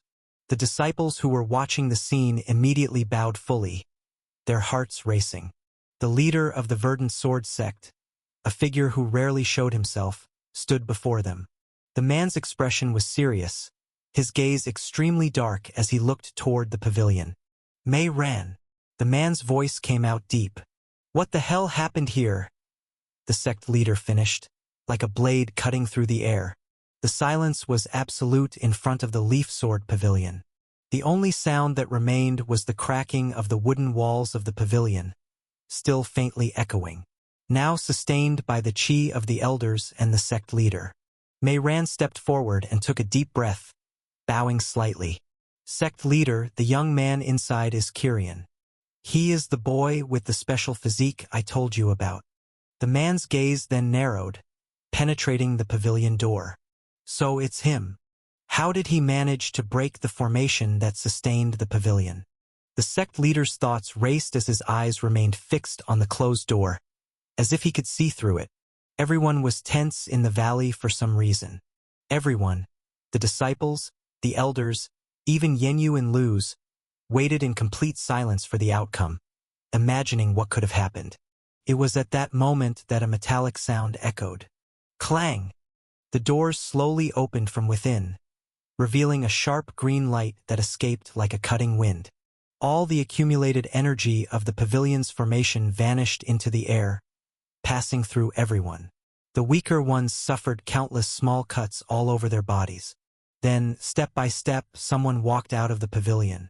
Kirian slowly emerged, and at the exact instant his foot touched the ground outside the pavilion. A tremendous hum radiated throughout the valley. All the swords present there suddenly vibrated. Not a single blade remained still. The sound, the metallic hum, reverberated through the valleys, as if the world had turned into a single field of swords. The disciples immediately retreated, pressing and holding their own weapons against their bodies, unable to control their swords. What is this? An inner disciple shouted. But the cry was lost in the deafening hum that took over the valley. The swords seemed to scream in unison, a symphony of sharp, pure steel. And at the center, the source of all this turmoil was none other than Kirian. His eyes were no longer the same. The usual sky blue color had been replaced by a deep green glow, along with two sword-shaped irises that radiated an intense silvery light like blades. From his eyes emanated a tangible cutting pressure, a sensation of slashing that made the skin burn even without being touched. Kirian was burning his chi and releasing all of his new comprehension at that moment. And he had a reason for it. His posture was upright, shoulders relaxed. But everything about him conveyed the impassibility and absolute precision of a sword itself. The cold and distant presence that always characterized him when he had the eyes of ice was gone. No, it had transformed. Now it was sharp, penetrating, and capable of cutting with just a glance. Yenyu was among those most surprised by this. She had already seen the eyes of blood, That horrible sensation she felt when Kyrian revealed those eyes resurfaced in her memory. But now, this pressure was different. It felt terrifying in a completely new way. And doubt grew in her heart. Before, she could accept that he had two physiques, but now a third had suddenly appeared. The little fox, Luz, who had always been so cheeky, had shrunk slightly behind Yenyu's legs, letting out a low squeak. It was at that moment, when many felt terrified, that the sect leader acted. With a fluid motion, his hand rested on the sheath of his sword. And then, the metallic hum that dominated the valley instantly ceased. As if it had been cut, the sword stopped vibrating, but a heavy, charged silence took over the place. The cutting pressure emanating from Kyrian's eyes did not diminish. It merely concentrated, focusing entirely around Kyrian. The leader's eyes narrowed. Without any warning, his hand rested on the sheath again. And then, at a speed impossible for any of the inner disciples to follow, his sword was sheathed and unsheathed in an instant. With a single gesture, a sound was heard, and then the air tore apart. The elders managed to see and react, but their pupils immediately shrank upon noticing what the leader had done. That was not an ordinary strike, not something a new disciple could withstand. No, not even a witness. But Kyrian had already been focused on that man since leaving the pavilion. His eyes perceived before his mind. Then, instinctively, his eyes shone sharp, alive. A green slash appeared in the void before him, simple, direct, but extremely sharp. Kyrian used all the chi left in his dantians for this. Then, a terrible sound rang out as the two slashes collided in the air. The invisible pressure reverberated through the valley. The nearby leaves were completely lifted, and yet, they were perfectly intact, slowly falling to the ground again. Everyone watched in disbelief. "Tach, that's impossible." He intercepted the sect leader's attack. How? The disciples in the distance began arguing with jaws dropped. The leader, however, smiled. A truly rare and almost imperceptible smile, but full of approval. With that attack, he had confirmed it. He has fully grasped the sword intent left by the ancestor. The man thought. Kyrian remained firm, without retreating, but breathing heavily. He had completely used up all his chi. "You!" The leader's voice then echoed. It was calm, but everyone could hear it clearly. "Come here." Kyrian, still with his new eyes reflecting a faint cutting glow, looked into the eyes of the man from whom he felt a terrifying pressure. A pressure that reminded him of when Wei Feng grew angry. He knew. The strength of the man before him rivaled Wei Feng. No, it was probably greater.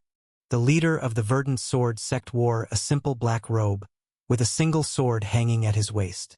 His appearance was so plain, so ordinary, that Kyrian thought he could find someone like him in any city. The only thing that set him apart was his hair, light green and short. Despite that, while standing there, Kyrian felt a terrifyingly sharp pressure. The earlier strike had been a test. The man before him had barely used his chi. It was only his sword intent. That was why Kyrian had been able to defend himself using his own, the sword intent he had just learned in the pavilion. Kyrian assessed the leader without fear in his gaze, only a cold analysis. He then stepped forward. He only stopped when he was a few steps from the leader. The man, with a small smile, also assessed Kyrian for a moment.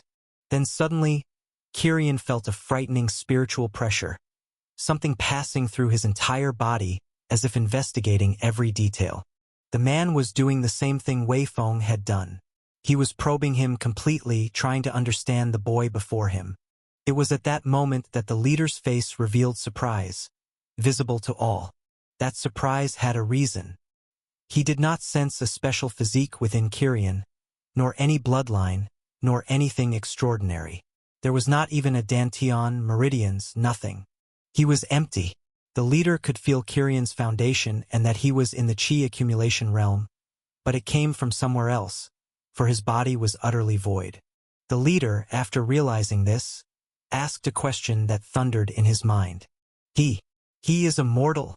The question might sound absurd to many. Of course, he was mortal, but the leader was asking about the nature of his being. The sect leader kept his gaze fixed on Kirian for a longer moment, and then a spark of absolute comprehension mixed with contained excitement rose in his eyes. He had discovered that Kirian was not a spiritual physique, not an earthly or superior physique. He was a mortal bearer of an innate talent, a myth, a legend rarely seen across the ages.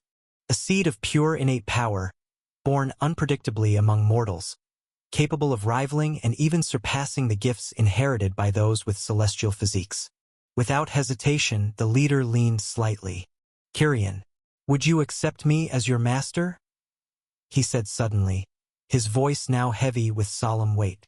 The leader's words echoed through the valley, carried with a weight that none of those present would dare to underestimate. As if time had momentarily stopped for everyone, not a single disciple dared to breathe loudly. The elders exchanged silent glances, some shocked, others thinking it was to be expected.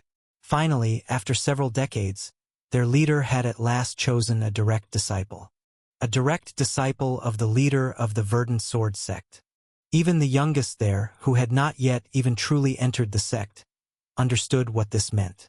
To become the direct disciple of a sect leader was not only an honor but also the chance to leap over practically all layers of the hierarchy. To inherit techniques and resources that would not be easily distributed even to the elders. Everyone was incredulous that the leader had decided so quickly, but there was no use complaining. They had all seen it with their own eyes. The buzzing of swords, the cutting pressure, and even the instant when Kirian intercepted the leader's attack, an attack none of them could even begin to react to. It was impossible to deny that he possessed the talent required for such a position. Yanyu was among those who felt the impact most strongly within the crowd. Her heart was beating extremely fast while her eyes were entirely fixed on Kirian. Turbulent thoughts surged endlessly in her mind. Is this another physique? No, is Kirian truly someone with a special physique? Blood, ice, and now the sword. Kirian, if this is yet another physique, then you truly are a freak beyond logic. She clenched her fists, her mind wavering between shock and incredulity. Despite everything, he still seemed the same cold figure, but now as sharp as a sword. The little fox, Luz, remained close to Yanyu but did not dare to utter a single sound in that situation. Its gray eyes shone as they looked at Kirian, reflecting some unspoken thought. Kirian, in turn, remained firm, standing before the leader. His new eyes, with irises shaped like swords, reflected an inhuman calm. Instead of lowering his head immediately, he kept his gaze fixed on the leader. On that man of ordinary appearance, with light green hair, who was, without a shadow of a doubt, alongside Wei Feng, one of the two greatest figures of power he had ever encountered. He felt the sincerity in the offer. It was not an order but an invitation, a recognition, and above all, the opportunity Kirian needed. He would have the best guide, protection, and resources. Everything he needed to establish himself and become a recognized force. The pause lasted only 3 heartbeats, but for the silent audience watching, it seemed to last an eternity. Then Kirian finally moved. He did not prostrate himself nor kneel. He merely bowed slightly, enough to demonstrate respect. His eyes stayed lifted for a brief moment before lowering. "Yes, I accept. Kirian pays respect to the master." Kirian's voice echoed, clear and unshakable, finally breaking the silence. A visible shock ran through the crowd of disciples when they finally realized what had just happened before their very eyes. The murmurs inevitably followed, first muffled, until they rose like a swarm. Most in disbelief. Envy surfaced, almost palpable in the air. Many of the inner disciples who had dedicated years, some even decades, to catch the attention of an elder saw a complete stranger, who was not even a core disciple, be elevated to the most coveted position in the sect. In a single day, the expression of some grew dark, while others did not care, knowing it would not change anything in their own lives. The elders, in turn, exchanged glances heavy with meaning. Most seemed satisfied, like Mei Ran. They saw it as a good thing. Finally, the sect had a terrifying talent to make use of their resources after countless years. The leader completely ignored the rising uproar. A nearly imperceptible smile grew slightly at his lips, just a faint twitch at the corner of his mouth. But to those who knew him, they understood he had found what he had been searching for ages. Good. His voice came calm, yet filled with authority, causing the whispers to silence once again. He then turned to Mei Ran. Conclude the test and evaluation of the others. Then he turned to Kirian, his gaze fixed on the young man. Kirian, come with me, he said, his tone sounding even a little informal, marking a new relationship. Without waiting for a reply, the leader turned and began walking toward the higher peaks of the sect. His steps did not seem hurried, yet each movement carried him an impressive distance. A subtle demonstration of his technique. Before following, Kirian gave one last look behind him. His green eyes met Yenyu's for a fraction of a second. He gave her a brief nod. Yenyu understood and nodded back, returning a faint smile. And then he turned and followed his new master, who was already waiting for him on the great staircase. At last, when the two figures vanished into the distance, disappearing from everyone's sight, the valley finally erupted into a chaos of voices. The Leaf Sword Pavilion test had ended, but a true storm had just begun within the sect. Did you see that? The sect leader really chose a direct disciple. A young inner disciple shouted. Obviously we saw, no one here is blind. Damn, this is extreme news. Quickly, out of the way, I have to tell the others. Another shouted, pushing those ahead of him and running toward the inner sect. Another did the same but ran down toward the outer area. In the end, the place once full became empty, leaving only the novices. No, there was still one last inner disciple who stood gazing at the pavilion with an extremely grim expression. Brother Mo Tianhai's place was really stolen by an unknown. He won't be happy about this. After murmuring, he too disappeared with the others. Meanwhile, Mei Ran exchanged a few words with the elders and then turned her attention to the new disciples, leading them away from the valley, leaving, at last, the Leaf Sword Pavilion completely empty, only with cracks that would remain for a long time. On the stairways, the silence was only broken by the rhythmic steps of Kirian and the sect leader. The cutting wind blew against Kirian, but now it was only like a cold breeze. He no longer felt the slight discomfort he once did. Now, his body knew exactly how to stand against that cutting wind present throughout the sect. Kirian walked firmly behind the man he would now call master. His eyes, still green, reflected more about the valley and what had really happened, what had passed in such a short time for him to arrive at this situation. The memories of when he was in the pavilion came to his mind, making him relive the last moments in the Leaf Sword Pavilion. After resisting the weight of the formation inside the pavilion and reaching the invisible cut, the cut made of pure sword intent was completely absorbed by his eyes. And it was there that everything changed.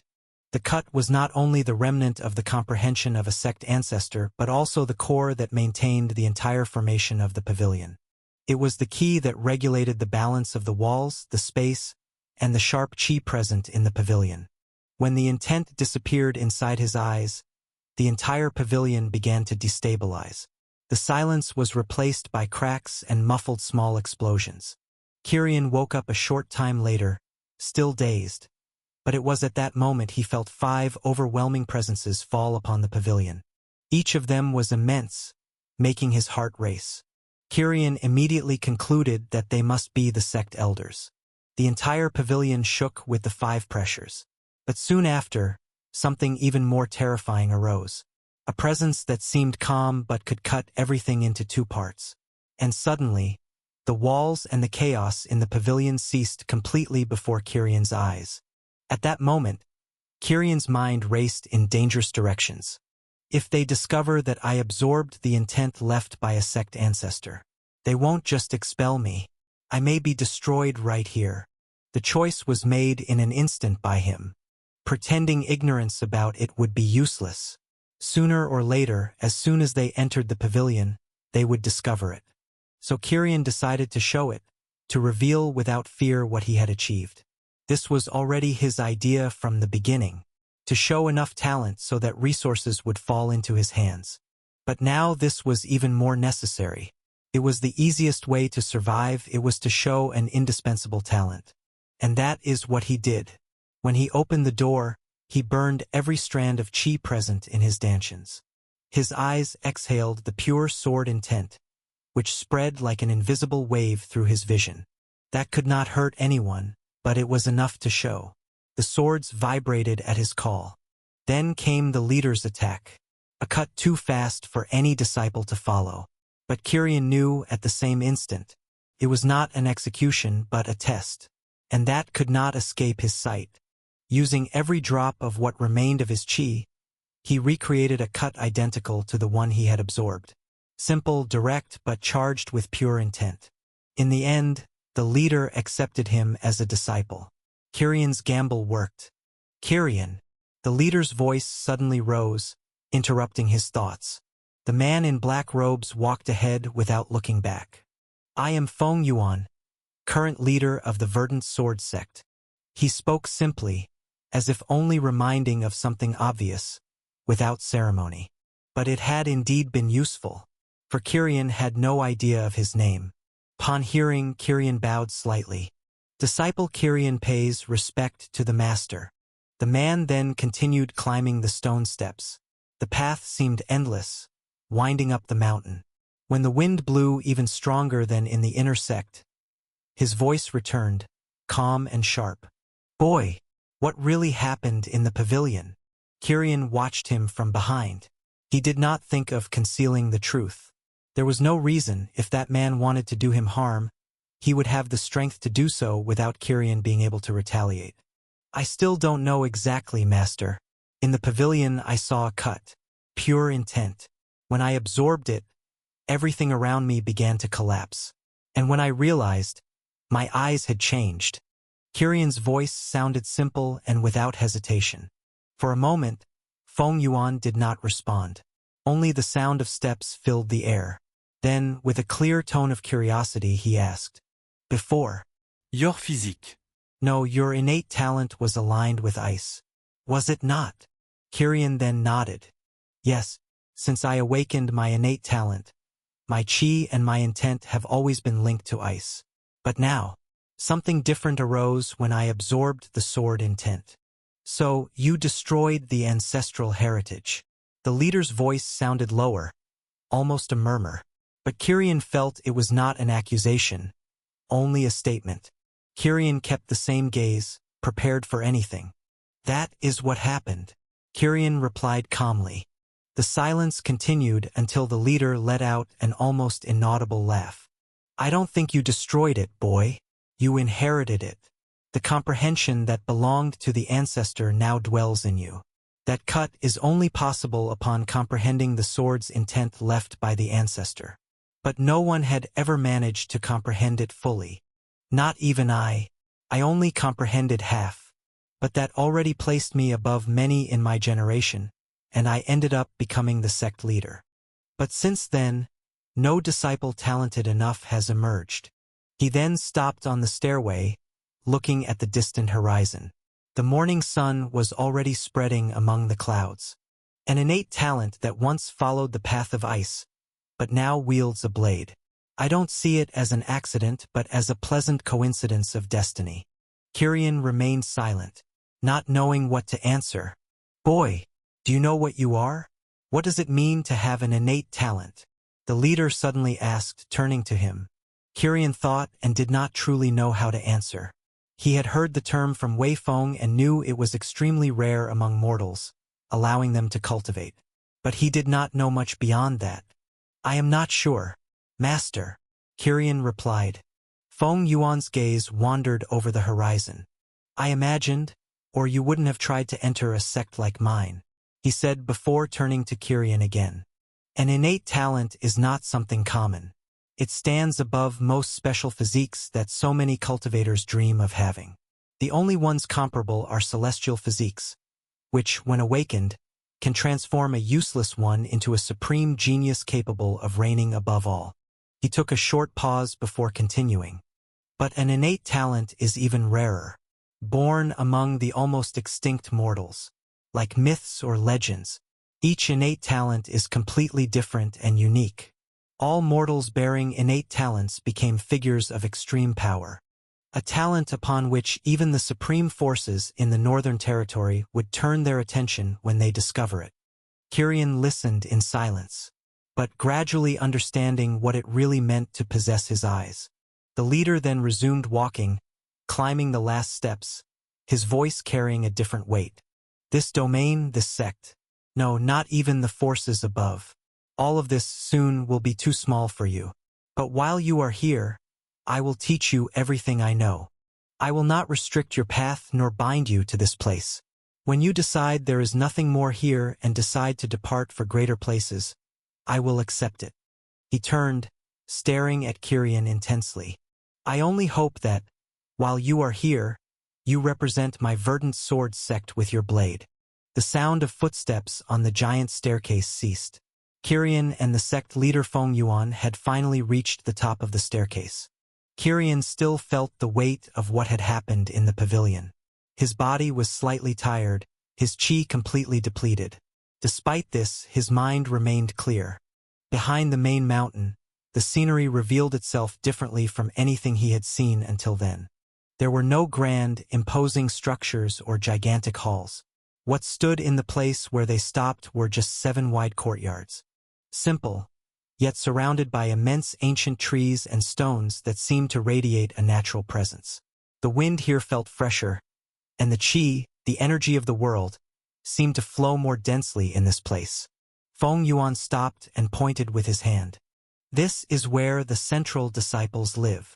Each courtyard belongs to one of them. Kirian observed silently. The leader then continued. The 4th from the left is vacant. As my direct disciple, your position is different from that of just a central disciple. You are above them, but for now you will stay here. Kirian diverted his gaze to the last courtyard, slightly set apart from the others. This will be yours. He then approached Kirian. In his hand, a black robe suddenly appeared. It was simple but elegant. The sect emblem was embroidered on the chest and shoulders, swords in the shape of leaves. The fabric was light yet extremely durable. This is your new robe.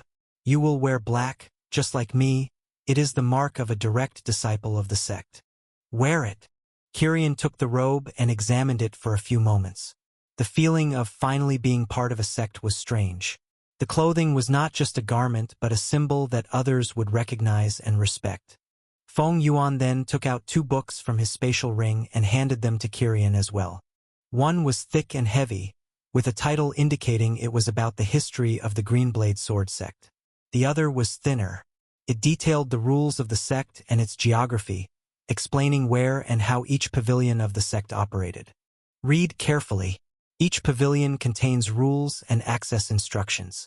Even as a direct disciple, try not to break the rules too much. Feng Yuan concluded. Kirian received the books and bowed his head slightly in acknowledgement.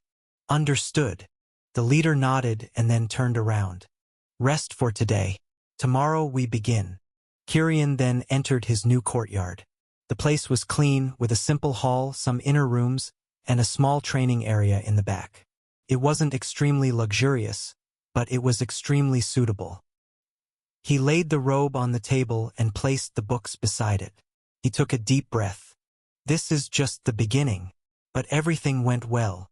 The first place prize for the test will probably go to someone else. I guess there's nothing to be done. It's not good to be too greedy. Kirian sighed. In the great hall of the sect, for elders waited without hurry. The space was vast. Green columns held the ceiling, along with green torch flames on the walls that illuminated the area. The walls displayed ancient paintings of swords. When Feng Yuan entered the hall, the elders slightly rose. We see the leader. They all greeted at the same time. He then sat in his place, raising his hand to signal them to relax. The leader noticed the gaze of the elders, full of doubt and expectation. I imagine you want answers. Feng Yuan began directly, not wanting to waste time. The elder with the long beard was the first to speak. The boy, Kirian. That attack he delivered was the intention of the ancestor's sword, wasn't it?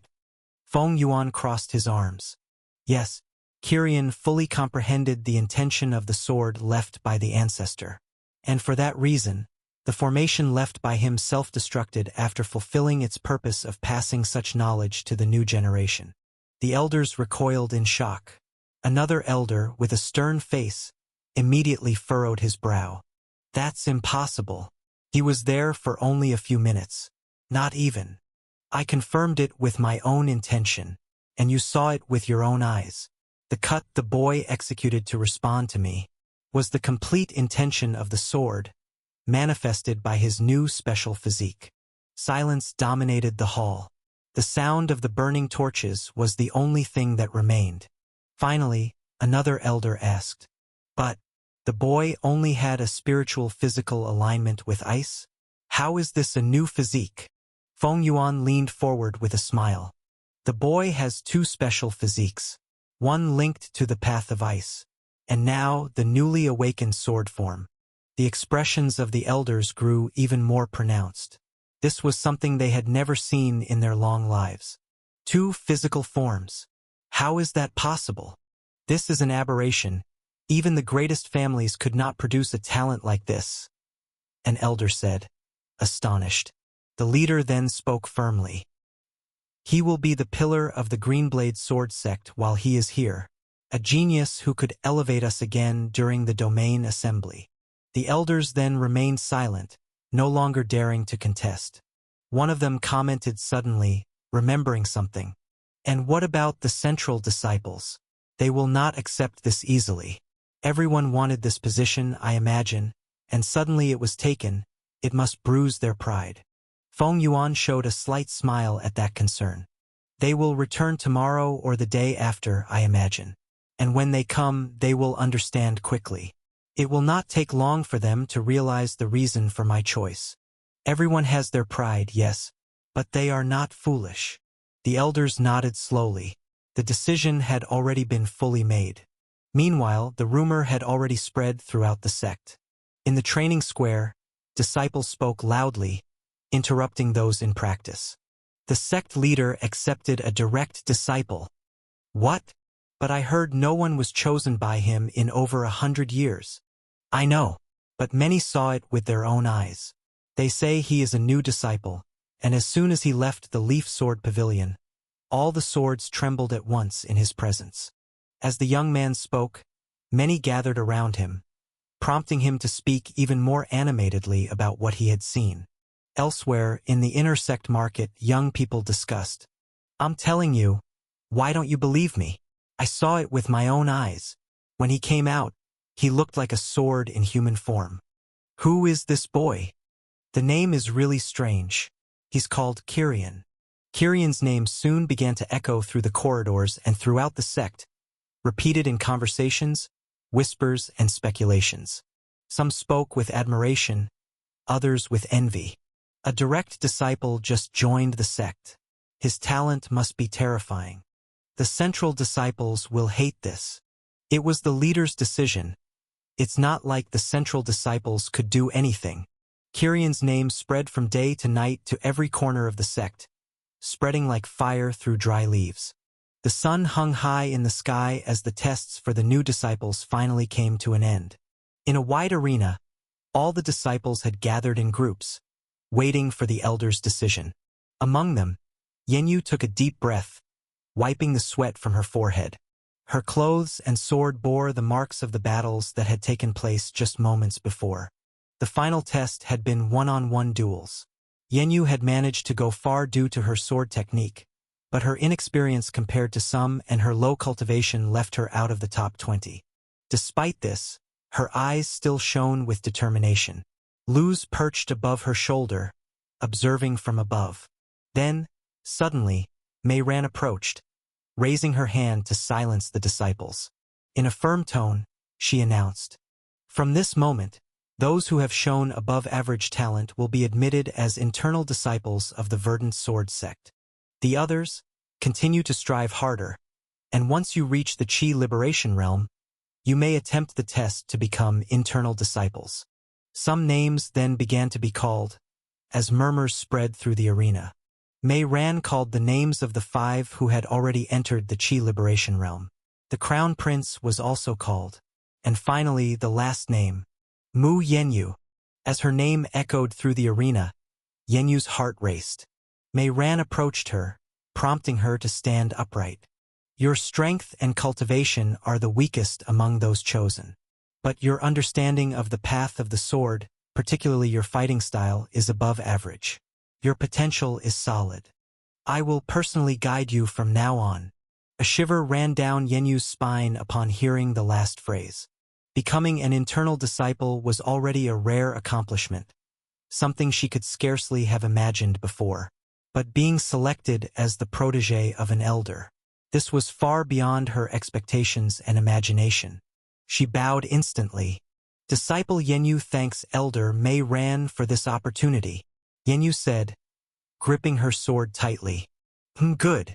Mei Ran nodded, satisfied. Yenyu then looked toward the sky, or rather toward the top of the sect. The memory of Kiryan appeared like a shadow. He was now in a place she could never reach. The direct disciple of the sect leader. An unattainable position for someone like her.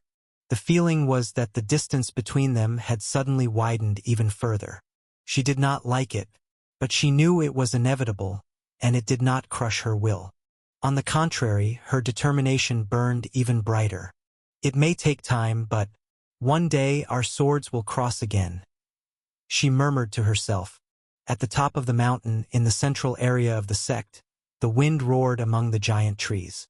Kiryan followed Feng Yuan. The place seemed isolated, an open valley between trunks thick as walls.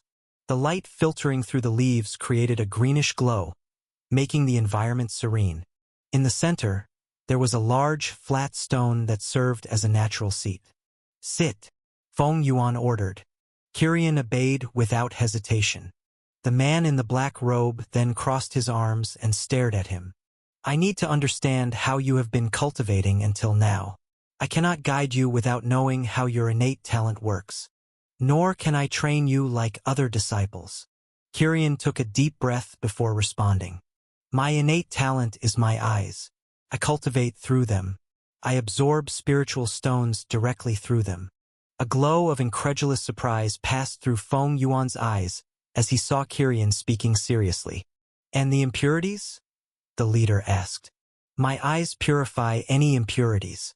As long as I have resources, I can break through realms easily. Kiryan explained, seeing no reason to hide it, since it was precisely these resources that allowed him to enter the sect. The leader, hearing this, raised his eyebrows, intrigued. For a moment, silence hung over the place. Then, with a simple gesture, Feng Yuan raised his hand. At that moment, a pile of low-grade spiritual stones fell before Kiryan, scattering across the ground. If what you say is true, show me, he said seriously. Seeing the stones, Kiryan let a corner of his mouth curl into a smile. He did not hesitate. He picked up the first stone and placed it in his left eye.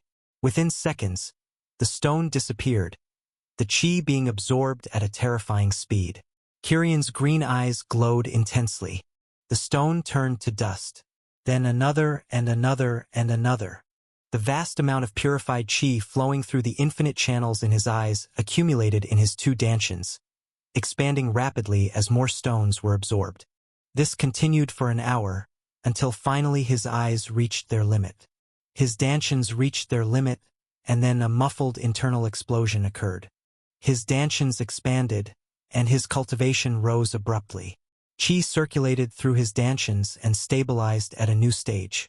7 degrees stage of the Qi accumulation realm. Feng Yuan murmured in complete shock. He immediately narrowed his eyes. Can you continue? Kiryan shook his head. I cannot. Every time I advance, there is a limit, like an unbreakable barrier. I need to wait until it disappears. I imagine it will take about 10 to 15 days. Feng Yuan sighed, taking a deep breath, trying to process the scene he had just witnessed. An aberration. That is the only word to define this. Is this how all innate talents work? This makes no sense. Feng Yuan thought to himself as he looked at Kiryan. Silence remained, seeming to stretch for an eternity. Finally, he extended his hand, and a book appeared in his palm. Kirian took the book and read the cover. 7-leaf sword technique. He then quickly read the first pages. This is the most basic sword technique of our sect. Many choose it as soon as they enter the Qi liberation realm. Kirian looked up. I have not yet reached that realm. Yes, but your innate talent allows you to release Qi outside your body even before entering. So why not try? The leader said with a small smile. Kirian stood up, took his sword, and inhaled lightly. Following the instructions in the book, he performed the first movement. His Qi condensed, but the Qi blade described did not form. It did not even show signs of forming. The Qi also dissipated into the air, spreading. Kirian stepped back, frowning. I failed. Feng Yuan crossed his arms before asking.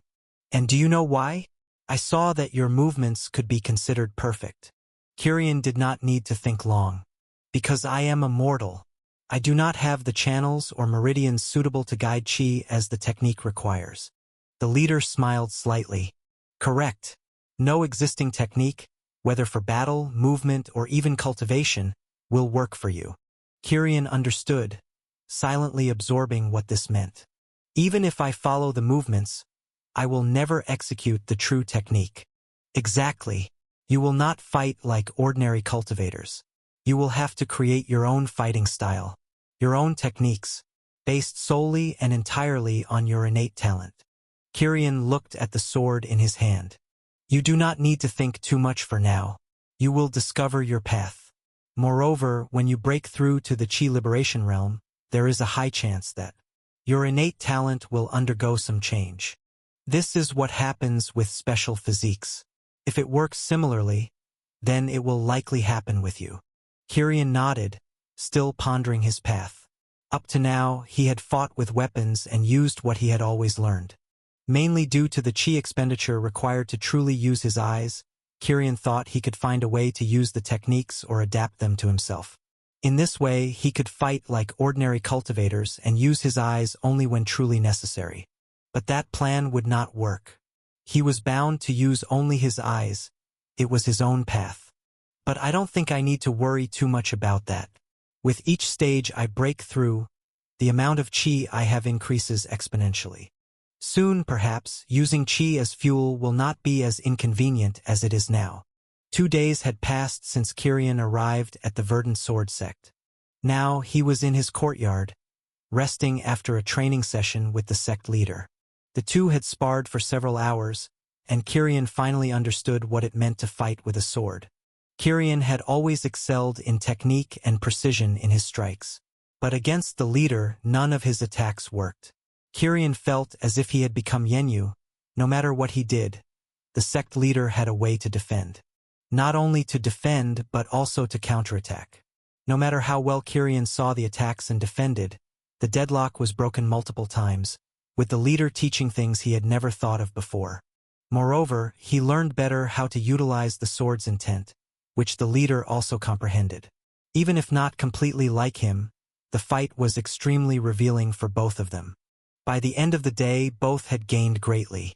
The leader was excited again, assuming that soon, as he sparred with Kirian, his incomplete sword intent would become complete. It was only a matter of time. It was the next morning when 5 shadows cut across the sect's skies, flying in perfect formation atop imposing winged beasts. The creatures flapped their broad wings, creating gusts of wind that spread across the inner grounds, forcing the disciples to brace their feet and look up at them. Everyone looked up immediately. "They're the core disciples," exclaimed a young man, his eyes shining with respect. "So they've returned from the mission. Right now," murmured another, his voice slightly low. The 5 figures were not unknown to anyone. Becoming a core disciple was a nearly unattainable status for all internal disciples, ranking just below the 5 central elders and the sect leader himself.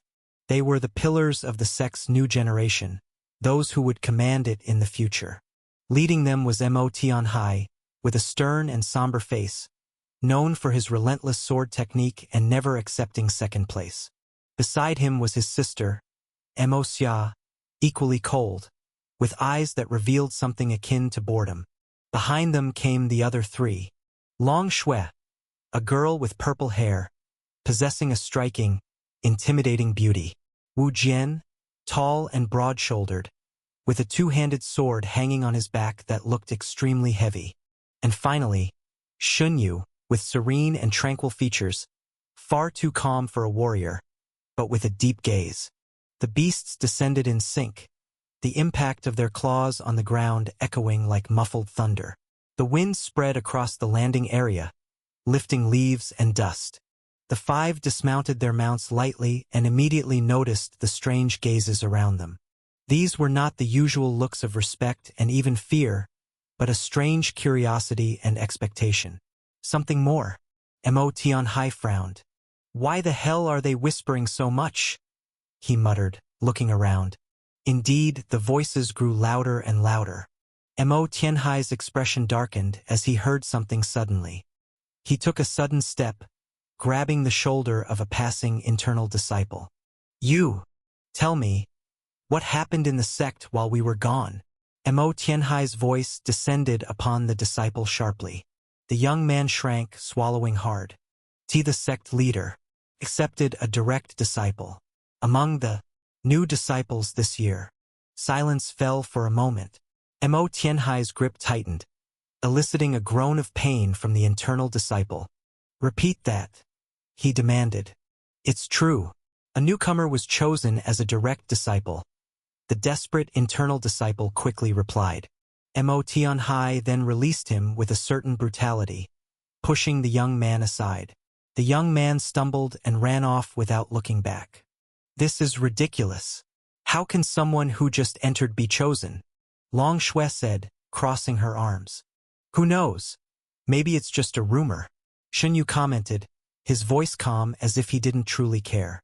"Heh, I'll only believe it when I see it," Wu Jian added, his hand resting on the hilt of the sword on his back.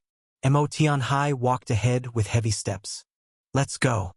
If it's true, I'll see it with my own eyes," he said firmly.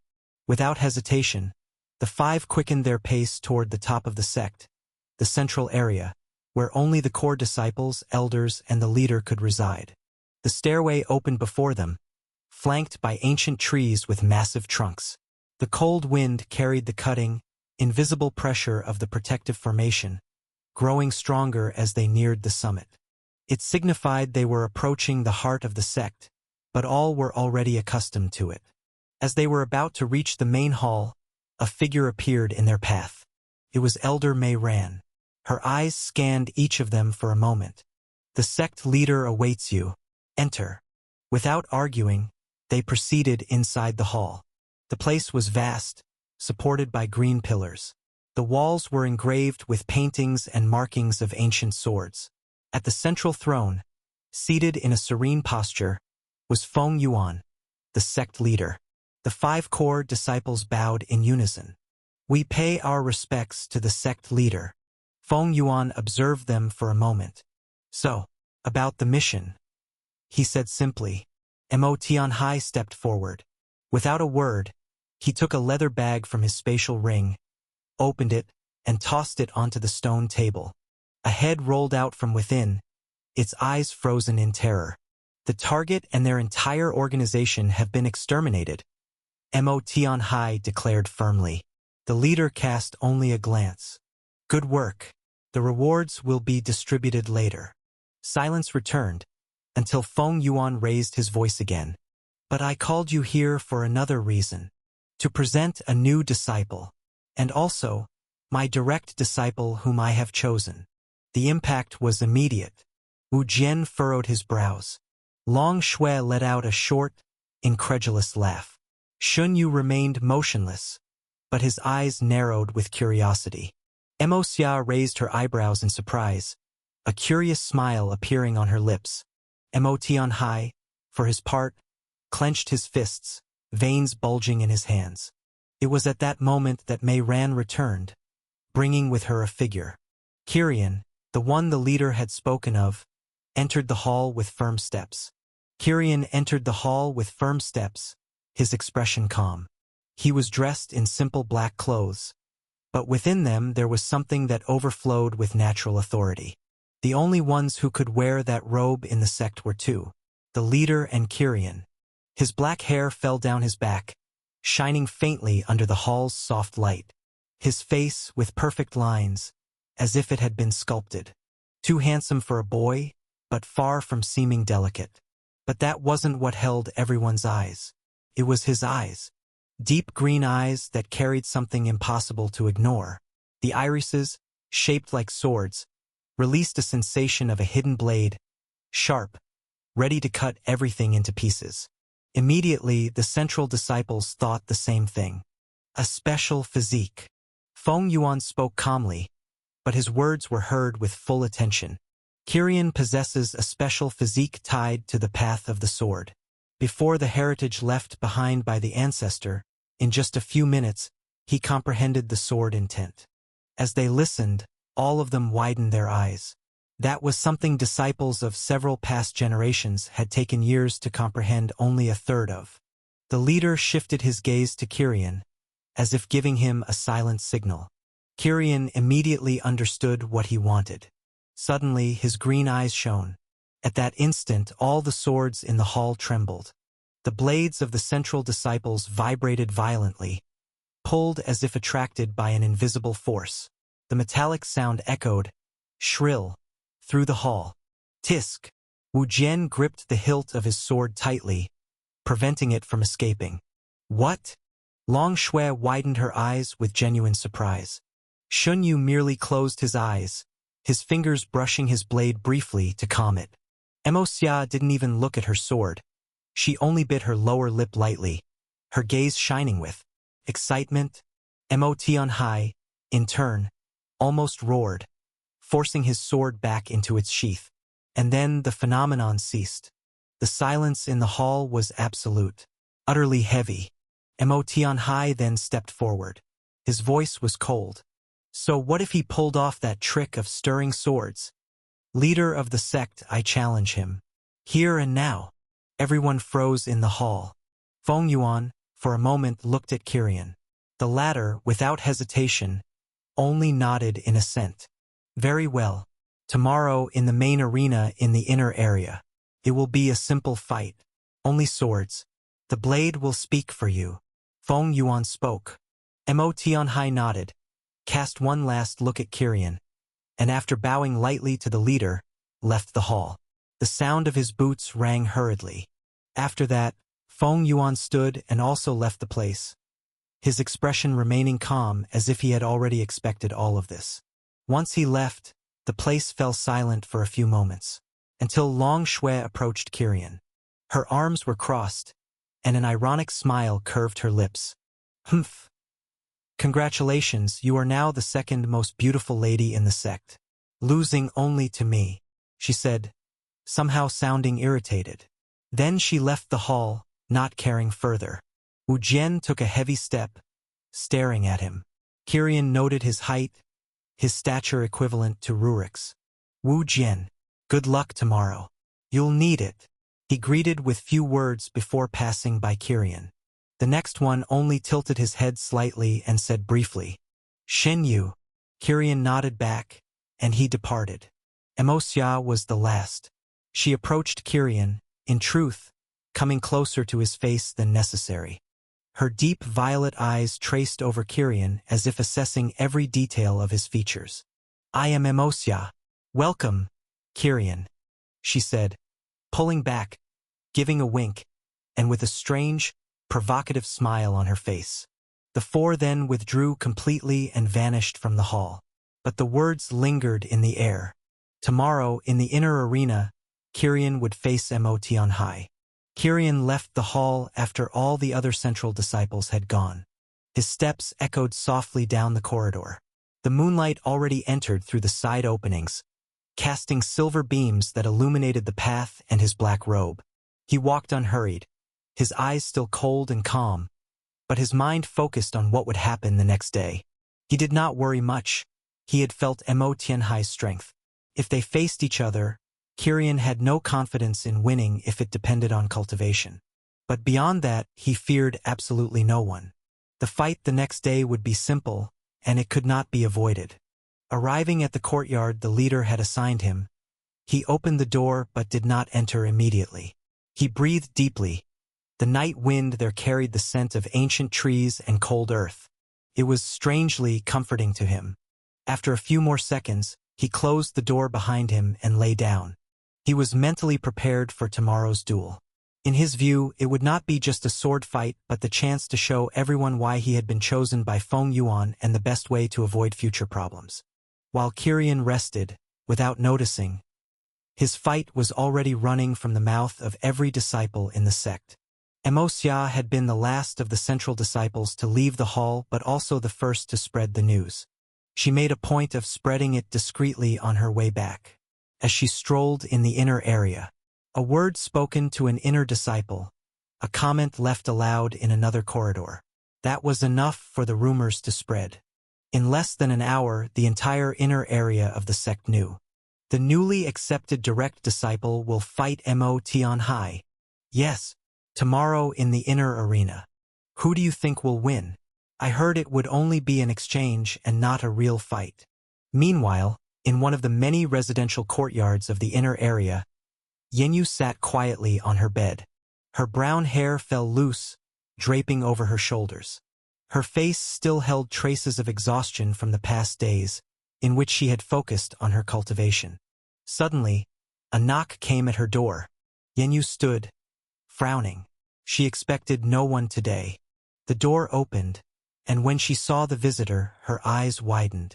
Before her stood a tall girl with delicate features but a firm gaze. The strength that emanated from her was unmistakable. She was in the Qi Liberation realm. Yanyu knew her, and if Kirian were there, he would also recognize her as one of the 5 novices who had already reached the Qi Liberation realm during the test. You, here? Did something happen? Yanyu asked, surprised. At the same time, she opened space with a gesture for the girl to enter. She stepped in with light steps. I came to speak about something that would probably reach you one way or another.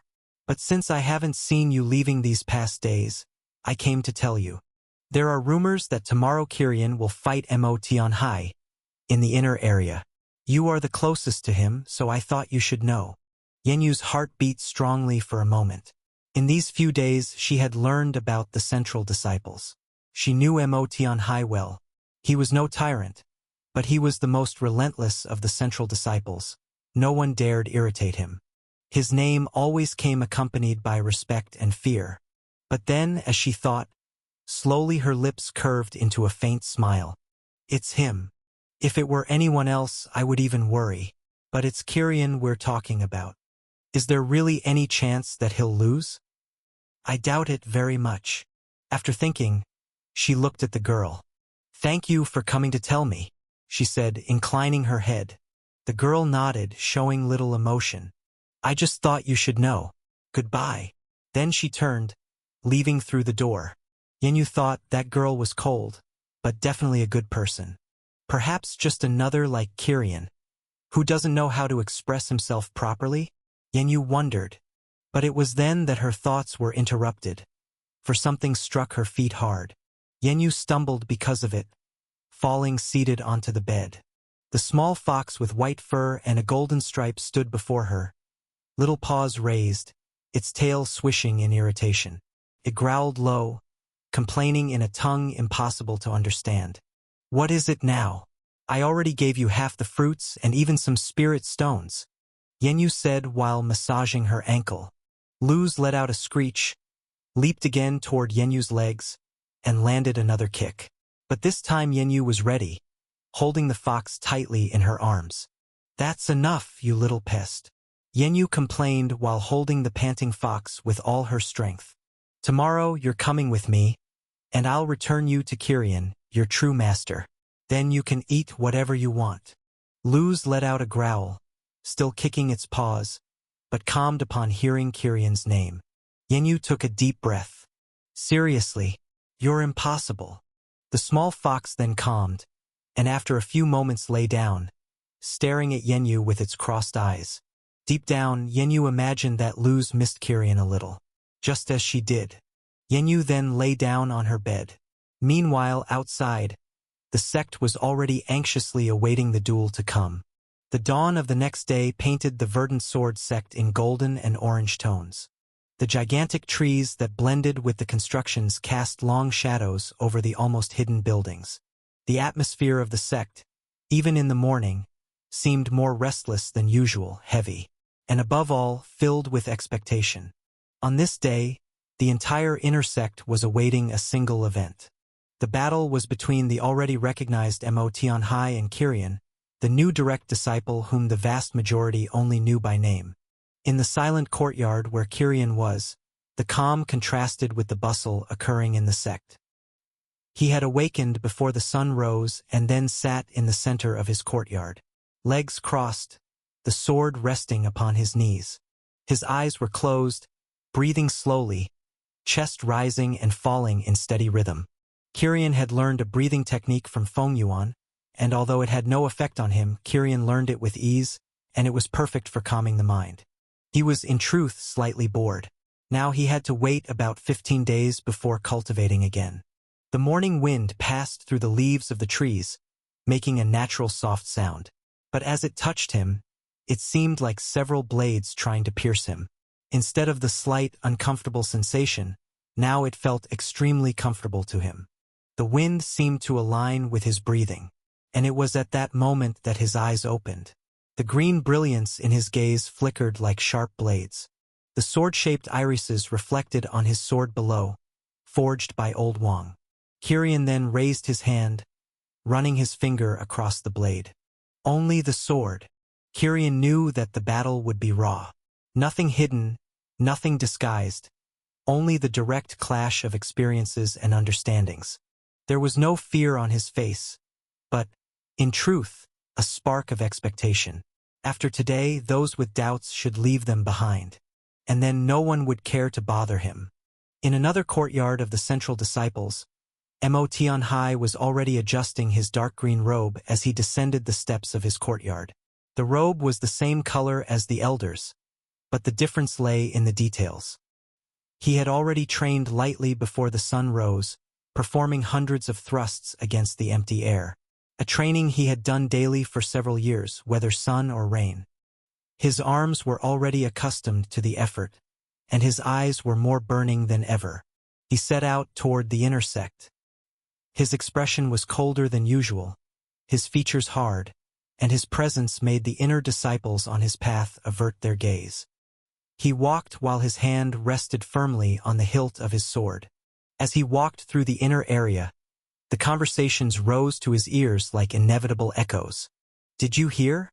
Mo Tianhai challenged Kirian, and he actually accepted. Who in their right mind thinks Kirian can win? And why couldn't he? He was chosen by the leader for some reason. Besides, just his presence makes swords tremble. Nonsense. His cultivation is extremely low. How would he stand a chance against the central disciples? The voices reached Tianhai's ears like fuel. Every word sounding like doubt of his victory and not certainty truly irritated him. It reinforced his anger even more. He walked quickly, his figure cutting through the crowd. Wherever he passed, disciples looked and stopped to observe. Some bowed slightly in respect, others merely whispered. Tianhai, as he drew closer to the arena, clenched his fists even tighter, for this was more than a duel. It was the chance to crush Kirian in front of everyone, to show the leader that he had made a mistake. The main arena of the inner area rose at the heart of the inner sect. It was a wide circular space, made of stone, surrounded by natural bleachers carved into the surrounding stone mountains. It was early morning, but every seat was already taken. Almost all the inner disciples were there, others arriving and remaining standing nearby to watch. Even some curious elders hid where the disciples could not sense them. The rumor had indeed spread like fire, and no one wanted to miss it. A collective roar swept through the place when Mo Tianhai finally arrived. Without wasting time, his imposing figure, to many, advanced straight to the center of the arena. His robe swaying with the wind and his sword firm at his side. The look he cast upon the bleachers was icy, slightly silencing the confusion. "It's Mo Tianhai. He's really angry. I fear he won't hold back." "Heh!" It will truly be humiliating if Kirian loses right in the first days after becoming a direct disciple. The conversations echoed again, but Mo Tianhai paid no attention, his eyes fixed only on the opposite entrance, waiting. And then, after what seemed like an hour, Kirian appeared, walking calmly. His black hair swayed gently. There was no haste, no arrogance, only a strange tranquility. Silence fell, and all gazes turned to him. And as always, beyond his hypnotizing beauty to some, what drew everyone's attention were his eyes. They caught attention immediately. The eyes with sword-shaped irises shone faintly. It's true. He really does possess a special physique. Whatever, he'll fight Mo Tianhai. It won't help at all. Kirian did not respond or care about anything. He only walked to the center of the arena, stopping in front of his opponent. Their gazes crossed, neither of them blinking. Then a figure suddenly appeared in the arena. Mei Ran appeared in everyone's sight. She landed lightly in the center of the arena, her presence making the crowd's murmur cease completely. Her eyes analyzed the two like a blade. She then raised her hand, and her voice rang clear. This duel will be conducted under the sex rules. The use of techniques will not be permitted, nor will the use of qi. Only your swords will speak for you. Only your comprehension and experience on the path of the sword will decide the winner. A murmur swept the bleachers, but it was silenced with a single look from the elder. She turned to Mo Tianhai first. Do you accept the conditions? He raised his chin with a smile, his voice laden with confidence. I accept. Then she looked at Kirian. His green eyes seemed to grow sharper by the second. I accept. Silence fell once more. Mei Ran raised an arm. Then, let your sword speak. The two drew their swords at the same time, with the metallic sound echoing in everyone's mind. The silence in the arena was broken by the metallic sound. Both swords were unsheathed at the same time, reflecting the golden morning light. Kirian and Mo Tianhai did not exchange a single word. They didn't need to. Their blades would be their mouths. They advanced together, their feet pounding across the arena with force. The impact was immediate. The swords clashed in a straight line, brute force against brute force. The first strike had no technique, no subtlety, only pure brutality. The sound reverberated through the stands, echoing across the inner sect. Kirian was the first to yield. The weight of Mo Tianhai's blade was crushing, every inch pressing his sword back. His arms trembled slightly, and his feet slid across the stone floor. 1 step, 2, 3 steps. Tianhai growled low, pressing even harder. But then Kirian's gaze gleamed. His sword moved lightly, almost imperceptibly, and suddenly the blades broke apart. In an instant, the balance of force shifted. Kirian stepped back 3 paces, his body relaxed. Mo Tianhai, however, refused the distance. He lunged fiercely, raising his sword over his shoulder and swinging it down with extreme force. But Kirian had already seen it. His focused eyes captured everything, the angle, the speed, and the exact moment the strike would land. Kirian's blade rose gently, deflecting Tianhai's sword with almost unreal precision. In the same motion, Kirian pushed forward and lashed out a kick against Tianhai's chest. The impact resounded loudly. Mo Tianhai was hurled several meters away, the air leaving his lungs in a forced gasp. He spun in the air and landed perfectly on the ground, rising again as he slapped the dust from his chest. His expression hardened, his eyes burning with rage. Kirian remained still, unscathed, his sword relaxed in his hand. He would not allow Tianhai to get close again. From the stands, voices rose in waves. He kicked Mo Tianhai. That shouldn't count. No, the only rule is no qi. There's nothing saying they can't use their bodies to attack. Did you see? He deflected the strike perfectly. How the hell did he see it so clearly? The voices swelled, growing louder as the crowd grew excited with the fight. Yet none dared to shout too loud, not under the tension dominating the arena. Mo Tianhai roared, brandishing his sword again. Come again! He charged, and Kirian advanced too. But this time, there was no direct clash of brute force. The swords met halfway in rapid cuts, movements sparking light with every collision. The blades danced at absurd speed. Despite their cultivation, it was still difficult for many to follow each move from afar. Only the most experienced could glimpse fragments of the exchanges, eyes wide. And they were thrilled, for the skill of both and their way of fighting gave many disciples different insights. With each exchange, Kirian seemed calmer. His arm moved with absolute precision and calculation. His blade sliced through the space with perfect trajectory. He wasn't just attacking, he was anticipating. Mo Tianhai pressed with excellent technique, but mostly with brute strength. His strikes carried fury and determination. Yet more and more of his blows slipped through Kirian's defenses. He was so focused on attacking, yet unable to land a strike. Meanwhile, a gash appeared on his arm, another on his shoulder. A shallow cut tore across his robe at the abdomen. Even his cheek was marked. A thin trickle of blood slid slowly down. His teeth clenched. He roared, increasing his speed even more.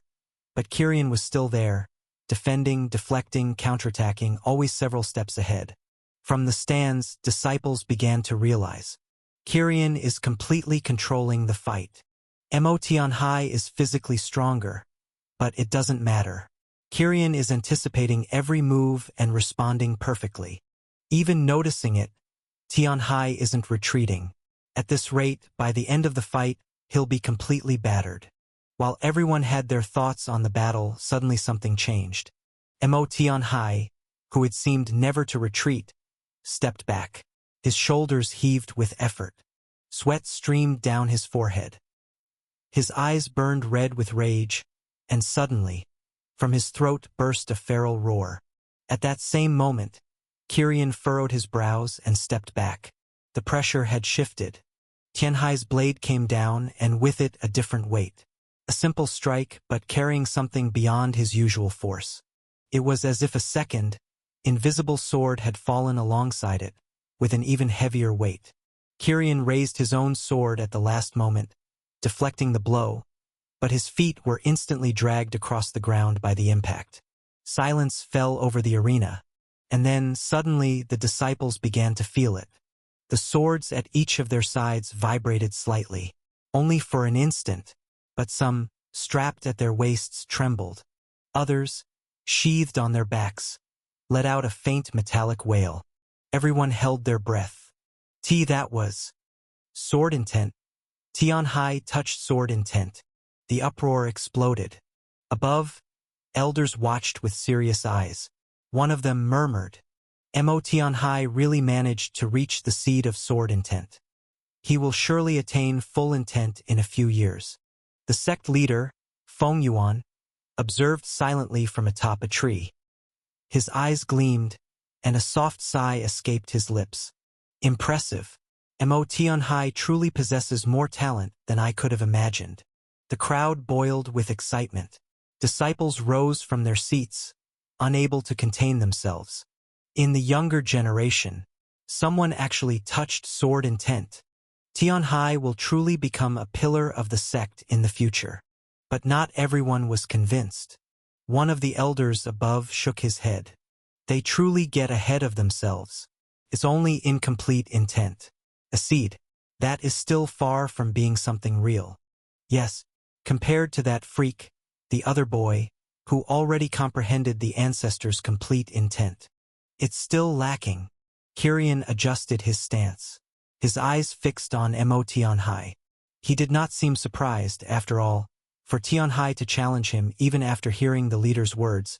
He had to have something to rely on. So that's it, was Kirian's thought. Mo Tianhai panted heavily. His lips curved into a mad smile. He looked at Kirian with crazed battle intent. Kirian remained silent. The swords had spoken, but the battle seemed to have only just begun. The swords had already exchanged dozens of blows, but now the arena was submerged in a heavy atmosphere. Mo Tianhai did not stop. His attacks came like waves of a furious tide. Each strike carried raw destruction. Kirian no longer advanced. His feet retreated centimeter by centimeter. His sword was raised only to parry, deflect, and dissolve the wave of Tianhai's brutality. The blades clashed, spitting even more sparks and embers that lit up their faces. Tianhai is forcing Kirian to retreat. Things have turned around, someone exclaimed from the stands, unable to contain the surprise. It's Tianhai's intent. Even incomplete, it's enough to change the course of the fight. Kirian, however, did not seem shaken. His green eyes were even more focused, calculating even the force of each movement. He let his feet slide across the arena floor until the moment he decided to stop. He had seen enough. Suddenly, the pressure in his eyes intensified. The swords trembled. The metallic echo reverberated through the entire space like a contained thunder. The nearby disciples flinched. Before, it had been only a faint tremor, but now, their blades vibrated as if they wanted to escape their scabbards. Mo Tianhai, who was the target, felt the pressure directly on his seat of intent. It was suffocating. The invisible force that came from Kirian's eyes crushed his newborn comprehension. The next strike nearly made his sword slip from his hands. A cut opened on his shoulder, another on his thigh. Blood trickled down, staining his green robe. But it didn't matter, Tianhai did not retreat. He roared like a beast, charging forward again. With every step, his muscles trembled, his body torn apart by Kirian's quick strikes. Yet his sword continued to descend with fury and an intent to destroy. It was then that, while surrender did not exist for Tianhai, something changed in his gaze. The eyes, once burning with rage, suddenly began to empty as the fight went on. The red flush of fury vanished, replaced by an almost dead focus. It was as if Tianhai's mind had been shut off after so many strikes, leaving behind only the instinct of the sword. He's no longer fighting consciously. One of the hidden elders murmured, surprise lighting up his face. Kirian noticed the change at the same instant. His eyes narrowed as he realized it. TSK. He's entered some strange state. After a few more blows, Kirian understood. Yes, that was it. Mo Tianhai was at the limit of fury, completely abandoning defense, his mind elsewhere. His sword existed only to destroy what was before him. His seed of intent was colliding against Kirian's true intent. And in the friction, it was being honed. Each strike he received, each wound that tore him apart, did not weaken him. On the contrary, it refined his comprehension. With each passing second, Tianhai's sword grew denser, more destructive. Kirian breathed deeply in silence. He had nothing against Tianhai. On the contrary, after seeing this, he considered Tianhai a terrifying talent. If that's so, I'll help him. Suddenly, Kirian's eyes shone with even greater intensity. The chi of his eyes was released outward, and suddenly, before and around him, dozens of invisible slashes appeared, pure blades of his sword intent. The slashes fell upon Tianhai like a storm of swords. Tianhai charged against them. Each invisible blade that clashed with his sword still cut him somewhere. But it also refined his path. His arms trembled with pain and exhaustion, but his sword did not stop. The disciples in the stands screamed, some extremely horrified. He's going to die. Kirian is crushing him. If this continues, he'll really die. Someone stop the fight. No, look closer. Tianhai. He seems to be growing stronger. Some could see the truth. Despite his wounds, despite his body being torn apart, his sword was alive. More alive with each passing moment. Time passed. 1 minute, 2, then 5. Kirian was giving no space. His intent pressed relentlessly, creating more invisible slashes using his chi as fuel, always crushing Tianhai's strikes and pushing him back. Tianhai had no peace, but that was precisely what was honing him. In an elevated place, the elders looked at each other. Impossible. Tianhai is abandoning his body to refine his own intent. This will become a fight of life or death. It's not just that. Kirian is also forcing Tianhai to give his best at every moment, but without killing him. Each cut is being calculated and controlled to hit specific parts. He's pressing and guiding Tian Hai at the same time. Should we stop this? This is madness. If it were anyone else, they'd have already died from blood loss. Feng Yuan watched with glimmering eyes. But in his hands there was already a vial with many pills, and his gaze was focused to intervene at any instant. In the arena, Tian Hai now seemed a shadow of instinct. His empty eyes reflected only destruction and his own sword. His strikes were heavier, faster, and more precise. His seed of intent was being forged by friction, like iron struck by a hammer thousands of times on an anvil. Kirian was focused and perceived it. He's almost there. His eyes then shone one last time, releasing his true intent completely. A visible slash appeared, completely different from the previous ones. It was green, sharp, and destructive. It was enormous compared to the cuts until now. Precise, silent, and lethal. Completely lethal. It was aimed straight at Mo Tianhai's neck. For an instant, everyone froze upon feeling the strike. In Kirian's mind, only one thought echoed. I hope this is enough. If not, you will truly die. The visible blade advanced like a guillotine from the heavens. And in that instant, something happened. Mo Tianhai, sensing the danger, awakened. His eyes, once empty, widened. For the first time, he saw the slash approaching. The world seemed to slow down momentarily for him. The sound, the wind, and even the heartbeat became distant for a moment. And within his mind, an explosion of comprehension emerged. So that's it. My sword is not defense, it is not flow. Tian Hai raised his sword. My sword is pure destruction. A terrible slash exploded from his sword, carried by his newly awakened intent. An extremely destructive strike that even the cutting wind of the formation around seemed to falter before. The attack collided with Kirian's. The two sword intents clashed, releasing a wave of cutting wind that swept across the entire arena. The disciples instinctively stepped back, their backs pressed against their seats. The wind struck them, leaving shallow cuts on their arms even at this distance. And then, silence. When the cutting wind subsided, the vision was revealed. Mo Tianhai was on his knees, supported by his sword. His body was a patchwork of wounds, cuts, and holes. The green robe, completely stained with blood. But on his face there was a smile that shone brighter than anything else. On the other side, Kirian remained standing, immaculate, untouched. His eyes were cold and calm, as if nothing had happened. He had used a great amount of qi to unleash his sword intent, but it was unimportant. In the elevated seats, the elders were speechless. He did it. Mo Tianhai. He awakened his own sword intent. Feng Yuan finally descended, appearing beside Tian Hai like the wind, so fast that no one could see his movement. In silence, he placed 3 pills at once into Tian Hai's mouth. At the same instant, color returned to his face, the energy of the pills circulating through his body to close his wounds. And then Feng Yuan laughed. Ha ha ha ha.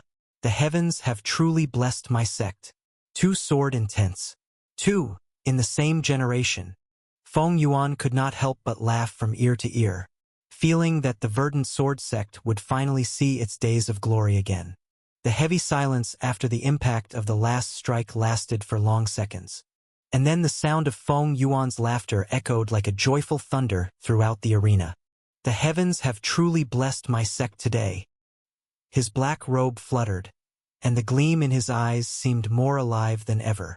2 disciples, 2 young men who have comprehended the sword intent. The verdant sword sect can finally flourish again. The disciples in the stands couldn't hide their admiration. Some still stood with their mouths open, while others whispered in excited awe. So this is what sword battles can be like. That wasn't a battle, that was a sword lesson. Among the core disciples, who had been watching and wondering about the outcome, surprise filled their faces. Their expressions varied.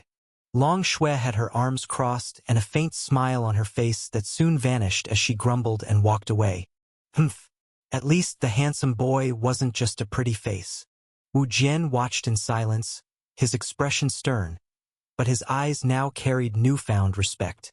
Shun Yu maintained a calm demeanor, but his fingers brushed the hilt of his sword several times while watching the fight, almost eager to be up there himself. Mo Xia, on the other hand, even after seeing her brother completely cut down, had her eyes focused solely on Kirian. She smiled openly, her violet eyes shining as she found a new interest. Meanwhile, Yenyu watched everything from the lower stands. Her chest was still heaving. Since the start of the battle, she hadn't breathed properly, not out of worry, but because she had been entirely focused on every sword strike. Now, seeing Kirian standing in the center of the arena completely unscathed, she finally relaxed. The outcome was exactly as she had predicted. In a battle without relying on qi, perhaps Kirian could even compare to monsters and those who've lived for centuries. She thought. Feng Yuan then approached Mo Tianhai, who was still kneeling in the arena, his body covered in healing wounds after using the pills the sect leader had given him. Tianhai was breathing heavily, but in his eyes there was a newfound clarity. Feng Yuan looked at him for a few seconds before speaking. The way you fought was magnificent, Tianhai, but also reckless. The leader's voice started calm but ended firm and sharp. You could have died. If Kirian hadn't noticed or if he had decided to strike you down, you would be dead. No, to be exact, you would have died if I hadn't given you those pills. Your willpower was admirable, but you must not ignore your body's limits. Next time, you might die for real. Tianhai lowered his head slightly. This disciple understands. I thank you for saving my life, sect leader. I was reckless. Feng Yuan observed him in silence for a moment, then shook his head. No, you don't need to apologize. You did well. Tianhai lifted his eyes, confused. Feng Yuan then stepped forward, looking down at him. Mo Tianhai, will you accept me as your master? Feng Yuan said, his voice echoing across the arena. The words fell like thunder. Instantly, a wave of murmurs swept through the stands. The sect leader had just accepted a disciple recently, and now he wanted to take another direct disciple. Many were unsure. In the sect's history, the leader had always had only one direct disciple, on whom he focused all his efforts to train as the next leader. Mo Tianhai froze. He looked at the leader in disbelief, his lips parted, frozen, unable to respond immediately. Then, by instinct, he turned his head. His eyes found Kirian, who was still standing in the arena, sheathing his sword at his waist. His black hair danced in the wind. Tianhai swallowed hard. And him? Feng Yuan smiled then, amusement gleaming in his eyes. He will remain my first direct disciple, and you will be the second. There is no rule that says I cannot have more than one. The realization hit like a spark. Tianhai and the others understood. It was true. There was no such rule. Then, why had he fought? What was all this for? He took a deep breath. Despite everything, there was no regret. The battle had only brought him good things. Tianhai breathed, his legs trembling with exhaustion, but slowly he stood up. The pain was still there, throbbing, but now there was something greater. He walked step by step until he stood before Kirian. The sound of his boots echoed in the silent arena until he stopped before the young man with the uncommon green eyes. I truly thank you for guiding me, Tianhai said, bowing his head slightly. The silence that followed was heavy. Even the elders seemed surprised. No one expected the proud Mo Tianhai, who only truly respected the sect leader, to bow to someone younger than him. Kirian looked at him for a few seconds, his expression calm. He could feel that Tianhai's words were sincere. He let out a soft sigh and then replied, There's no need. After all, now we are fellow disciples under the same master. There's no need for formality. Tianhai then raised his head, a sincere smile forming on his lips. Kirian turned, walking calmly down the arena steps. The murmurs quickly spread among the disciples. No one announced the winner. What does it matter? Everyone saw it. Kirian controlled everything from the start. Even so, Mo Tianhai also comprehended his intent, something no one has done in countless years. Maybe next time. I don't think it would change anything. If they were in the same realm, Tianhai wouldn't stand a chance. Another young man said, already having found a new clear idol after the fight. Kirian walked calmly toward the lower stands, where Yenyu was seated. As he approached, dozens of eyes followed him.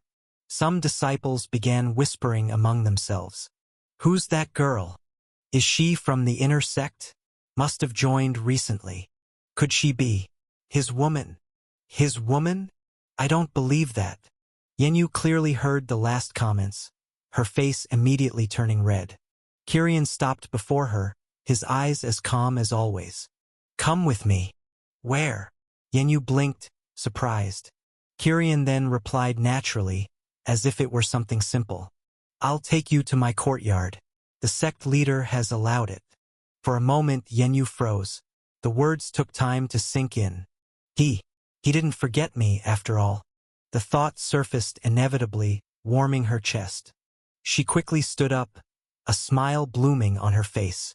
All right, let's go, she said, as the fox sitting beside her stood up as well, giving a light leap. It looked at Kirian with a greedy expression. Kirian sighed and nodded. The three then left the arena, while most still focused on Tianhai, who was accepting his place as the second direct disciple. The silence in the courtyard of the core disciples was different from the noise of the arena and the inner sect area. There, it was serene, the silence broken only by the wind dancing among the giant trees, carrying the sharp chill of the formation. At that moment, while practically all the core disciples remained in the central area, the sound of footsteps echoed over the polished stone of the courtyard. Kirian led Yenyu to the open space behind the place where he had stayed for the last few days. The absence of other core disciples was obvious, making the place extremely peaceful and, in a way, lonely. He turned to her, his new green eyes, still not so familiar, gazing at her with the same calm as always. So, how has the sect been for you? Kirian began, his voice sounding clear and tranquil. Heh, you starting a conversation? That's new.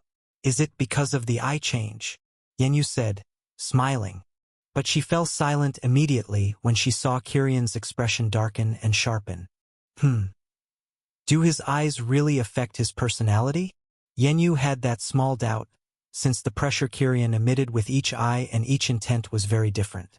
She then decided to answer. The question had been simple and direct.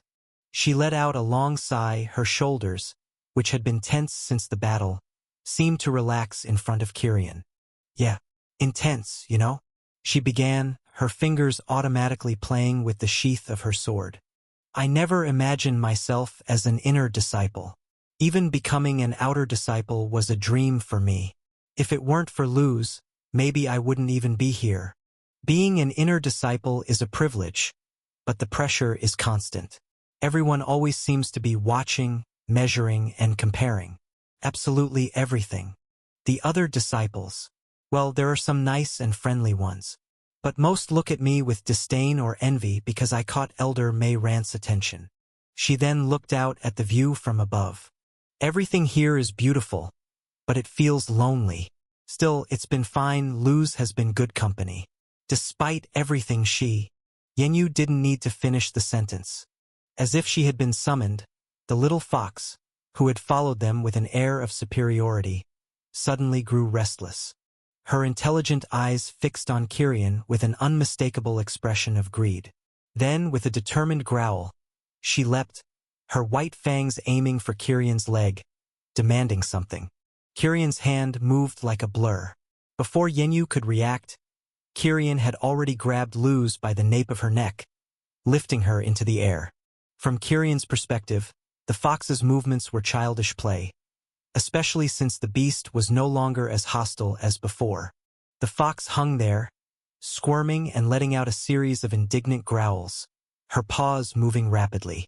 Kirian watched her for a moment. An almost imperceptible sigh escaped his lips. With a smooth movement of his other hand, he made a subtle gesture. Then, A glimmer emerged from his spatial ring, and with a soft sound, a small pile of spirit stones fell onto the stone floor. They weren't low-grade spirit stones like the ones Yenyu received as her quota. These ones shimmered with a stronger inner light. The energy within them was denser and purer. Mid-grade spirit stones, something inaccessible to most inner disciples. The effect was instant. Luz broke free with force and darted toward the small pile in a white blur. Her angry growls turned into sounds of pure satisfaction as she began devouring the stones one after another, crushing them with her small, sharp teeth as if they were nothing, and at a speed that was frightening. The sound of stones being shattered filled the air. Yenyu's eyes widened. "Kiryan, where did you get so many?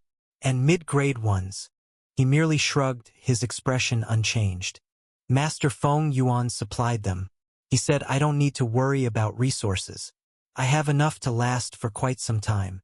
The statement was made with a naturalness that made clear the abyss of status and resources that now separated them. There was no arrogance in Kiryan's voice, only a fact. He was a direct disciple of the sect leader. His cultivation path would be paved with the finest resources.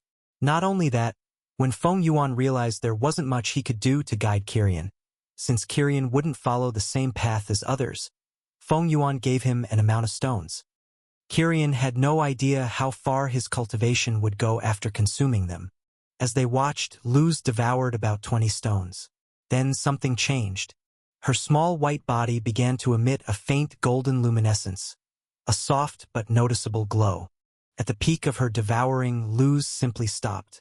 Her eyes grew heavy, her eyelids closed, and with one last yawn, she collapsed on the ground amid the remaining spirit stones. Completely asleep, Kiryan crouched beside her. He extended his hand, touched her fur, and felt the strange energy she emanated. "It's the same as before," he murmured, more to himself than to Yenyu. "She'll sleep for a few more days. Could it be? Just like me, the little fox only needs resources." That thought briefly sank into Kiryan's mind. He then fell silent for a long moment. His green eyes analyzed the sleeping fox with an intensity that went beyond mere curiosity. Then he added, his voice lower than usual, almost introspective. "The dark shadow we saw over her, it really vanished completely, without any sign of returning. And the white book in my mind as well." Yenyu narrowed her eyes, recalling the terrible feeling of standing before that inexplicable black stain not long ago. "Do you have any idea what that was?" she asked. "Actually, no. But maybe Feng Yuan knows. I'll ask him later." Silence returned after the fox fell asleep. But now it seemed somehow more comfortable, the presence of the sleeping fox making the courtyard feel cozier. It was Yenyu who broke the silence, resuming their previous conversation. "There are also the merit points. That's even worse." She spoke with genuine frustration in her voice. "To get any decent technique in the pavilion, or even some better cultivation resources, you need an absurd amount, at least for my strength. And the only way to earn them is by accepting missions from the task hall. The missions range from gathering spiritual herbs to hunting beasts. But the missions that reward the most merit are requests for help from countries or allied and subordinate forces within the sect's domain, which require at least strength in the Qi liberation realm. As an inner disciple, I was able to choose 2 initial techniques, one for cultivation and one for the sword." Yenyu completed. Kiryan listened, his gaze drifting toward the tall trees. He wasn't only processing her words but also his own situation. "My cultivation has reached a limit. It'll take a few days before I can advance again," he said, once more in a pragmatic tone. "The advancement process is quick, but there's always a waiting period." He paused, sinking into deep thought. Yenyu could see the reasoning passing behind his eyes. "Master Feng Yuan will probably be busy now training Tianhai, the one who's the natural candidate to lead the sect in the future.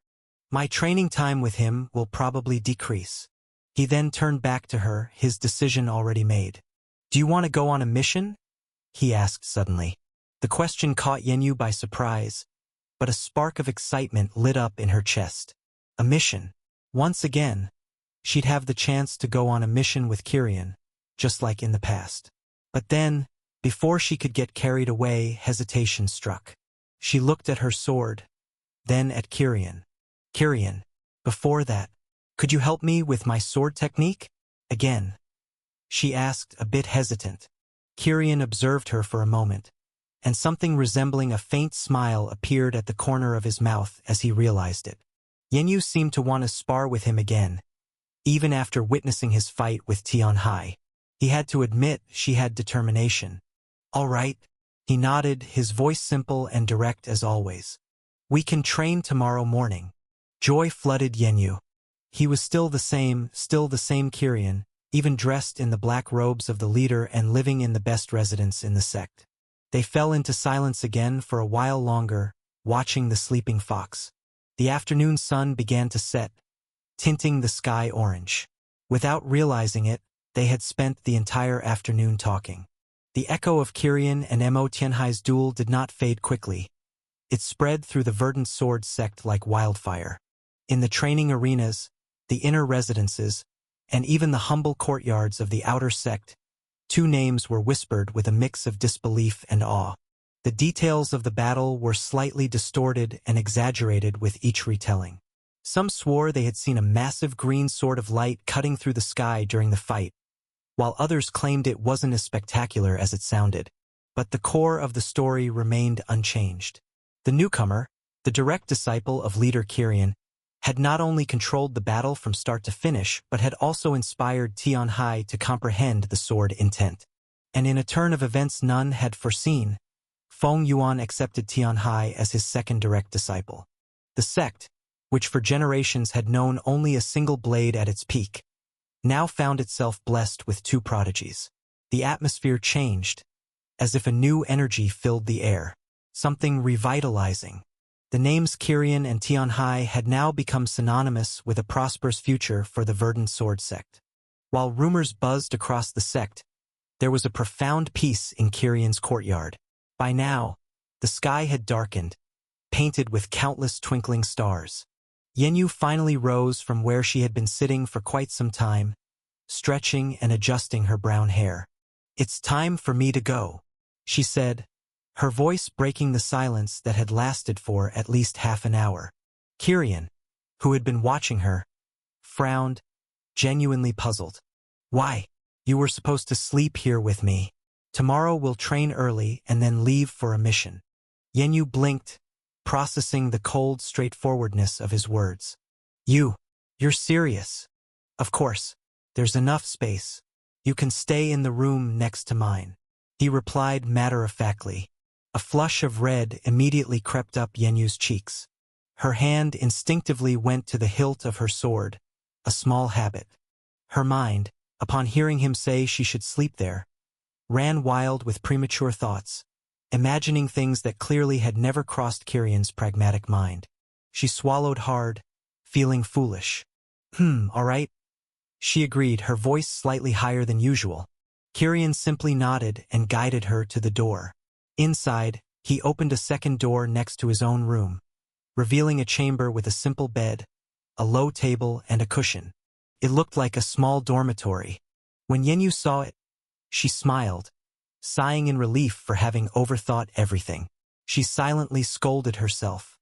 "All right, rest well," Kirian said before entering his room and closing the door, leaving her alone with her thoughts and the soft sound of Luz's breathing, the fox still deeply asleep on the small couch where Kirian had placed her. Dawn came quickly. Kirian and Yenyu emerged from their rooms almost at the same time, both dressed and ready. They had barely stepped into the cool morning courtyard when a rhythmic, sharp sound reached their ears. The distinct sound of a blade slicing through the air, coming from one of the neighboring courtyards. Kirian looked in that direction and nodded to himself. Someone's already training at this hour. The core disciples also seem to work hard, he remarked, his tone neutral, simply acknowledging the competitive atmosphere they now lived in. Yenyu, determined not to lose focus, raised her sword. "The technique I chose was the 7 leaves sword technique. I still can't channel chi outward due to my realm, but I want to perfect my body movements first." A flicker of recognition crossed Kirian's face. It was the same technique from the manual leader Feng Yuan had given him back then. I memorized all the movements and principles. Though I can't execute it like others truly can, I know its form. He then said, unsheath his sword. I'll show it to you a few times. Do as you used to in our old training. Observe the transitions between strikes, the weight, and the foot distribution. That should be enough for you to gain some insights. What followed was a display of pure technical mastery. Kirian executed the movements of the Seven Leaves sword from start to finish. There was no glow of chi, but there was precision. A precision and flow of movement as fluid as a deadly dance.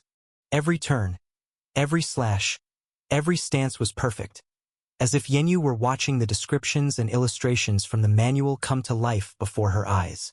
Yanyu watched, as always fascinated, absorbing every tiny detail she could, details that the manual had failed to convey. Afterward, they engaged in a sparring session. Yanyu, energized by her new insights, moved with confidence. Her strikes felt sharper, her defense steadier than Kirian remembered. She had improved greatly. Kirian, in turn, used only the minimum necessary to parry and counter, always correcting her balance or blade angle with precise comments. When the sun was higher in the sky, they decided to leave. Wait for me here. I'll inform Master Feng Yuan that I'll be gone on a mission for a few days, Kirian said as he entered the main pavilion at the peak of the sect.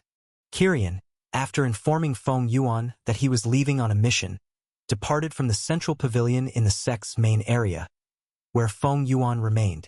The sun was already higher in the sky when Kirian and Yanyu decided to set out. As they left the refuge and began descending the long, winding staircase, the reality of Kirian's new status became undeniable. When they reached the inner area, disciples passing by stopped and whispered. Some looks were heavy with envy, directed mostly at Yanyu. But there was also curiosity and respect for Kirian's talent. His face, his features, once unknown, were now recognized by nearly every inner disciple. The task pavilion was an imposing structure, at least twice the size of the leaf sword pavilion. Inside, a constant murmur of voices filled the air as dozens of inner disciples crowded before a large wooden board covered in scrolls. Yanyu led Kirian straight to the service counter. The elder in charge, a man with graying hair and sharp eyes, looked up, especially after noticing Kirian's black robes bearing the emblem of the sect, the severed leaf. Everyone knew Mark well. His eyes widened slightly, and he inclined his head in a respectful gesture. "Young Master Kirian," the man greeted, his voice tinged with surprise. "We're looking for missions," Yanyu said, taking the lead. The man nodded and pointed to the main board. "All available missions for inner disciples are there. However, I must warn you, most require at least the strength of the Qi Liberation Realm." They approached the board. Yanyu scanned the scrolls, her expression growing serious. The vast majority involved hunting beasts, collecting their bodies for weapon crafting, or searching for spiritual herbs, usually in dangerous environments. Every mission seemed too risky for her cultivation level. Kirian, however, observed everything with calm composure. He analyzed each mission not with fear, but with calculation. He was confident that, with the eyes of ice and his perception, he could protect both himself and Yanyu from those in the early Qi Liberation Realm. And with the eyes of the sword, Kirian felt his offensive power had grown substantially, though he wasn't yet sure by how much. Even so, his priority was ensuring Yanyu's safety during the mission. That he knew he could do even if the mission itself failed. Then, his gaze landed on a discreet scroll pinned in a less crowded corner of the wooden board. It didn't mention beasts or rare herbs. Its handwriting was direct and simple, yet elegant. Escort mission. Requirement: inner disciples, preferably with reliable combat strength. Objective: escort a caravan of merchants from Yuntal City to the capital of GYLP, in the southern region of the Verdant Sword Domain. Reward: 150 merit points and 300 low-grade spirit coins. Note: the route crosses the border with the Scarlet Domain, territory of the Scarlet Sun sect. Avoid conflict and maintain discretion. Kirian reached out and took the scroll. This one, he said decisively, turning to Yenyu. For some reason, he felt something different about this mission, though he didn't yet know why. Yenyu looked at him, saw his resolute expression, and said, "Then that's the one we'll take." They returned to the counter, where the gray-haired man awaited them.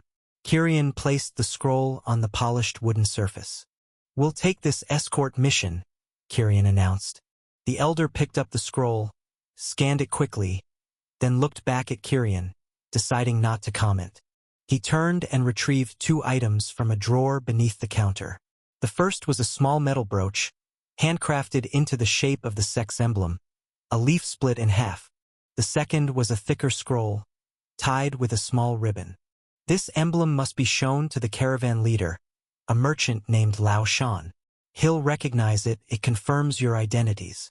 He then partially unrolled the larger scroll, revealing a detailed map. "This is the map of the Verdant Sword domain. All 25 smaller countries under our protection are marked here." The elder's finger rested on the map, pointing to a city in the southern region. "This is Yuntal, the starting point. The caravan will follow this trade route, which has grown dangerous recently, all the way to Jiwale Peace Capital." His finger slid toward a larger city closer to the map center. Traveling at caravan pace, the journey will take approximately 10 days. Kirian studied the map for a moment, memorizing its entire layout with impressive ease. In seconds, it was fully engraved in his mind. He then took the brooch and said simply, "Understood." Leaving the task pavilion, the sunlight felt brighter. Kirian turned to Yenyu. "Do you need to grab anything before we go? Supplies or something?" Yenyu shook her head, touching the small pouch at her belt and the sword at her hip. "No, I'm ready. I always keep the essentials with me." Kirian nodded in agreement. Without further delay, the two began descending the endless staircase that wound down the mountain toward its base. As they went, Yenyu couldn't help but notice that Kirian hadn't requested a flying beast from the inner area stables, a privilege he, as a direct disciple, surely had. She kept the question to herself, but Kirian, noticing her curious glance, gave a simple explanation. "A ground beast will be enough to take us there. There's no need to rush." The truth was that Kirian didn't wish to hurry through the experience. He still had a few days before his eyes fully stabilized and the limit on his next cultivation breakthrough faded.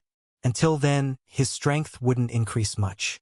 This was an opportunity to see more of the world that was now his home, to feel a different pace. When they reached the outer area, their presence immediately drew attention. Yenyu's inner disciple robes already stood out, but Kirian's unique black tunic was like a beacon. Whispers spread instantly, even louder than in the inner area. Like a domino effect, a path opened wherever they passed. Outer disciples stepped aside with a mix of fear and respect, not daring to block their way. Ignoring the stairs, Kirian navigated confidently. He had memorized the sect's geography, rules, and layout, including all facilities. He led Yenyu steadily through the crowded courtyards at the mountain's foot, heading toward the stables. There, among various creatures, he approached a handler. "We need 2 swift runners for a long-distance mission," Kirian said firmly and curtly, not as a request, but as an instruction. The handler recognized the authority in Kirian's posture and robes, quickly bringing out 2 beasts. They resembled horses but were larger, with more defined muscles and a sharp intelligence gleaming in their eyes. Each had a single horn growing from its forehead, one black as coal, the other white as snow. Both emanated the aura of beasts at the mid-chi accumulation realm. Without further ceremony, Kirian mounted the black beast, his dark robes blending with the creature's sleek fur. Yenyu, in turn, calmly mounted the white one. Then, with a gentle command, the 2 beasts broke into a fast, incredibly smooth trot, leaving behind the grand gates of the Verdant Sword sect. The next 2 days of travel were a serene pause in the fast-paced rhythm their lives had taken in the past few days. The dirt road wound through dense forests and sunny clearings, the only sounds being the hooves of their mounts and the songs of birds, occasionally broken by the distant roar of a beast. They encountered no major problems. Lesser beasts, sensing their strength, preferred to keep their distance. When hunger struck, Kirian used his eyes to locate a beast nearby as they traveled, then drew a bow from his ring, one he had stored in Misty City. With a single, precise arrow shot, he would secure their dinner. Yenyu, in turn, showed surprising skill in preparing the meat, using wild herbs she knew to season it, something Kirian had no knowledge of. But when he tasted it, he nodded in approval. It was indeed better than what he was used to cooking. The 2 nights were spent around a crackling campfire. It was during these moments that Yenyu's training progressed even further. Not only that, but her cultivation finally advanced as well, reaching the 7 degrees stage of the Qi accumulation realm. Kirian was a naturally quiet teacher, yet the most perceptive guide she could have. He didn't teach her any complex techniques, since he himself didn't use them. What he taught were the fundamental principles Rurik had once passed down to him, principles he carried with him to this day. Things like balance, movement efficiency, and how to read an opponent's intent before the strike even began. He made her repeat the movements of the 7-leaf sword until her body moved on its own. Afterward, they would talk. Yenyu spoke more about her life before joining the sect, her years in the city, and her dream of becoming strong and making a name for herself. Kirian, meanwhile, was more reserved, though not closed off. He spoke of Wei Feng, vaguely describing his place of origin, and also of the strangeness of his own abilities. It was during those conversations that Yenyu finally discovered Kirian's age, and was immediately shocked. He wasn't even considered an adult yet. There were long silences between their topics, but they weren't uncomfortable. It was a peaceful kind of quiet, where the simple presence of the other was enough. On the 3rd day, the landscape began to change. The tall trees and mountains surrounding the sect gave way to rolling green hills and open fields. "We've left the sect's territory," Kirian announced, his eyes scanning the horizon. "We're now entering one of the 25 kingdoms under the Verdant Sword domain. Yuntal should be just ahead," he added. After another day of fast-paced travel on their mounts, the road grew busier. They passed groups of travelers on foot, carts pulled by beasts, and small merchant caravans. Most moved aside quickly at the sight of their imposing horned steeds galloping at a brisk pace, leaving a cloud of dust in their wake. "Do you know anything about this kingdom? Or about Yuntal?" Kirian asked. "Not much. I only know it's not a capital, but probably an important trade city," Yenyu replied, shaking her head. Kirian nodded silently. By the morning of the 4th day, Yuntal's silhouette appeared on the horizon. The sight, however, surprised them both. They had expected a large city, perhaps with imposing walls like Misty City or the royal capital. But instead, Yuntal was of modest size. Its stone walls were low and seemed more decorative than defensive. It was, in fact, smaller than Misty City. "It looks peaceful," Yenyu commented honestly, a bit disappointed. "The security must be stable," Kirian replied, his mind already deducing the reason. "There are no dense forests or beast-infested lands nearby. The risk of beast tides is non-existent. The real danger here likely comes from other people. Bandits, rival merchants, and so on." As they approached the main gate, a line of people and carts waited to enter. Without hesitation, Kirian guided his black steed to the side of the line, passing everyone. Murmurs of indignation arose, and one braver man, his face tense with anger, opened his mouth to protest. But his gaze fell upon Kirian's robe and the emblem on his chest, then on Yenyu's inner disciple attire. The courage vanished from his face. He lowered his head and stepped back. The path was cleared for them. A guard, wearing a simple yet well-kept armor, rushed to meet them. His eyes widened when he saw their clothes and insignias. "Young master, young lady," he greeted respectfully. "This way, please," Yenyu whispered to Kirian, confirming what he already suspected. Inner disciples of the Verdant Sword sect don't pay tolls in any city within the domain. Kirian didn't even need to respond. The other guards quickly moved aside, clearing a direct path for the two to ride through the gate. Entering Yuntal without any obstacle, Kirian felt a faint interest. Truly, the privileges of being from the sect were convenient.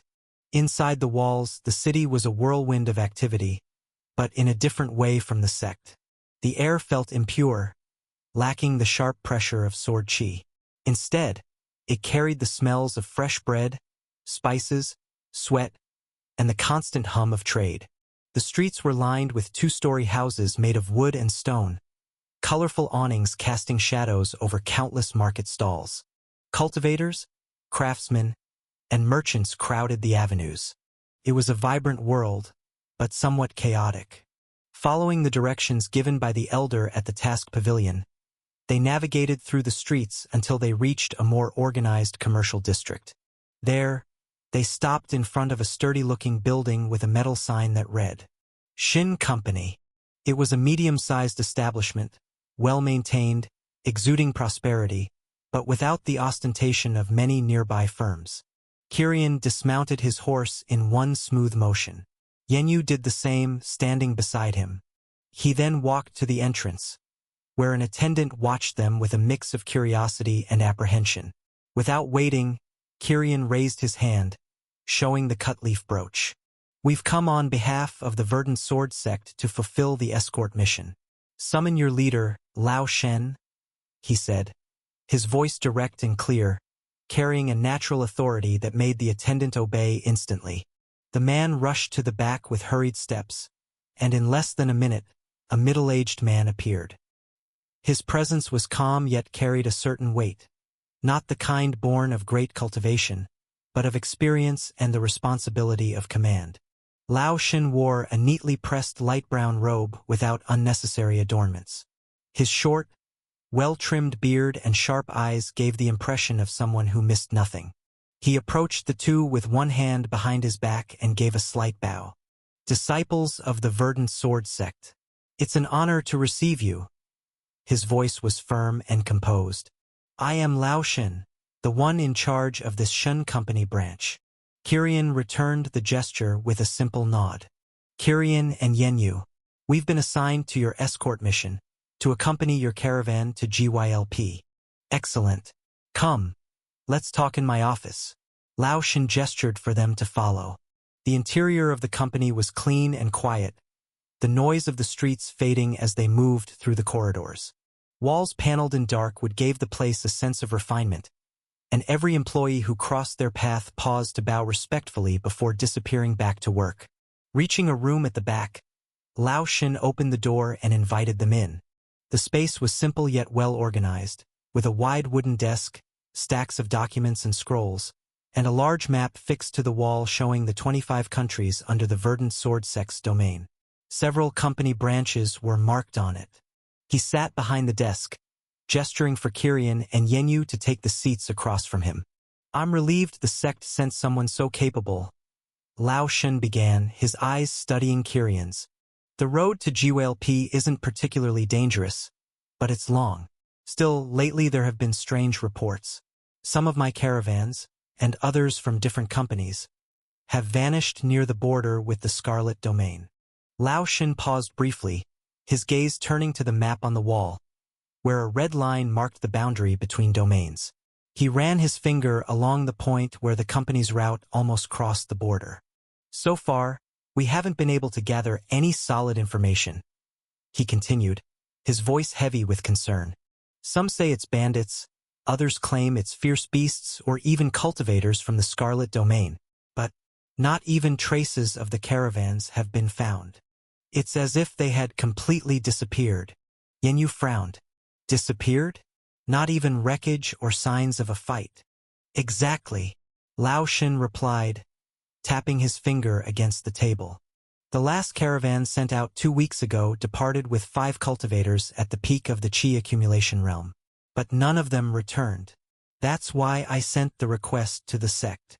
The Shin Company is an old one, we don't usually ask for help, but we can't handle this quickly enough on our own, and we need to reach GYLP within 15 days. Kirian, who had remained silent until then, rested his elbows on the table and clasped his hands in front of his face. Where exactly is the point where the disappearances began? Where exactly is the point where the disappearances began? About 400 meters from there, past the second-to-last rest town. It's an old forest passage, part of the ancient route before the current roads. It used to be safe and it was also the fastest route. But now, no one dares to go through it. But it's the fastest, and it's the one we must take. And the caravan's cargo? Kirian asked in a neutral tone.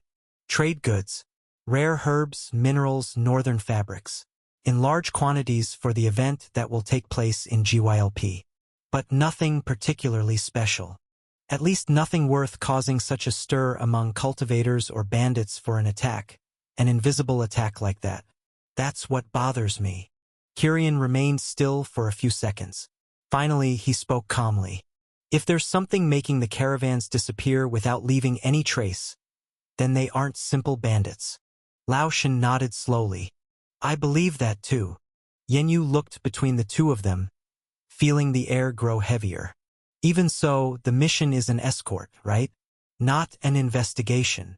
Kirian turned his gaze to her with a rare half-smile tugging at the corner of his lips. But it's curious, isn't it? Besides, missions rarely go according to plan. Lao Shen let out a light but genuine laugh. I hope this one does. The Shin Company has a reputation to uphold. Kirian nodded, asking, All right, when do we leave? Tomorrow at sunrise, Lao Shen replied. The caravan is already being prepared and is almost ready in the eastern courtyard. We have 10 cargo wagons and 30 regular escorts. You two will travel at the front as representatives of the sect. If that's fine, I'll have you both stay at the company's inn tonight, and tomorrow we depart. It's decided then. Kirian nodded. Lao Shen stood, adjusting his sleeves. I'll personally take you to the lodging. I'll have dinner prepared. I doubt it will compare to the meals of your sect, but I hope it pleases you nonetheless. As they left the office, the movement of the company resumed its flow. Porters crossed the corridors carrying heavy crates. Messengers went back and forth with scrolls, and the sound of coins and sealed contracts echoed faintly from afar. Outside, the sun was already high in the sky. The inn was only 2 streets away, simple yet spacious, with clean corridors and wide windows that let in the light. Lao Shen stopped before the main room and handed them 2 keys. Make yourselves comfortable. Dinner will be served in the hall within 2 hours. When the man left, Yenyu sighed and leaned against the corridor wall. He really did seem tense. No wonder, Kirian replied. Losing caravans means losing months of work.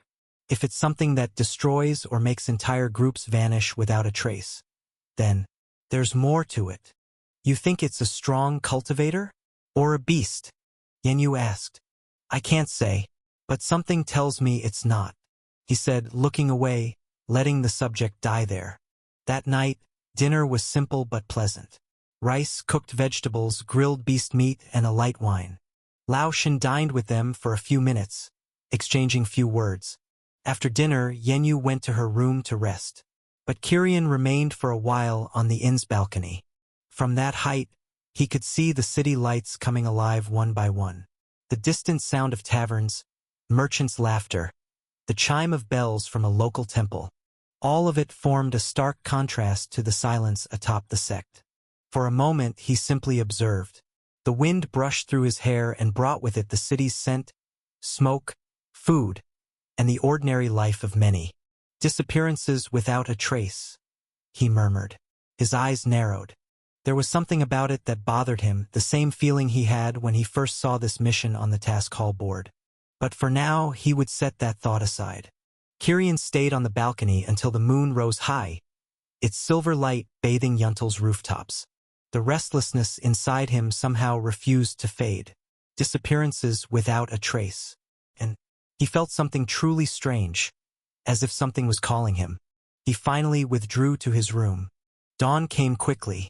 The first ray of sunlight had barely touched the rooftops when Kirian and Yenyu, already dressed and ready, joined the commotion in the eastern courtyard of the Shin Company. It was an impressive scene. 10 sturdy wagons, each pulled by a pair of spiritual oxen with thick hides and large horns, lined up in formation. The cargo was covered by thick tarps, tightly fastened. 30 guards, dressed in reinforced leather armor and carrying a mix of spears and short swords, were already standing watch. They were professionals used to this kind of work, their eyes scanning the surroundings cautiously. Yet even so, there was a palpable tension in the air. The tales of the vanished caravans weighed on them. Lao Shen, dressed in travel attire, practical but still made from fine fabric, walked toward them. His face looked more tired, but his posture remained firm and determined. "Young Kirian, Miss Yenyu," he greeted with a nod. "Everything is ready. As agreed, you two will stay at the vanguard. Your horses are prepared." Kirian's and Yenyu's horned horses looked even more majestic among the beasts of burden. Mounting them, the two took their positions at the head of the long line of wagons. With a shout from Lao Shen and the crack of a whip, the caravan began to move. The heavy wheels creaked against the stone, and the oxen let out low grunts as they began their journey. They left Yuntao behind, the city gates closing, severing their link to safety. The first 3 days of travel were uneasily peaceful. The road was well maintained, flanked by open fields and gentle hills. They passed by small villages and trading posts.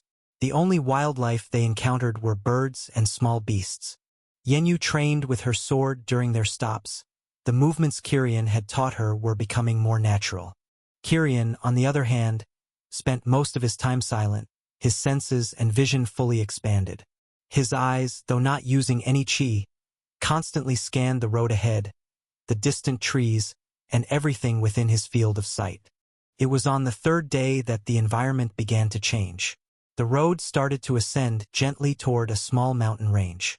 The air grew colder, and the wind carried a sharper whistle. The open passage gave way to a dense pine forest, whose branches intertwined above the road, blocking part of the sunlight.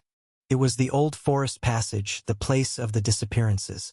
The moment they arrived, Kirian immediately felt something different. As if he were about to encounter whatever had been calling to him all along, that sensation growing stronger and stronger within him. The tension among the guards, which had eased a little in the past few days, returned in full force the moment the caravan entered the pine forest. Conversations ceased. Hands no longer left the hilts of their weapons. Even the spiritual oxen seemed nervous, sensing the unease of those controlling them. Kirian pulled on the reins of his horse, slowing down until he stopped. Yenyu did the same beside him, her eyes scanning the deep shadows between the trees. "This is the place," she whispered, her voice slightly tense. Kirian didn't reply immediately but closed his eyes briefly. When he opened them again, his sword-shaped irises reflected a faint light coming from a completely random spot in front of him. He was seeing not just the forest but what seemed like the very fabric of the place. And then he saw it. It was almost invisible, a distortion in the air like heat. But to Kirian's eyes, it was clear as water. A translucent, rippling barrier stretched from one side of the road to the other, cutting the forest in half. Kirian immediately remembered what it was. He had once learned about it from Wei Feng. It was a natural formation, a formation created by nature itself. It emanated a subtle aura that begged to be ignored, to be forgotten. "Stay here," Kirian ordered suddenly, his voice low but carrying an authority that echoed through the wagons. He then dismounted his horse. "What is it? What do you see?" Lao Shen asked, his face slightly pale. "The reason for the disappearances. It's a natural formation, a trap of nature," Kirian answered without looking back. Yenyu quickly dismounted, drawing her sword, already sensing what Kirian was about to do. "I'm going with you." Kirian looked at her, his eyes serious. "It might be dangerous. We don't know what's on the other side." "That's exactly why you shouldn't go alone," she replied, her determination unshakable. He studied her face for a moment, then nodded. "Hold on. Don't let go of my hand, or we might get separated." He extended his hand, and Yenyu grabbed it tightly. Together, they began walking toward the distortion in the air. To Lao Shen's guards, it seemed like they were simply walking along the road. Then, after about 10 steps, their figures simply vanished. There was no sound, no flash of light. Kirian and Yenyu just disappeared into the air like ghosts. A murmur of terror swept through the caravan. Several guards stepped back. Heavens! Lao Shen whispered, his face filled with horror and realization. So that's it. That's what it was all along. What happened to the other caravans? He looked at the empty spot where Kirian and Yenyu had been, and a new wave of fear hit him. Heavens! I hope they're all right. If 2 inner disciples of the sect die here. He muttered, only now realizing he had let them go. On the other side, the sensation was immediate. That feeling that had made Kirian choose the mission, and that had been present up until they entered the forest, suddenly dissipated. It was like a fine, subtle thread, a call that had sparked his curiosity. But it was cut the instant he entered the formation, as if it had fulfilled its purpose. He looked back. The road was empty. The caravan had completely vanished. The forest around them was a silent, perfect replica of the one outside. But here, the silence was absolute. There was no wind, no sound of life. It was a perfectly claustrophobic trap. Then he felt Yenyu's hand go limp in his. He turned quickly. Her eyes were glassy, her expression empty, as if her mind was shutting down, being swallowed by the stillness of the formation. Yenyu! Kirian's voice cut through the silence like a blade. He yanked her toward him, making her crash into his chest. But she didn't wake. His eyes then glowed. Chi surged forth, the sword's intent flaring around Yenyu, cut across her cheek. In that instant, she gasped, her eyes blinking rapidly as consciousness returned to them. What happened? She asked, her voice trembling. I felt my mind fading, as if I was about to stop existing. It's the formation, Kirian said, his gaze severe as he scanned their surroundings. It seems to drain one's will. Stay focused. Don't let go of my hand. Gripping his hand more tightly, she nodded as he began walking again, dragging Yenyu with him. His sword eyes gleamed with steady intensity, the sword intent active within them at all times. He analyzed the flow of energy around them. The chi appeared in his vision. He could see the boundaries of the formation, invisible walls of distorted energy surrounding an area about 200 meters in diameter. He searched the area methodically, hoping to find bones, wreckage from wagons, any sign of the missing caravans. But there was nothing. The formation was immaculate. It was identical to the world outside, as if everything that had entered it had already been digested, leaving behind only a ghostly forest. Finally, after a few minutes, they reached the opposite boundary. Kirian stretched out his free hand and touched it. His palm pressed against an invisible, smooth, unyielding resistance. He pushed, first with physical strength, then channeling chi into his arm. The barrier didn't even ripple. They were trapped. Yenyu looked at him, fear finally beginning to take hold in her eyes. Kirian, we can't get out. He didn't answer right away. He wasn't as worried as she was yet. Instead, he closed his eyes and took a deep breath. When he opened them again, his gaze was sharper than ever. He stopped channeling chi and sword intent, leaving only his eyes at work. In his vision, instead of the countless particles of chi that existed everywhere outside the formation, there were lines organized, taking specific shapes. He focused on following each line, trying to find meaning. As he traced them, he saw it a tiny point, a concentration of pure, untamed energy. It didn't come from the ground, the trees, or anything else, but from a small tangle of pine roots in a clearing at the exact center of the formation. The energy wasn't evil, but it felt strange, as if it didn't belong there. It pulsed like the very heart of the formation. The chi flows and energy currents all stemmed from that single point. Kirian and Yenyu approached while he tried to make sense of it, what it was, and why something like that had called him here. Kirian and Yenyu approached the tangle of roots. The small pulsating core of energy seemed to watch their approach. Its soft and uneven light flickered in a rhythm that resembled a sick heart. Yenyu looked at the ordinary roots, unable to see what Kirian could see. What is it? What did you find? She asked.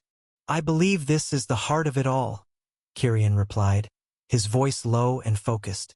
It's as if the source of the formation is an error.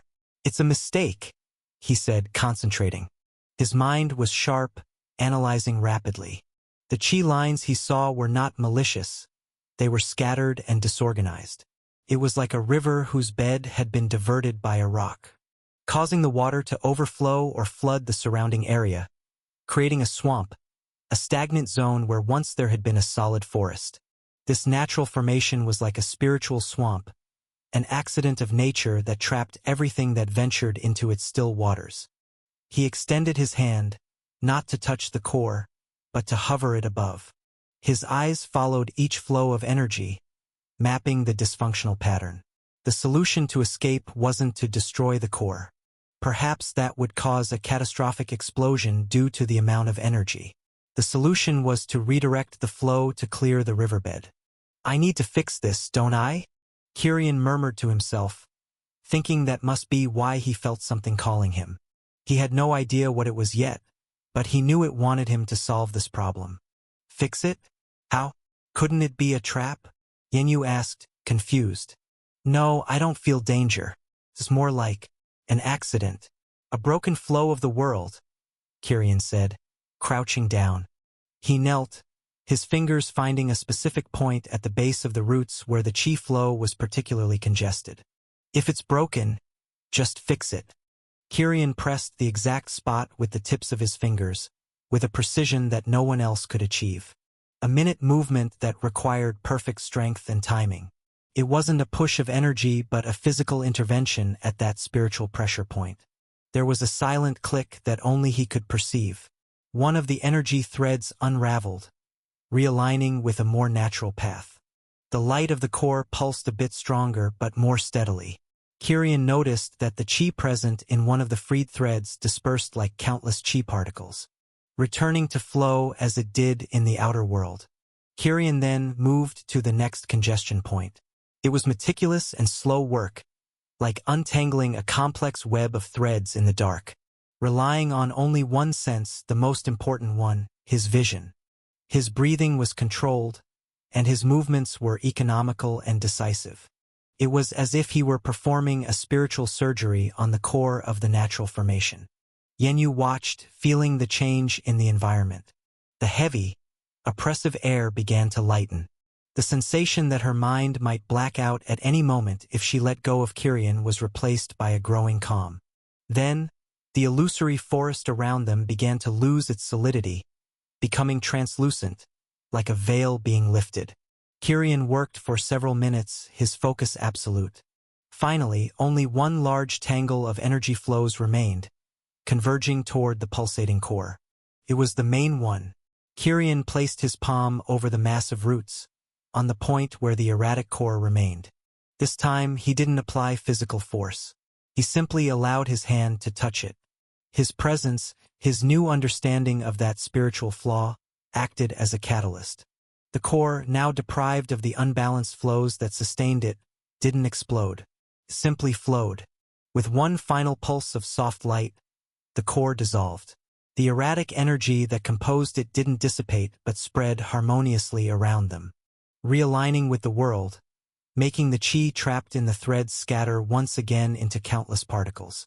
The natural formation wasn't destroyed, it was reintegrated into the spiritual fabric of the world. The illusory forest then vanished completely. The sound of the real world burst into Kirian and Yenyu's ears like a flood. The wind whistling through real pines, the distant song of birds, the muffled sound of alarmed voices. They were back on the road, exactly where they had disappeared. Cries of shock and relief came from the caravan. Lao Shun ran forward, his face a mixture of terror, disbelief, and relief. You're back. By the gods, you're back. What? How? He asked. Kirian straightened, feeling a slight dizziness from the mental strain, but also a new sensation. He looked toward the now normal forest. The formation has been fixed. The path is safe, he said simply. As the caravan reorganized and a murmur of astonishment swept through the guards, Yenyu touched Kirian's arm. Kirian, are you all right? Your hand, she said suddenly. He looked down at his own hand. In his palm, where he had touched the core, a silver mark had appeared. Like a fragment, it was completely fused to his skin and glowed faintly. It wasn't a wound, nor something that could be touched. And then, as he focused on it, a new sensation arose in his mind. It wasn't like the call that had made him choose this mission and stop there. It was something different, a whisper, a subtle pointer in his consciousness that pointed eastward. It was faint, almost imperceptible like the first one, but undeniably there. And along with that new feeling, a fragment of new knowledge implanted itself in his mind. In that direction, there was another irregularity, another unbalanced natural formation. Kirian felt as though he had gained a new sense, different from sight, smell, or hearing, but real. It was like a new function. He looked at Yenyu with something beyond his usual coldness and curiosity. It was something newly discovered, completely unknown, and he still had no explanation for it. But he decided to push it to the back of his mind for now. "Let's go. We still have to finish the escort mission," he said firmly. The moment Kirian repaired the natural formation. In a distant place, beyond thousands of mountains, hundreds of plains, kingdoms, and forces of all kinds. An old man sat on a simple cushion on the veranda of a modest pavilion. His eyes were closed as he held a cup of tea in his hand. His eyes, which had been closed while savoring the taste, suddenly opened. They were empty, not even pupils could be seen. He didn't move his body, but his head turned sharply in one direction. A new regulator. His voice was soft and calm, yet it echoed through every corner of the silent pavilion. Has emerged in the northern region. Suddenly, from the shadows, several figures dressed in silver robes materialized, bowing deeply before the old man, ready to follow his orders, without question, with absolute obedience.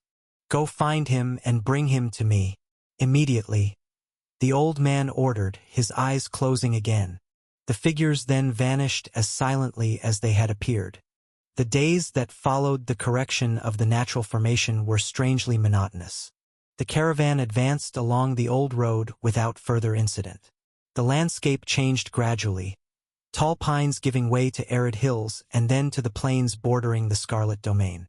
The initial tension among the guards, who had expected an attack at any moment, slowly dissolved into the routine of travel. During their passage near the border, nothing unexpected occurred. No one was sighted from the other side, and no bandit groups disturbed them. This only confirmed that the anomaly from before had indeed been the cause of the disappearances. Kirian, however, sank into an even deeper silence in those final days. His eyes, once always focused ahead and around, ever alert, now often drifted away, fixating instead on the palm of his right hand. There, the mark, the silver fragment of the erratic core, remained, carrying a residual sense of connection to something unknown. His mind was a storm. Now, two inexplicable entities resided within his body. First, the mysterious blank book, which had remained utterly quiet in his mind after destroying that shadow of hostility from the small fox, Luz. And now this fragment, a mark that whispered the direction of irregularities in the world. He decided to mentally review the entire sequence of events. Since the moment he chose the mission at the task pavilion, there suddenly he had felt a calling. It wasn't a command but a powerful suggestion, a subtle influence that inclined his will toward that path. But the strangest part was this: Kirian could feel it, and if he focused his eyes enough, he sensed that he could have cut that connection if he wished. He could have freed himself from that calling. But he hadn't. Curiosity was a poison to all. And for Kirian it was no different. He needed to understand what it was when he felt the connection. Was someone wanting him to do this? Someone pulling his strings? The feeling of having been chosen for something was undeniable, and it stirred Kirian's curiosity, especially now that his main objective, becoming stronger, was momentarily blocked. At last, with an effort of will, he pushed those thoughts into a remote corner of his mind. Focus on the current mission. Then I'll return to the sect and ask Feng Yuan, Kirian thought. If there was anyone who might know something now, it was definitely his master, of whom he had heard rumors that he had already lived over 100 years. He was Kirian's best hope for an answer. Their arrival in GYLP was anticlimactic. The capital was a bustling, noisy city, but Kirian and Yenyu quickly completed the formalities with Lao Shun. They received confirmation of the mission's completion and wasted no time with the festivities the city offered. The need to return and seek answers was stronger. The journey back to the Verdant Sword Sect was a silent repetition of the trip there, but now carrying the heavier weight of Kirian's thoughts. During a rest under the starry sky, Yenyu broke the silence that had settled between them. Kirian, thank you for saving me back there, in that place. He looked at her, the firelight flickering in her green eyes. He thought for a moment before replying. It's all right. I would always save you if it was within my reach and could be done. She blushed slightly, staring at the flames. Why? Kirian frowned slightly, finding the question obvious. Because you're the only friend I have, Kirian said, as memories of certain people surfaced in his mind, only to be replaced by graves he himself had dug. The smile on Yenyu's lips didn't fade but changed. It softened, becoming gentler and more complex. Weighted with an emotion she couldn't quite define herself. Even so, she whispered, "Thank you." Again. "No need," he said again with his practical tone. "Besides, you came because I allowed it. I couldn't let something happen to you. And you came because you were worried about me. All the more reason for me to protect you. So it's all right." This time, a genuine, though faint, smile lit up her face. They spent the rest of the night in comfortable silence before falling asleep. After a few more days, the imposing peaks of the sect appeared on the horizon. A sense of familiarity returned as they felt the sharp air of the sect's sword formation. They passed through the outer sect's gate, but the usual atmosphere of disciplined training and lively chatter had been replaced by palpable tension. Outer disciples gathered in groups, whispering among themselves with serious, worried expressions. Kirian and Yenyu exchanged a glance before leaving their beasts in the stables and beginning the long climb toward the inner area. They had barely set foot inside when a familiar figure rushed toward them at high speed. It was Emosia. Her face, normally marked by playful curiosity when she looked at Kirian or regal boredom, was now slightly pale and distressed. Her violet eyes found Kirian's, and she moved with sudden speed, grabbing his arm tightly. "Kirian, you're back. Come, quickly!" she exclaimed, her voice trembling and urgent, pulling him up the stairs. He resisted just enough to steady his footing. What happened? Why all this commotion? Emosia looked at him, then at Yenyu, her breathing quick and uneven. The next words that came from her mouth instantly explained the tension hanging over the entire sect. "It's Sister Long Shui," she began, her voice faltering for an instant. She was murdered by disciples of the Scarlet Sun sect, on a mission near the border with the Scarlet Domain. The silence that followed was dreadful. Yenyu raised a hand to her mouth, eyes wide. Kirian, meanwhile, showed little emotion on his face, but his eyes narrowed. The death of a core disciple was not only a tragedy for the sect but also an act of war.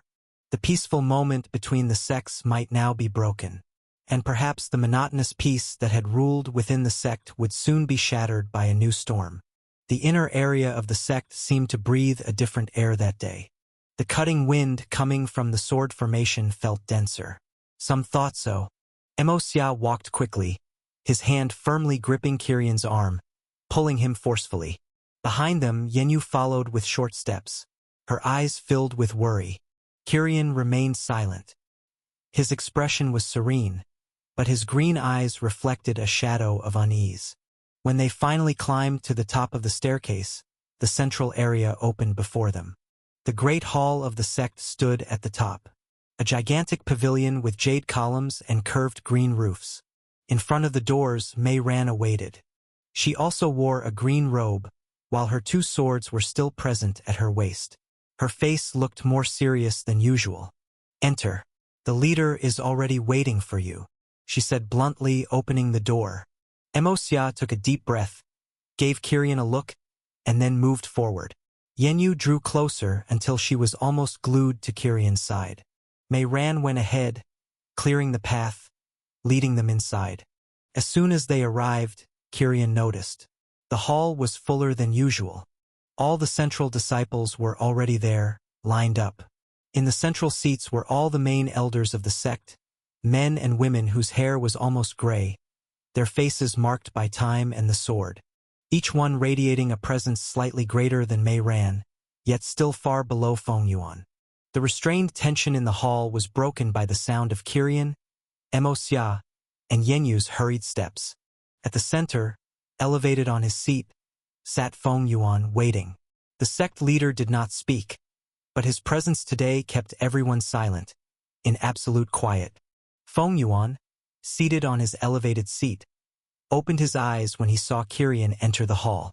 The intensity in his gaze did not change, but there was something that resembled approval. "You arrived in time. Now we can begin," he said with a grave voice echoing through the hall. The eyes of all the central disciples and elders turned to Kirion. He only slightly inclined his head, remaining calm, greeting the leader and the elders. Yenyu was close by, and Mei Ran assumed the position of elder, sitting in her seat.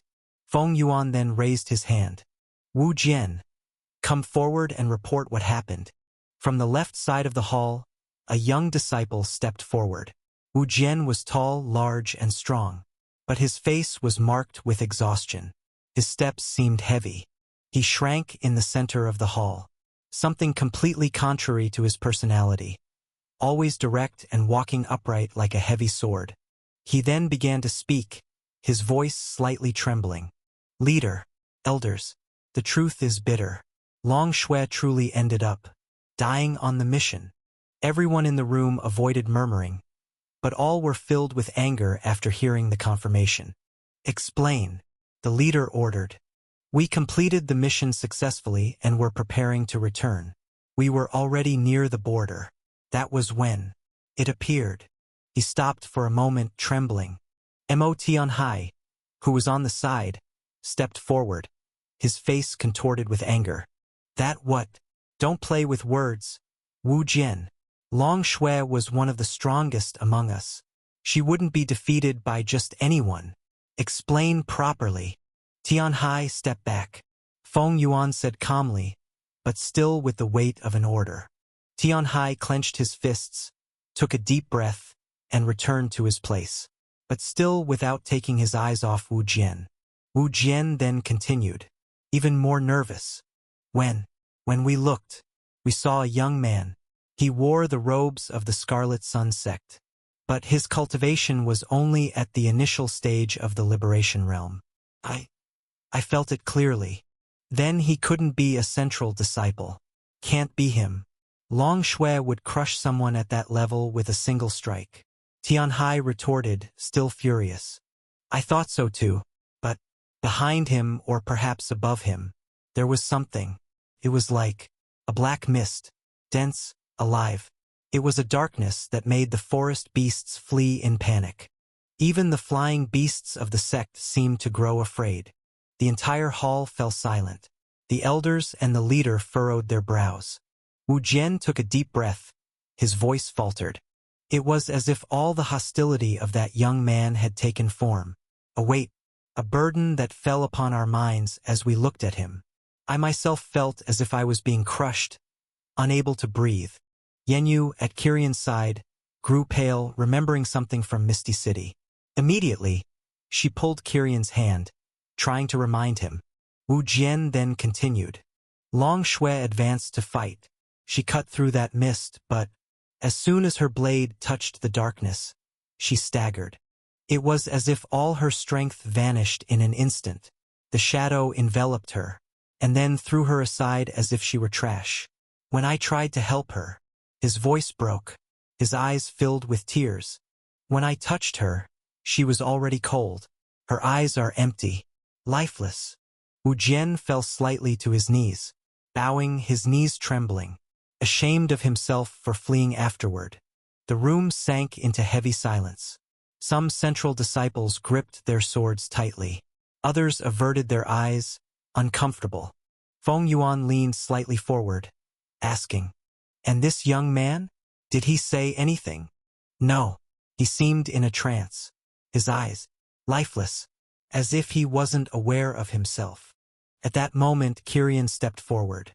All gazes turned to him. "Wu Jian," he began, his voice firm. In the center of that mist, that young man did not say a single word. Correct? He only advanced like a puppet, with no sign of stopping. Wu Jian stared in surprise, then nodded several times. "Yes, exactly that." A slight murmur spread through the hall. Feng Tuan slightly furrowed his brows and fixed his eyes on Kirian. "Kirian, you know what this is?" Feng Yuan asked. "More or less. I have faced something similar." Kirian replied, taking a deep breath. Everyone's attention heightened. Even the elders straightened in their seats. "Explain," Feng Yuan said. Kirian hesitated for a moment, but he spoke clearly. "Before coming to the sect, I encountered a beast possessed by this same darkness. The shadow does not seem like ordinary energy, but it seems to affect willpower, which is why, even with low cultivation, it can still affect those stronger. It seems like a stain of hostility upon the world. I believe the young man from the Scarlet Sun sect was not himself. He was out of control." One of the elders scoffed.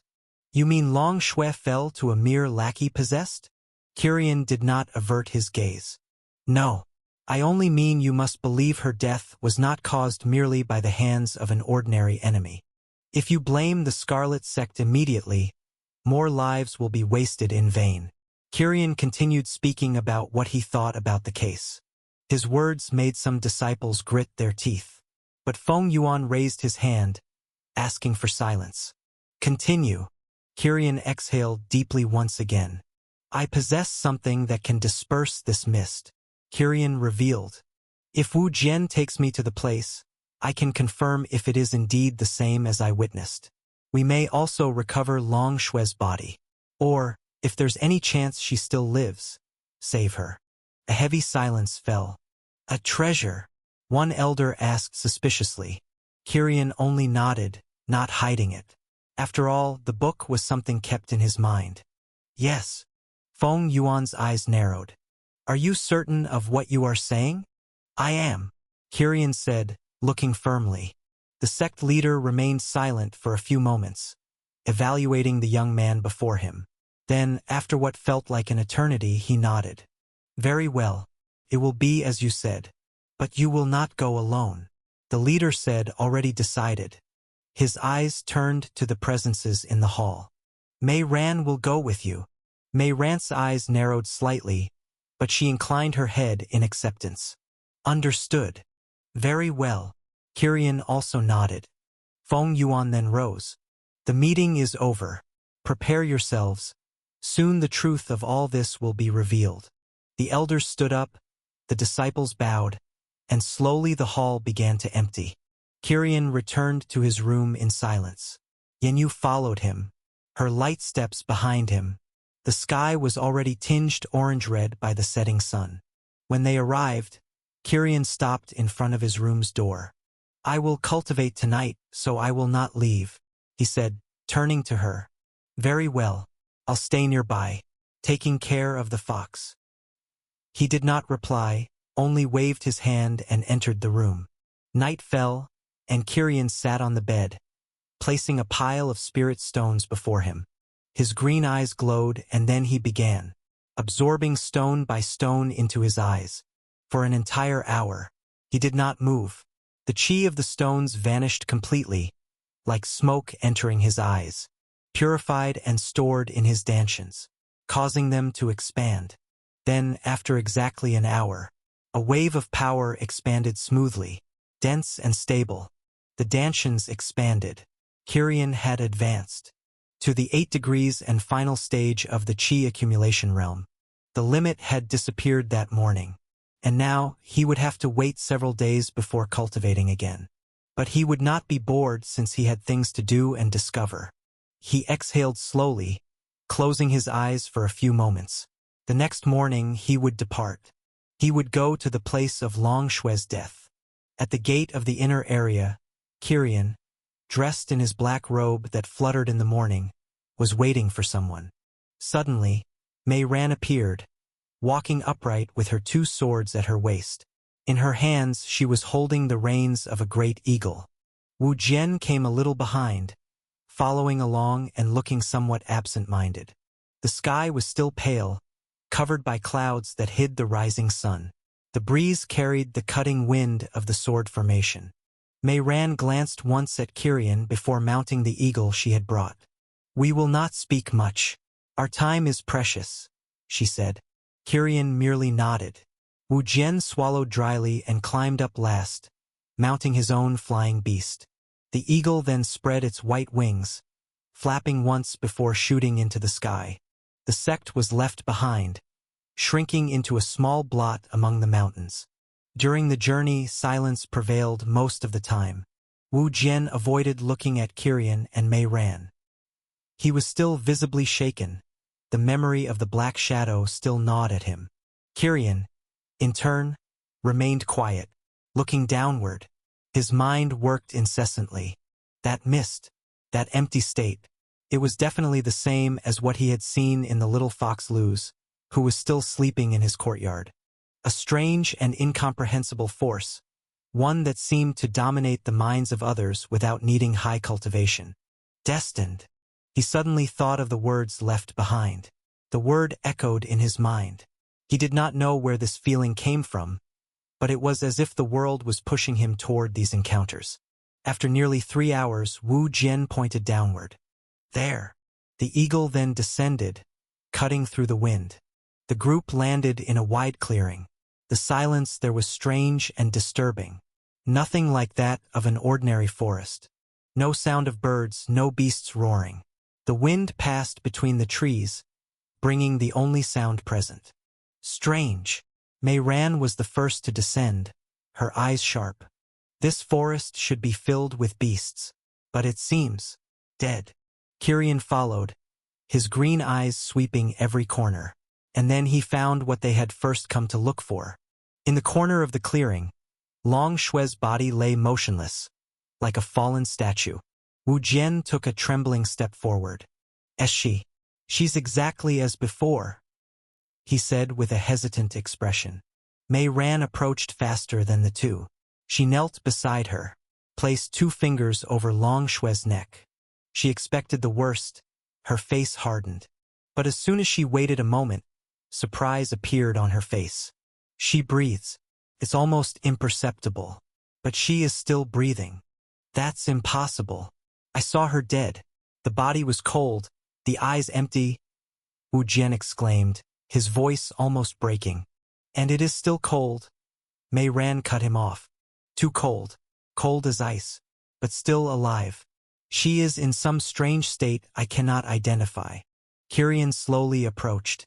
The sight of the unmarked, intact body, yet with that strangeness, left a bitter taste in his mouth. It was definitely an anomaly, one he disliked for some reason. He is not here. I see no trace of that youth. No trace of beasts. Nothing, Mei Ran said, looking around. Kirian lifted his head, his gaze distant. His mind returned precisely to the beast tide caused by the white fox. It was the same sensation now. It was empty here, but there was definitely a storm elsewhere. Wu Jian, is there any city nearby? Kirian suddenly asked, sharply. Wu Jian thought for a moment, then replied, yes, to the south, within the Scarlet Domain. A medium-sized city. It's less than an hour's flight away.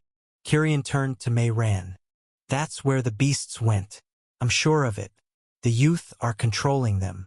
And if he is doing that, he will also be nearby. The elder's gaze narrowed. Her hands closed over the hilt of her sword. It makes sense. Wu Jian, you take Long Shui back to the sect. Perhaps the leader knows a way to heal her. It's better for her to remain under the protection of the sect than risk taking her along, especially since you are not in a good state. I will obey, he replied after hesitating for a moment. Then he picked Long Shui up in his arms and mounted his beast, which immediately took flight shortly after. Mei Ran then mounted her eagle again. Kirian climbed up behind her. The white-feathered bird soared with a single flap of its wings, shooting back into the sky. As they drew closer to the south, the horizon changed. Columns of black smoke rose, staining the sky. The air smelled of iron, smoke, blood, and destruction. Then they heard the screams, the distant roar of countless beasts mixed with the cries of the weak. When the city appeared before them, May Rant's heart tightened. Kirian also frowned at the sight. The city walls had been shattered. The gates were reduced to dust. Fierce beasts flooded the streets like torrents, knocking down buildings and chasing people. Chaos was total. Kirian imagined this would have been what happened to Misty City, if not for Old Wong to handle the stronger beasts.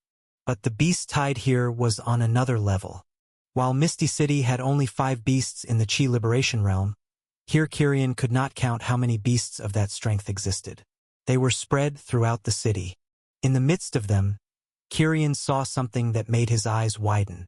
A colossal ape, over 10 meters tall, advanced through the city like a titan. The qi and pressure it emanated were terrifying. It was definitely the most powerful beast he had ever seen. Each step destroyed entire houses. May Ran, watching, clenched her fists. If we don't intervene, this city will be completely annihilated. Kirian, however, did not reply. His eyes swept through the city at high speed, searching for only one thing, until suddenly he found it. There, on a side street, amidst the smoke and destruction of the city, stood the youth of the Scarlet Sun sect. He stood motionless. Above and around him, the mist, the black mass pulsed, alive, like a heart of hatred and hostility.